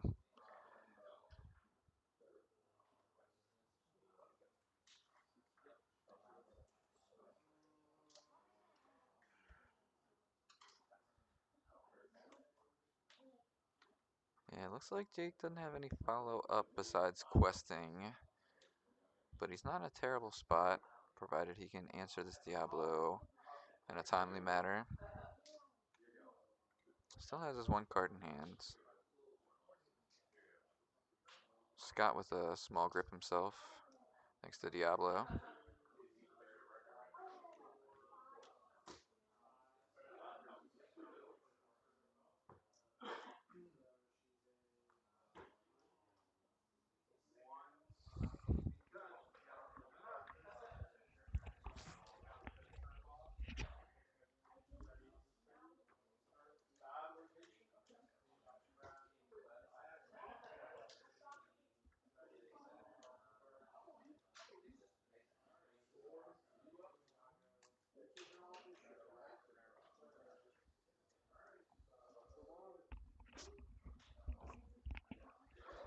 I tried to reduce the light a little bit, but it seems as though Scott's cards are simply too shiny. Not unlike Tamatoa, my man likes him shiny, and every card in his deck is as shiny as possible. I think if Scott was able to use shiny sleeves, he would do this. He would also do that.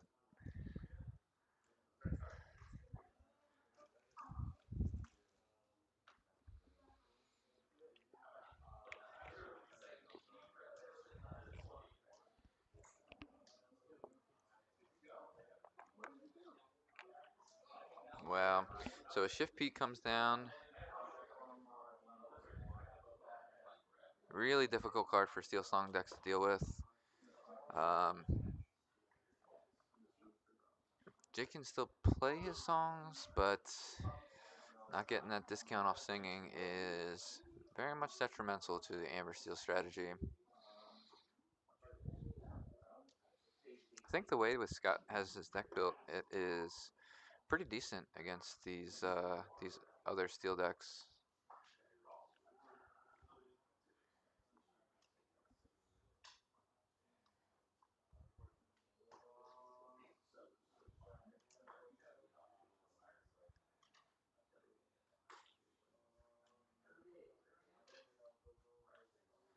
Yeah, it looks like we were able to find a strength for the Diablo. That's going to be huge. Absolutely going to be step one to trying to come back this game. Looks like a Morphin of Pluto joined the gang. And Ursula and Pete quest for one. That is an Ursula behind that Mickey Mouse die with one damage on it. One Mickey Mouse damage. Looks like a storm's going to be directed towards the morph. Can't be sung, but no singers in play for Jake anyways, so the point is moot. And has a daisy with the last ink.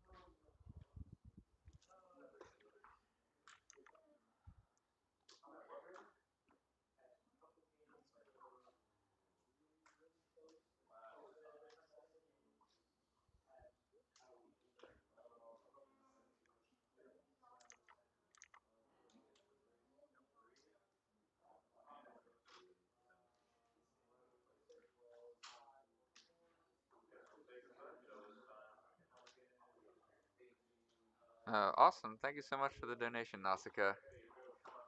Appreciate that. Yeah, I think you're right about shiny cards being objectively stronger. I think Yeah, I think that extra shine is just, for dealing with Disney cards, that extra sparkle is exactly what you want. A sparklier princess? I'll take that. Alright, Jake. Trying to find a way back into this game. I've got the stinking Pete, though, blowing a whistle on his fun. Scott's counting it up and does, in fact, have 7 more diamonds on board, which is going to take him to 20 and take these players into game 2.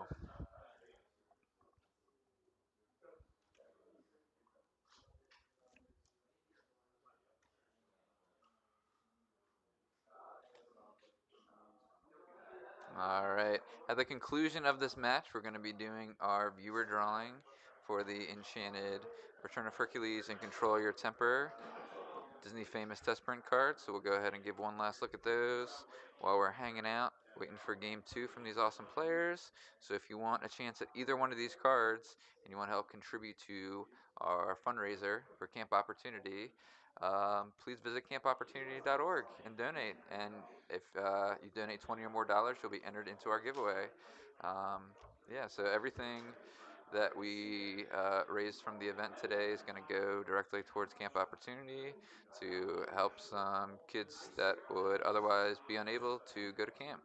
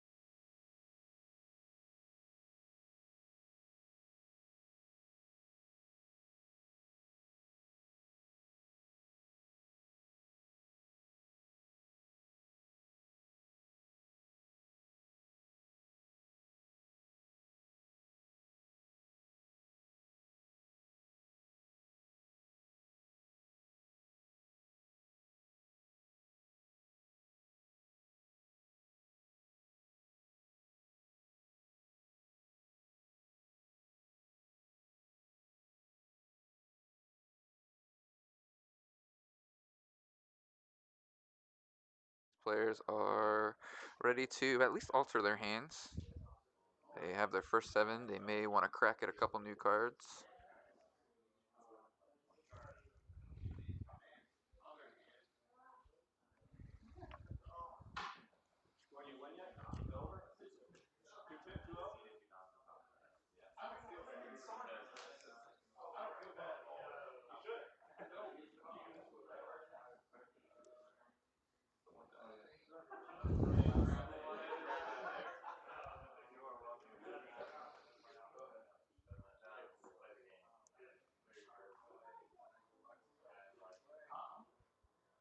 All right. I didn't catch what Jake put back, but it looks like Scott's just taking 2 new cards. Must have a pretty ideal hands.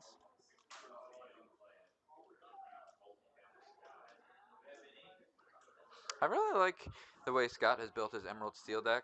He has kind of decided to eschew the discard package and decided to really lean on Morph and really lean on the heavy hitters, which I think is an awesome strategy in this metagame. I feel like the games are just, unless you're playing against a Daisy deck, it's a good chance you're going to play a lot of turns in the games, or at least play the first, 8 or 9.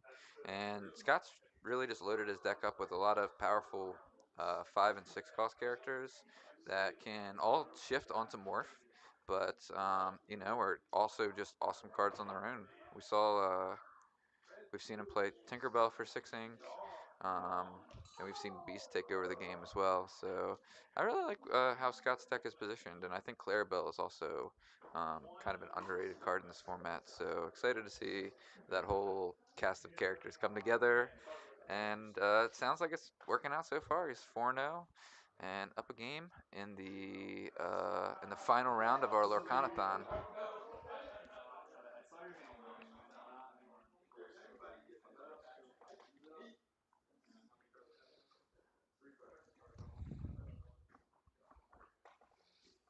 Gordy Crush. I don't feel bad either. 2-0.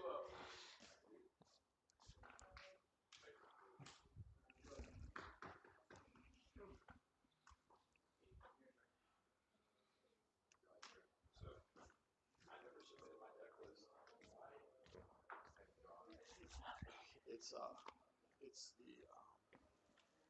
it's Earlmeister's pirate location. If you want to throw it up there, Okay. Can you because it go four. It'll go 4-1. yeah. I'll give the seat away from 5-1. Can you shoot it to me on Facebook?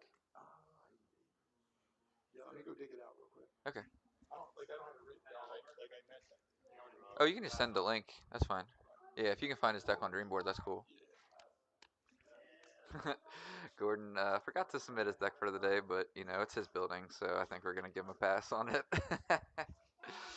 All right. Wow. So both players with a pretty good start. Jake with double Cindy Robin Hood, Scott with Robin Hood into a Cove.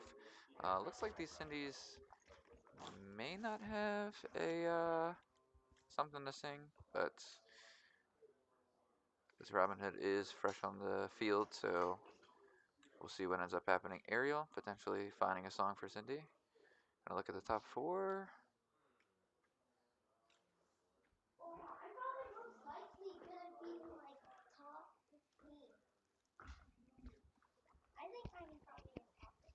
I think he's still got a good chance for top eight too. Yeah, it'll be close. You're like right there. Yeah, you gotta do some of this. You gotta hope that all your previous opponents win, and you gotta cross your fingers, Pen, and you gotta cross your toes. All right, little Pen here just lost his last round, but he's still 3-2, which is awesome for this field. It's a stacked field for only having 24 players, and Pen.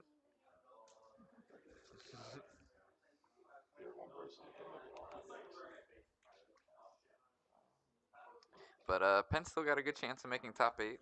We said no IDs in the last round. Everybody's got to play it out. If you wanna win, you got to play. And yeah, Gordy dropped him down to 3-2. So Gordy's locked himself up for a sweet prize on the day. Gordy, you played Emerald Steel Pirates today? Pirate locations. It's a deck by Earlmeister. Yeah, Yeah. that's awesome. Not something I play normally, but it was fun. Nice, I'm gonna send it to you now. sweet. Where do you want me to send it to you or something? Just Facebook's cool, or my cell phone. Facebook Messenger.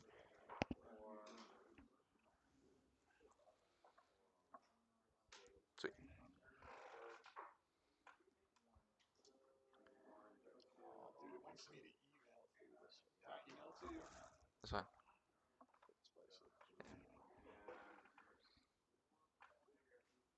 Let's see if you got that.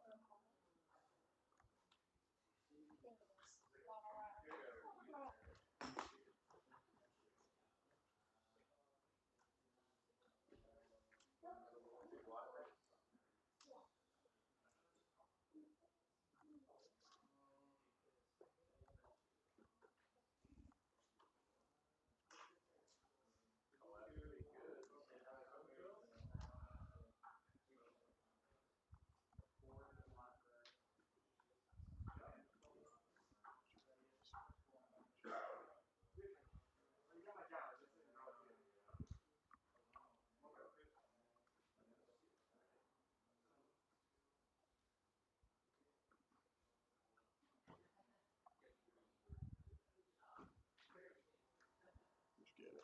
I think so.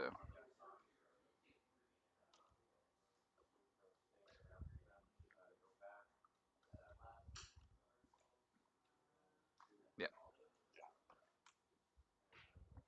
Definitely give Earlmeister props there. Cool.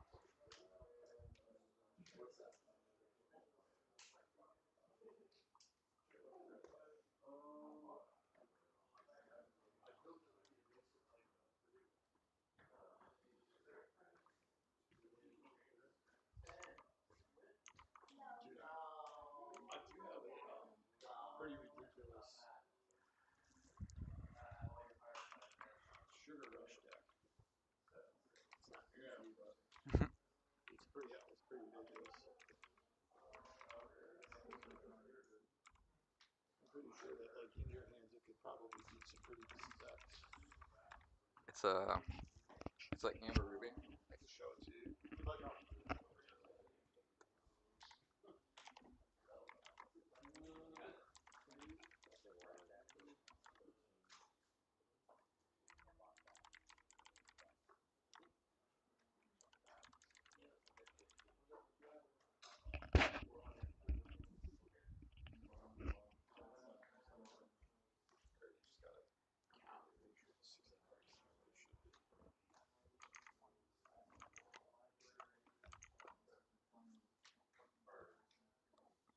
Cool.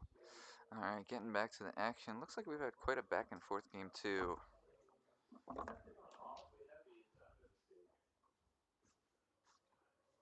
Scott is got the big Robin Hood, which is very powerful, but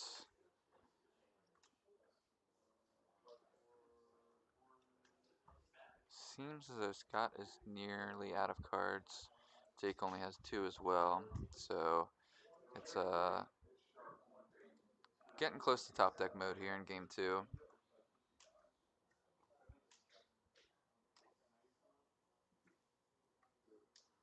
Robin Hood takes out the Cindy, and his last card is a Beast, which is pretty ideal, I think. If you are down to 2 cards, I think a 5th Ink and a Beast are about as good as they get. Not exactly against Double Zeus, though. Wow. What a turnaround on this board by Jake. Oh my gosh. The Zeus not only takes out the Beast, but the second Zeus takes out the...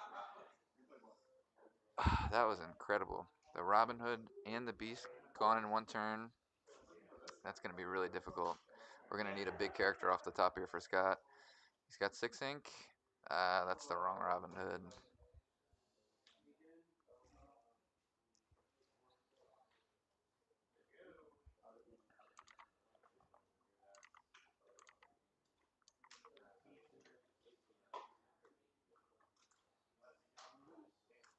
Hey, what up, Katie?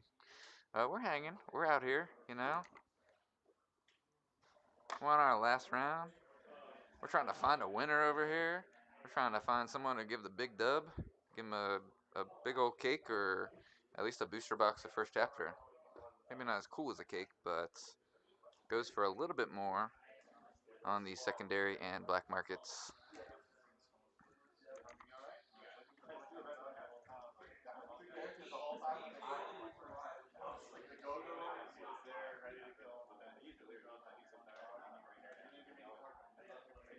Katie, did you send in a donation? I remember you had asked for the link earlier, but I had to refresh the page and wasn't sure if you added to the cause, but would love to get you in there.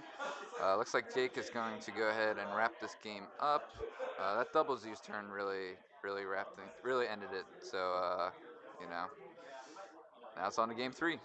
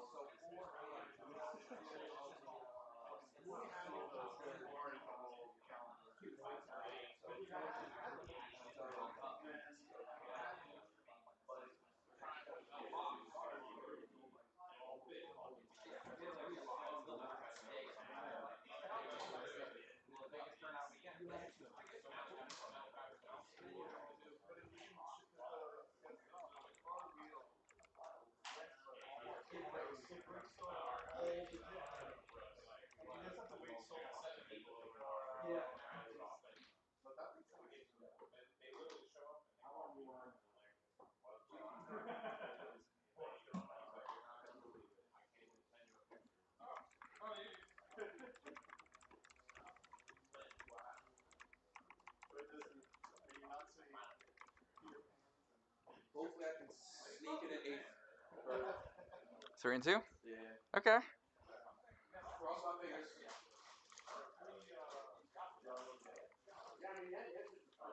the bathroom over here? Yes. Yeah, it's right there. All right. As these players are shuffling up for game 3, I'm gonna go ahead and take care of a couple of the giveaway logistics.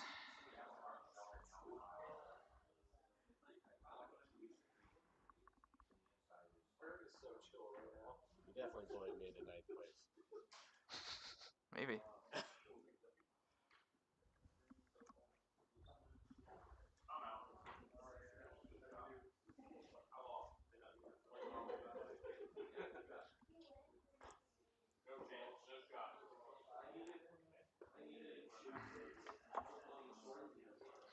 All right. Game 3. Scott's kicking it off with the Emerald Steel patented start of turn 1 Diablo. Take a peek. Have a little look. And report back to Maleficent your findings, Diablo.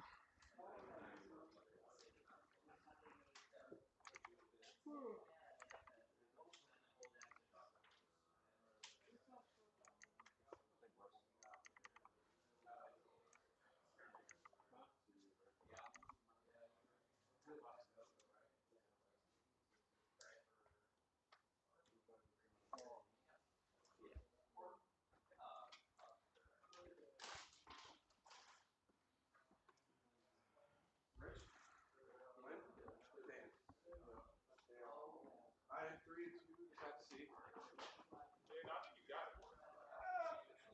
Maybe.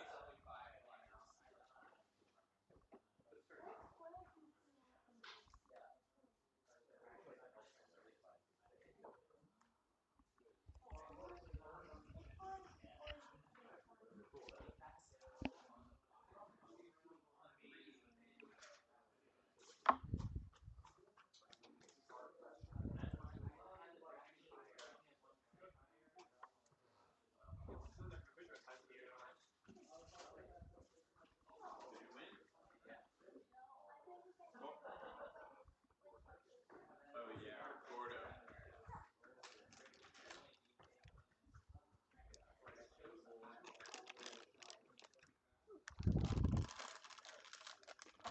It's not strong delicious, but it's good.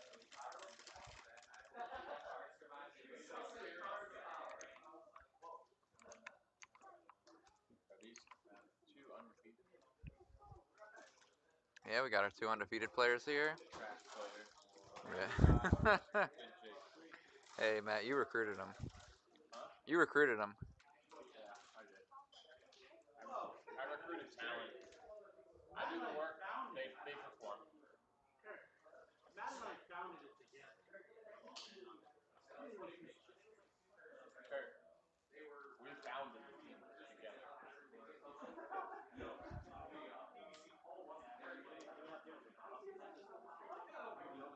Now you gotta beat him, Jake. I'll stand behind him until I'm All right, looks like the first Diablo was met with a strengthy fire, fiery strength. I don't know. I don't know what I'm trying to get at here. He made a man out of Diablo. That's what he did. And now a third Diablo coming down, the second shift Diablo. Looks like this might just be a quest for 3 diamonds. Indeed it is.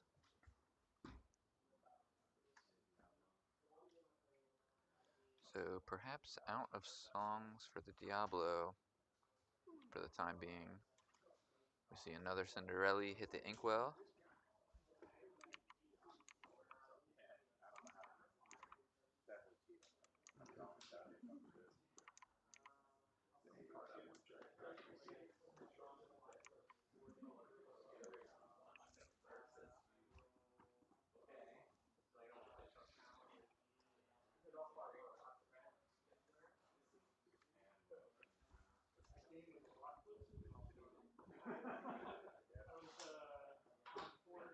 This game too?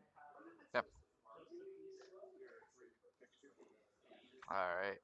We see that big Robin Hood come down.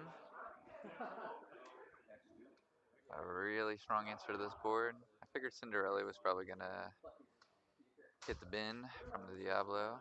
Beast is gonna give an extra draw. Oh, I think my phone may have locked.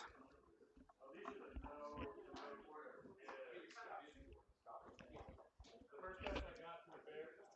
They're like this bad.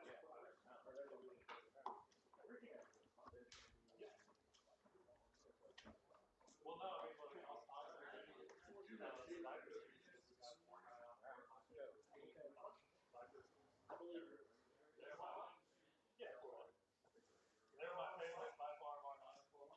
That easily like a close second. I'm really just like a mat deal kind of guy. And these don't have I could be driving, then I'll let these go off.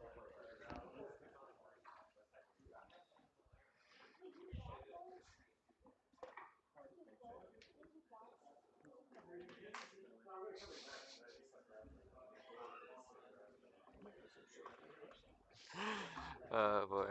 I'm back. We're here. We're out here at the Lorcanathon for Camp Opportunity. We're in game 3 of the last rounds, and we have our 2 undefeated players, Jake and Scott, aka Funny JK, in a very neck and neck matchup here. The double beast is very powerful, but at the same time, Scott felt pressured and felt like that Vanessa needed to get finished off. So that's exactly what he did with the Diablo and the beast.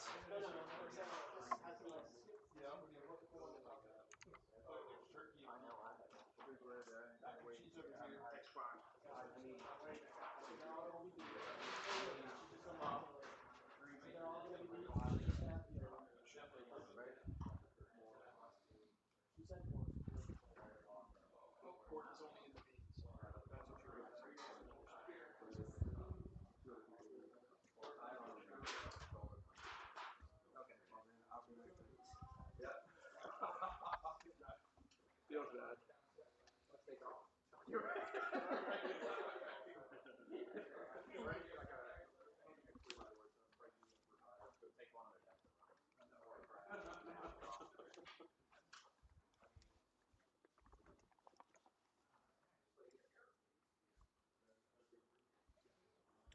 Sorry for the radio sounds, folks. Just working on the tournament logistics as well.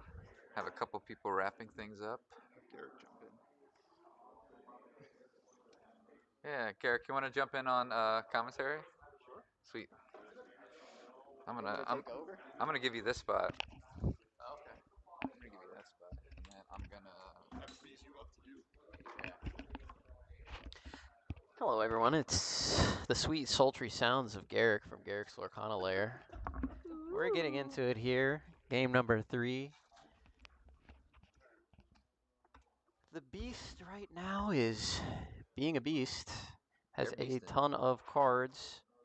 They're beasting. They're certainly not Gastoning. And we get the great value off the beast having additional strength. Along came Zeus, comes down, the beautiful enchanted, removes the Rapunzel on the side of Jake here. I thought the great value beast was Gaston. We do have Gaston on the side here. We do. Not providing as great of a value as beasts. As we get it is an the alternate. Thanks, buddy. Oh, for sure, dude.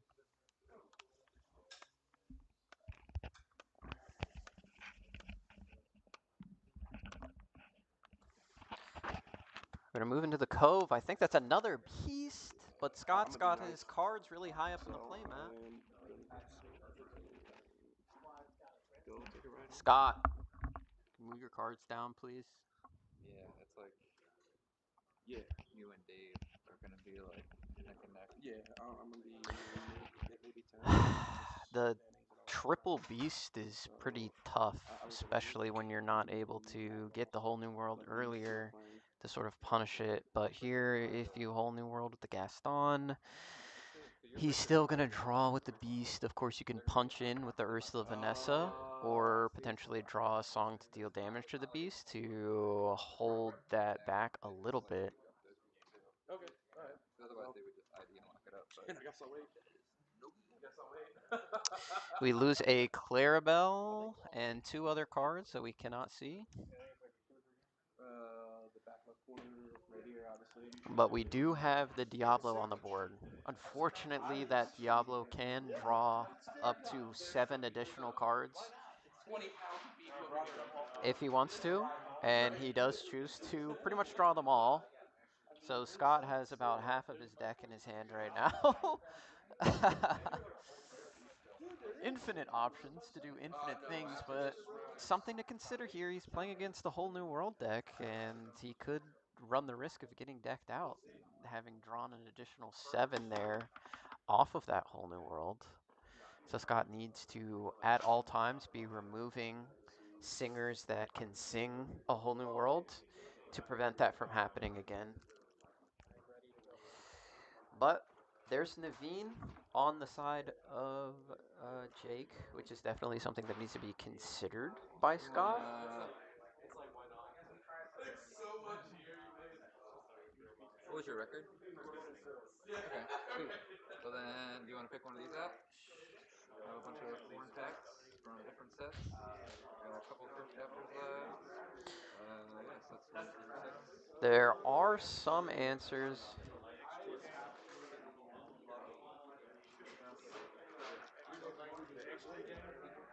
Yeah, X3 gang? X3 gang. Yeah, thanks for coming out. I got a couple Japanese first chapters, German second chapter. We play the Ursula 2 here, which reveals the hand of Jake. I don't know what sets in Rapunzel, there. Along Came Zeus, Let the Storm Rage On, A Whole New World, Perhaps? 2 other Let the Storm Rage On, Daisy Duck, a Cinderella, and I can't quite tell what that middle card is. Maybe it's another Whole New World. It's a rare card. Looks steel. Strength of Raging Fire surely is what that card is. We're going to grab the Zeus here. If you can control the board, yeah, it is a strength. As we play down a second Ursula Deceiver to get that strength out of the hand. The storms are not nearly as powerful as Scott is basically playing with his entire deck, but he does need to get some lore onto the board.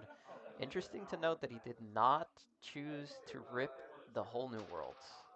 So surely he must have some answers to remove the singers.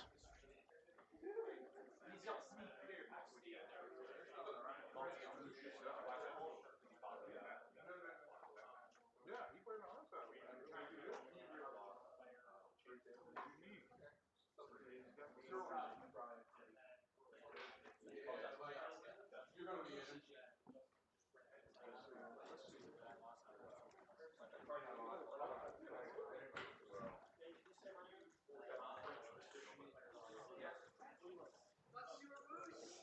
be in. I have a really cool plan.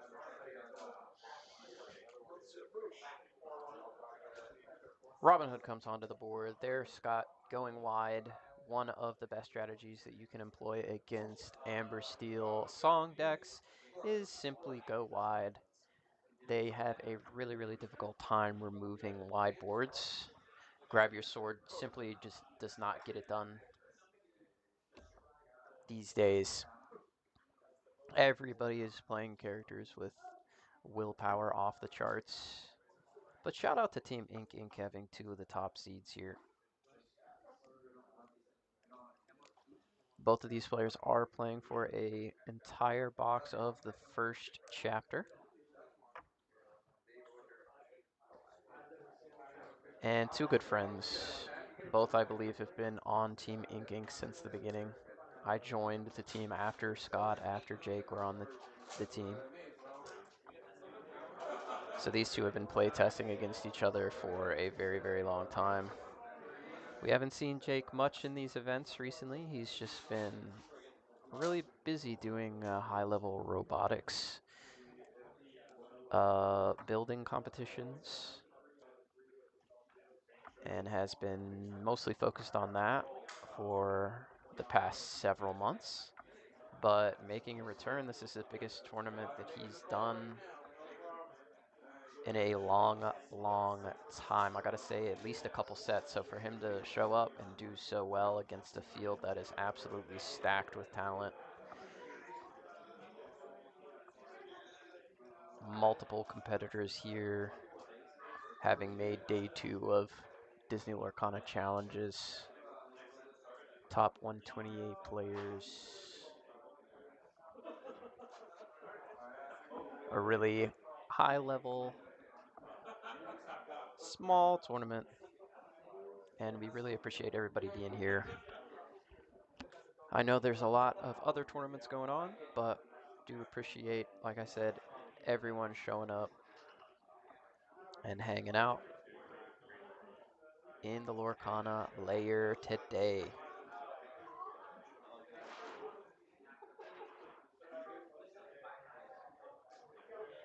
And of course, thank you so much to everybody that was able to donate. Camp Opportunity is a great organization to get out of this situation. For Jake, you pretty much have to have grab your sword.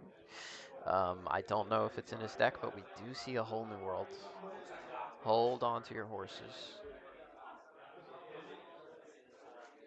We're going to let the Storm Rage on here on the Beast, maybe potentially baiting Scott into drawing an additional card off his Diablo. No, goes for the Diablo instead. Gotta think Scott's probably not going to draw 14 off of a Diablo this time. But Scott only at 4 right now, representing 9 lore, so can't win. I think the play is potentially decking out Scott here with that greedy play here of drawing 7 off the Diablo from the whole new world. The Beast with the additional strength is going to challenge into Rapunzel. Scott drew a card there because he needs to draw off of his Beast. That is not a May. It is a mandatory trigger. And we see Ursula Deceiver come down, ripping a whole new world, which really takes the wind out of Jake's sails. Because his really only win condition at this point would be a whole new world, decking out Scott.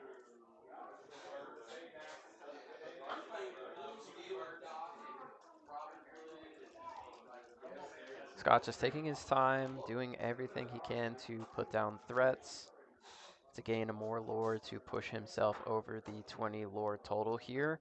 We're going to get a challenge off the Shift Robin Hood, which will gain Scott 2. Here, take that foreign Lorcana pack for yourself. Oh. I got German and French set 3, French set 4, German set 5, French set 6.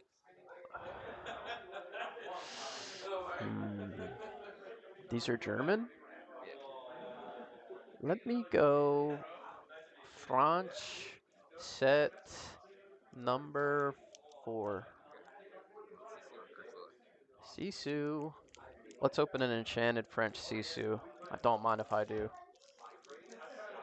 I'll open it up on stream after this game as Scott is going in for a big time quest on the side of the Emerald Steel player, getting closer and closer to that finish line. Just a deck that is incredibly good at locking out their opponent. But Scott playing a completely different version than what you're It was definitely a tough typically field. going to see out there. And this is Scott's pet deck. This is a deck that has gotten him into day 2s of Disney Lorcana challenges, and it is something incredibly unexpected. Was able to beat Edmund Chu with this deck in Seattle. So it's definitely a deck that can compete at a high level, and we see Scott putting on the pressure here, going for the number 1 position to win Do you have it? that first chapter box as we shift the Diablo, pitch the Baboom. And Scott's hand is now down to a normal number after he's just been able to use that whole new world that drew him 14 cards to the best of his ability. Send it back to him. Said, yeah, looks good. Put this on ice. Storm is going to come down onto Beast, put 4 damage on it. These guys. Gotta think we're searching Yeah, for definitely. another whole new world to potentially do something Yeah, here, I'm but glad. Scott definitely representing game on the side of Yeah, the Emerald Steel yeah, player. that's not too bad. Jake just thinking out all his potential options and outs as we remove the beast. We have 10 lore still remaining on the board. Could have used World's... No, couldn't have used World's Greatest Criminal Mind there. If these two do go to time and draw, I don't know how that would work out. I guess it would come down to tiebreakers, but there are no intentional draws in the tournament today. We're just playing 5 rounds of Swiss.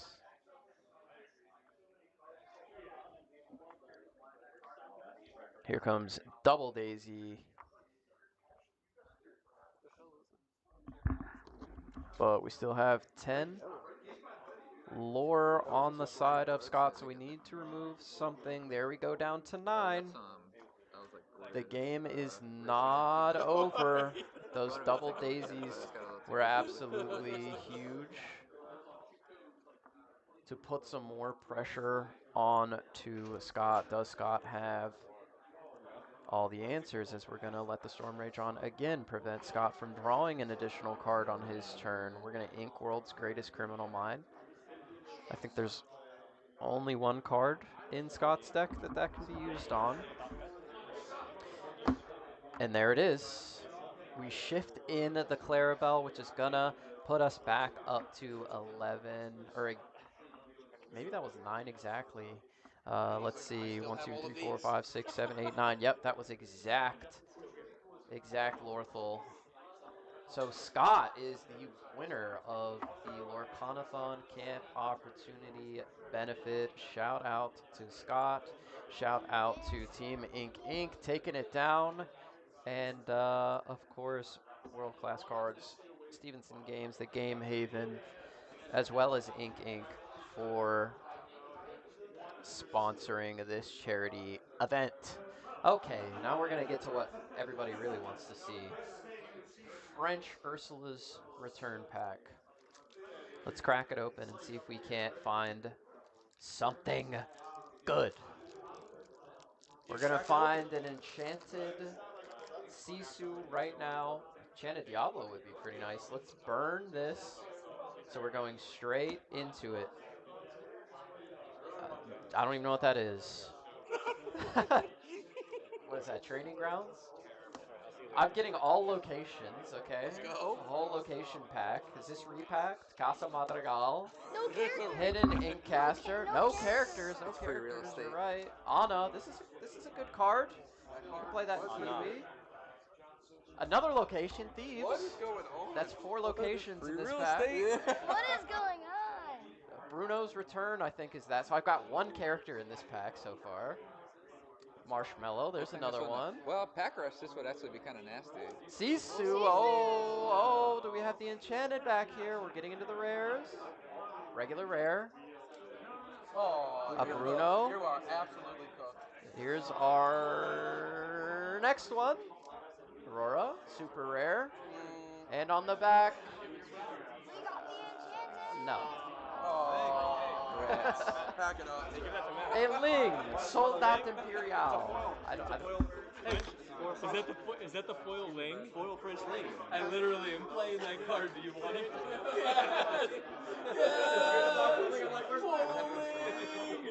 Scott won. The only thing I 2-1. want all day. Scott was able to take it down. Ink representing in the final. And Scott for Ink Inc. is able to take it. But again, shout out to all our sponsors, the Game Haven, Stevenson Games, World Class Cards, and Ink Inc. It has been a great event so far. We really do appreciate everybody who was able to donate. Holy shit, I still get an 8. Let's go. Nice. Let's go. All right, everybody. We are Here's our down to top 5 8. rounds. standings right here for you. In first place was Scott Chevron. What a jerk. Boo! Let's go, Scott! Let's go, Scott! In second place, we have Jake Carroll. Hey! Let's go, Jake! Welcome back. Congratulations, Scott in first, Jake in second. In third place, we have Jack Shadow. Shout out to Justin. Jack Shadows in number 3. In fourth place, we got the owner of the joint, Gordo. Okay, Gordon. Gordon McNamara, the owner of the Fifth attic place, our here last in the Lorcana 4-1 Lounge. player, Logan.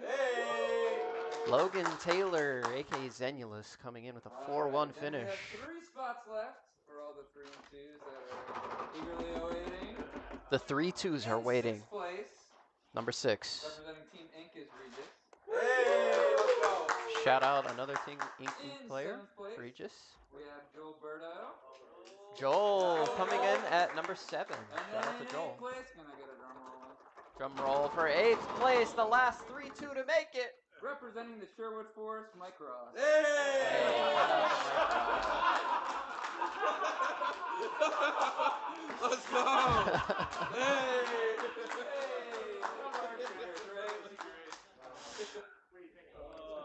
All right, so.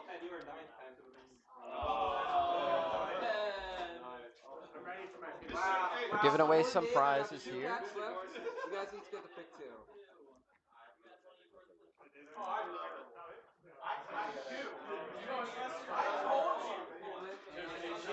It's all about the crab, man. It's all about the crab. Congratulations to everybody. And we are Top giving 8, away our we top have 8 prizes. available. We have a booster box of first chapter. We Booster have box of first a chapter. Japanese and Chinese booster box and mini box of first chapter. Japanese and we Chinese have all first 6 chapter colors boxes. Of the Lorcana ink rims. They're all spread out here. So first pick is going to go to Scott. What you want, dog? I'll take the Take the big Scott box. takes the Yeah, first big chapter box. The Regis? English. Oh, no, Jake. You're down. Regis, you're down there. You're the first 3-2. Jake? No, I'll go. Jake goes for the Japanese box. It's a combo, yeah. Oh, and the Chinese box. Oh, okay. Alright, and Jax, you get your choice of a banner. Jack Shadows goes for the big Tinkerbell banner. If you get a banner, let me clean them up before you take them, because they have some like stuff from the wall. And I got They've got stuff on the wall.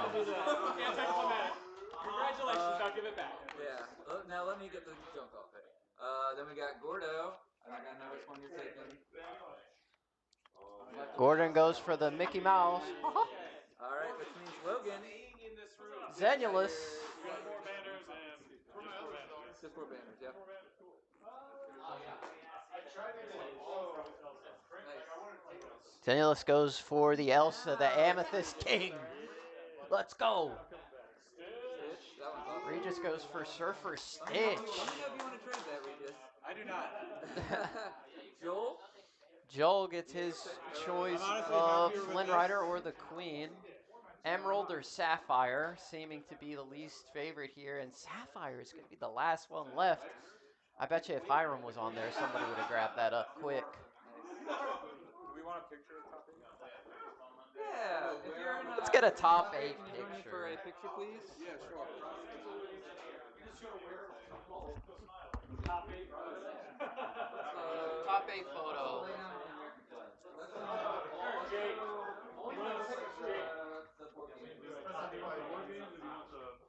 Oh, yeah, the map. We'll do the map.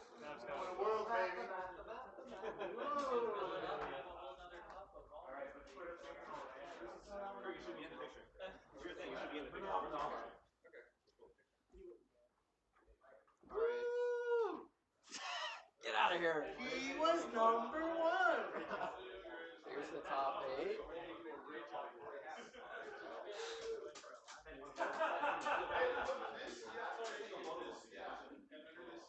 Plus Kurt.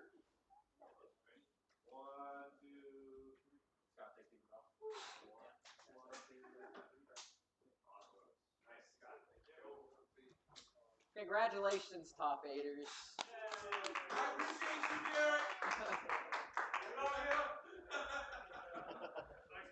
in a top 8 one day. One day.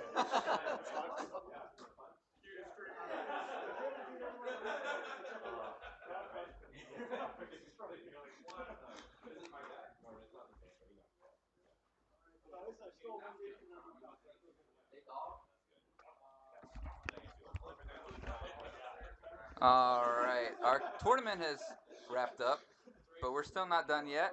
We have one more important thing to take care of, and that is the viewer drawing. So I'm going to take a quick look, make sure that we didn't miss any donations. Let's see. We had think everybody here is on it already. When do we Invite so the monetary piece will come out the week of like May 5th.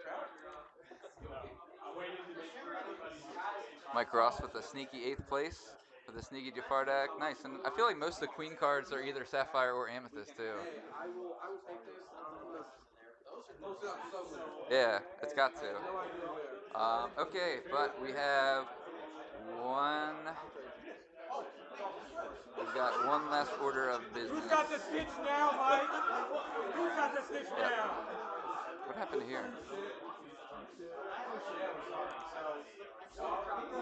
Excellent.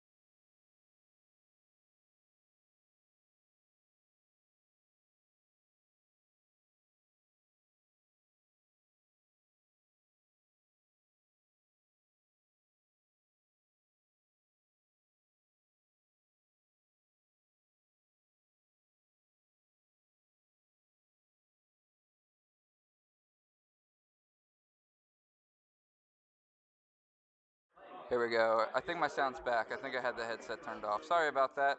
Okay, so M Sincerely, you won both of our giveaways. You donated for both, and so you got the famous card and the Return to Hercules Enchanted. So congratulations. I'll be sure to message you. Thank you everybody so much for tuning in and contributing to the cause. I appreciate everybody so much for tuning in, sharing the event, and helping to contribute. So thanks again, everybody. And we're going to be signing off.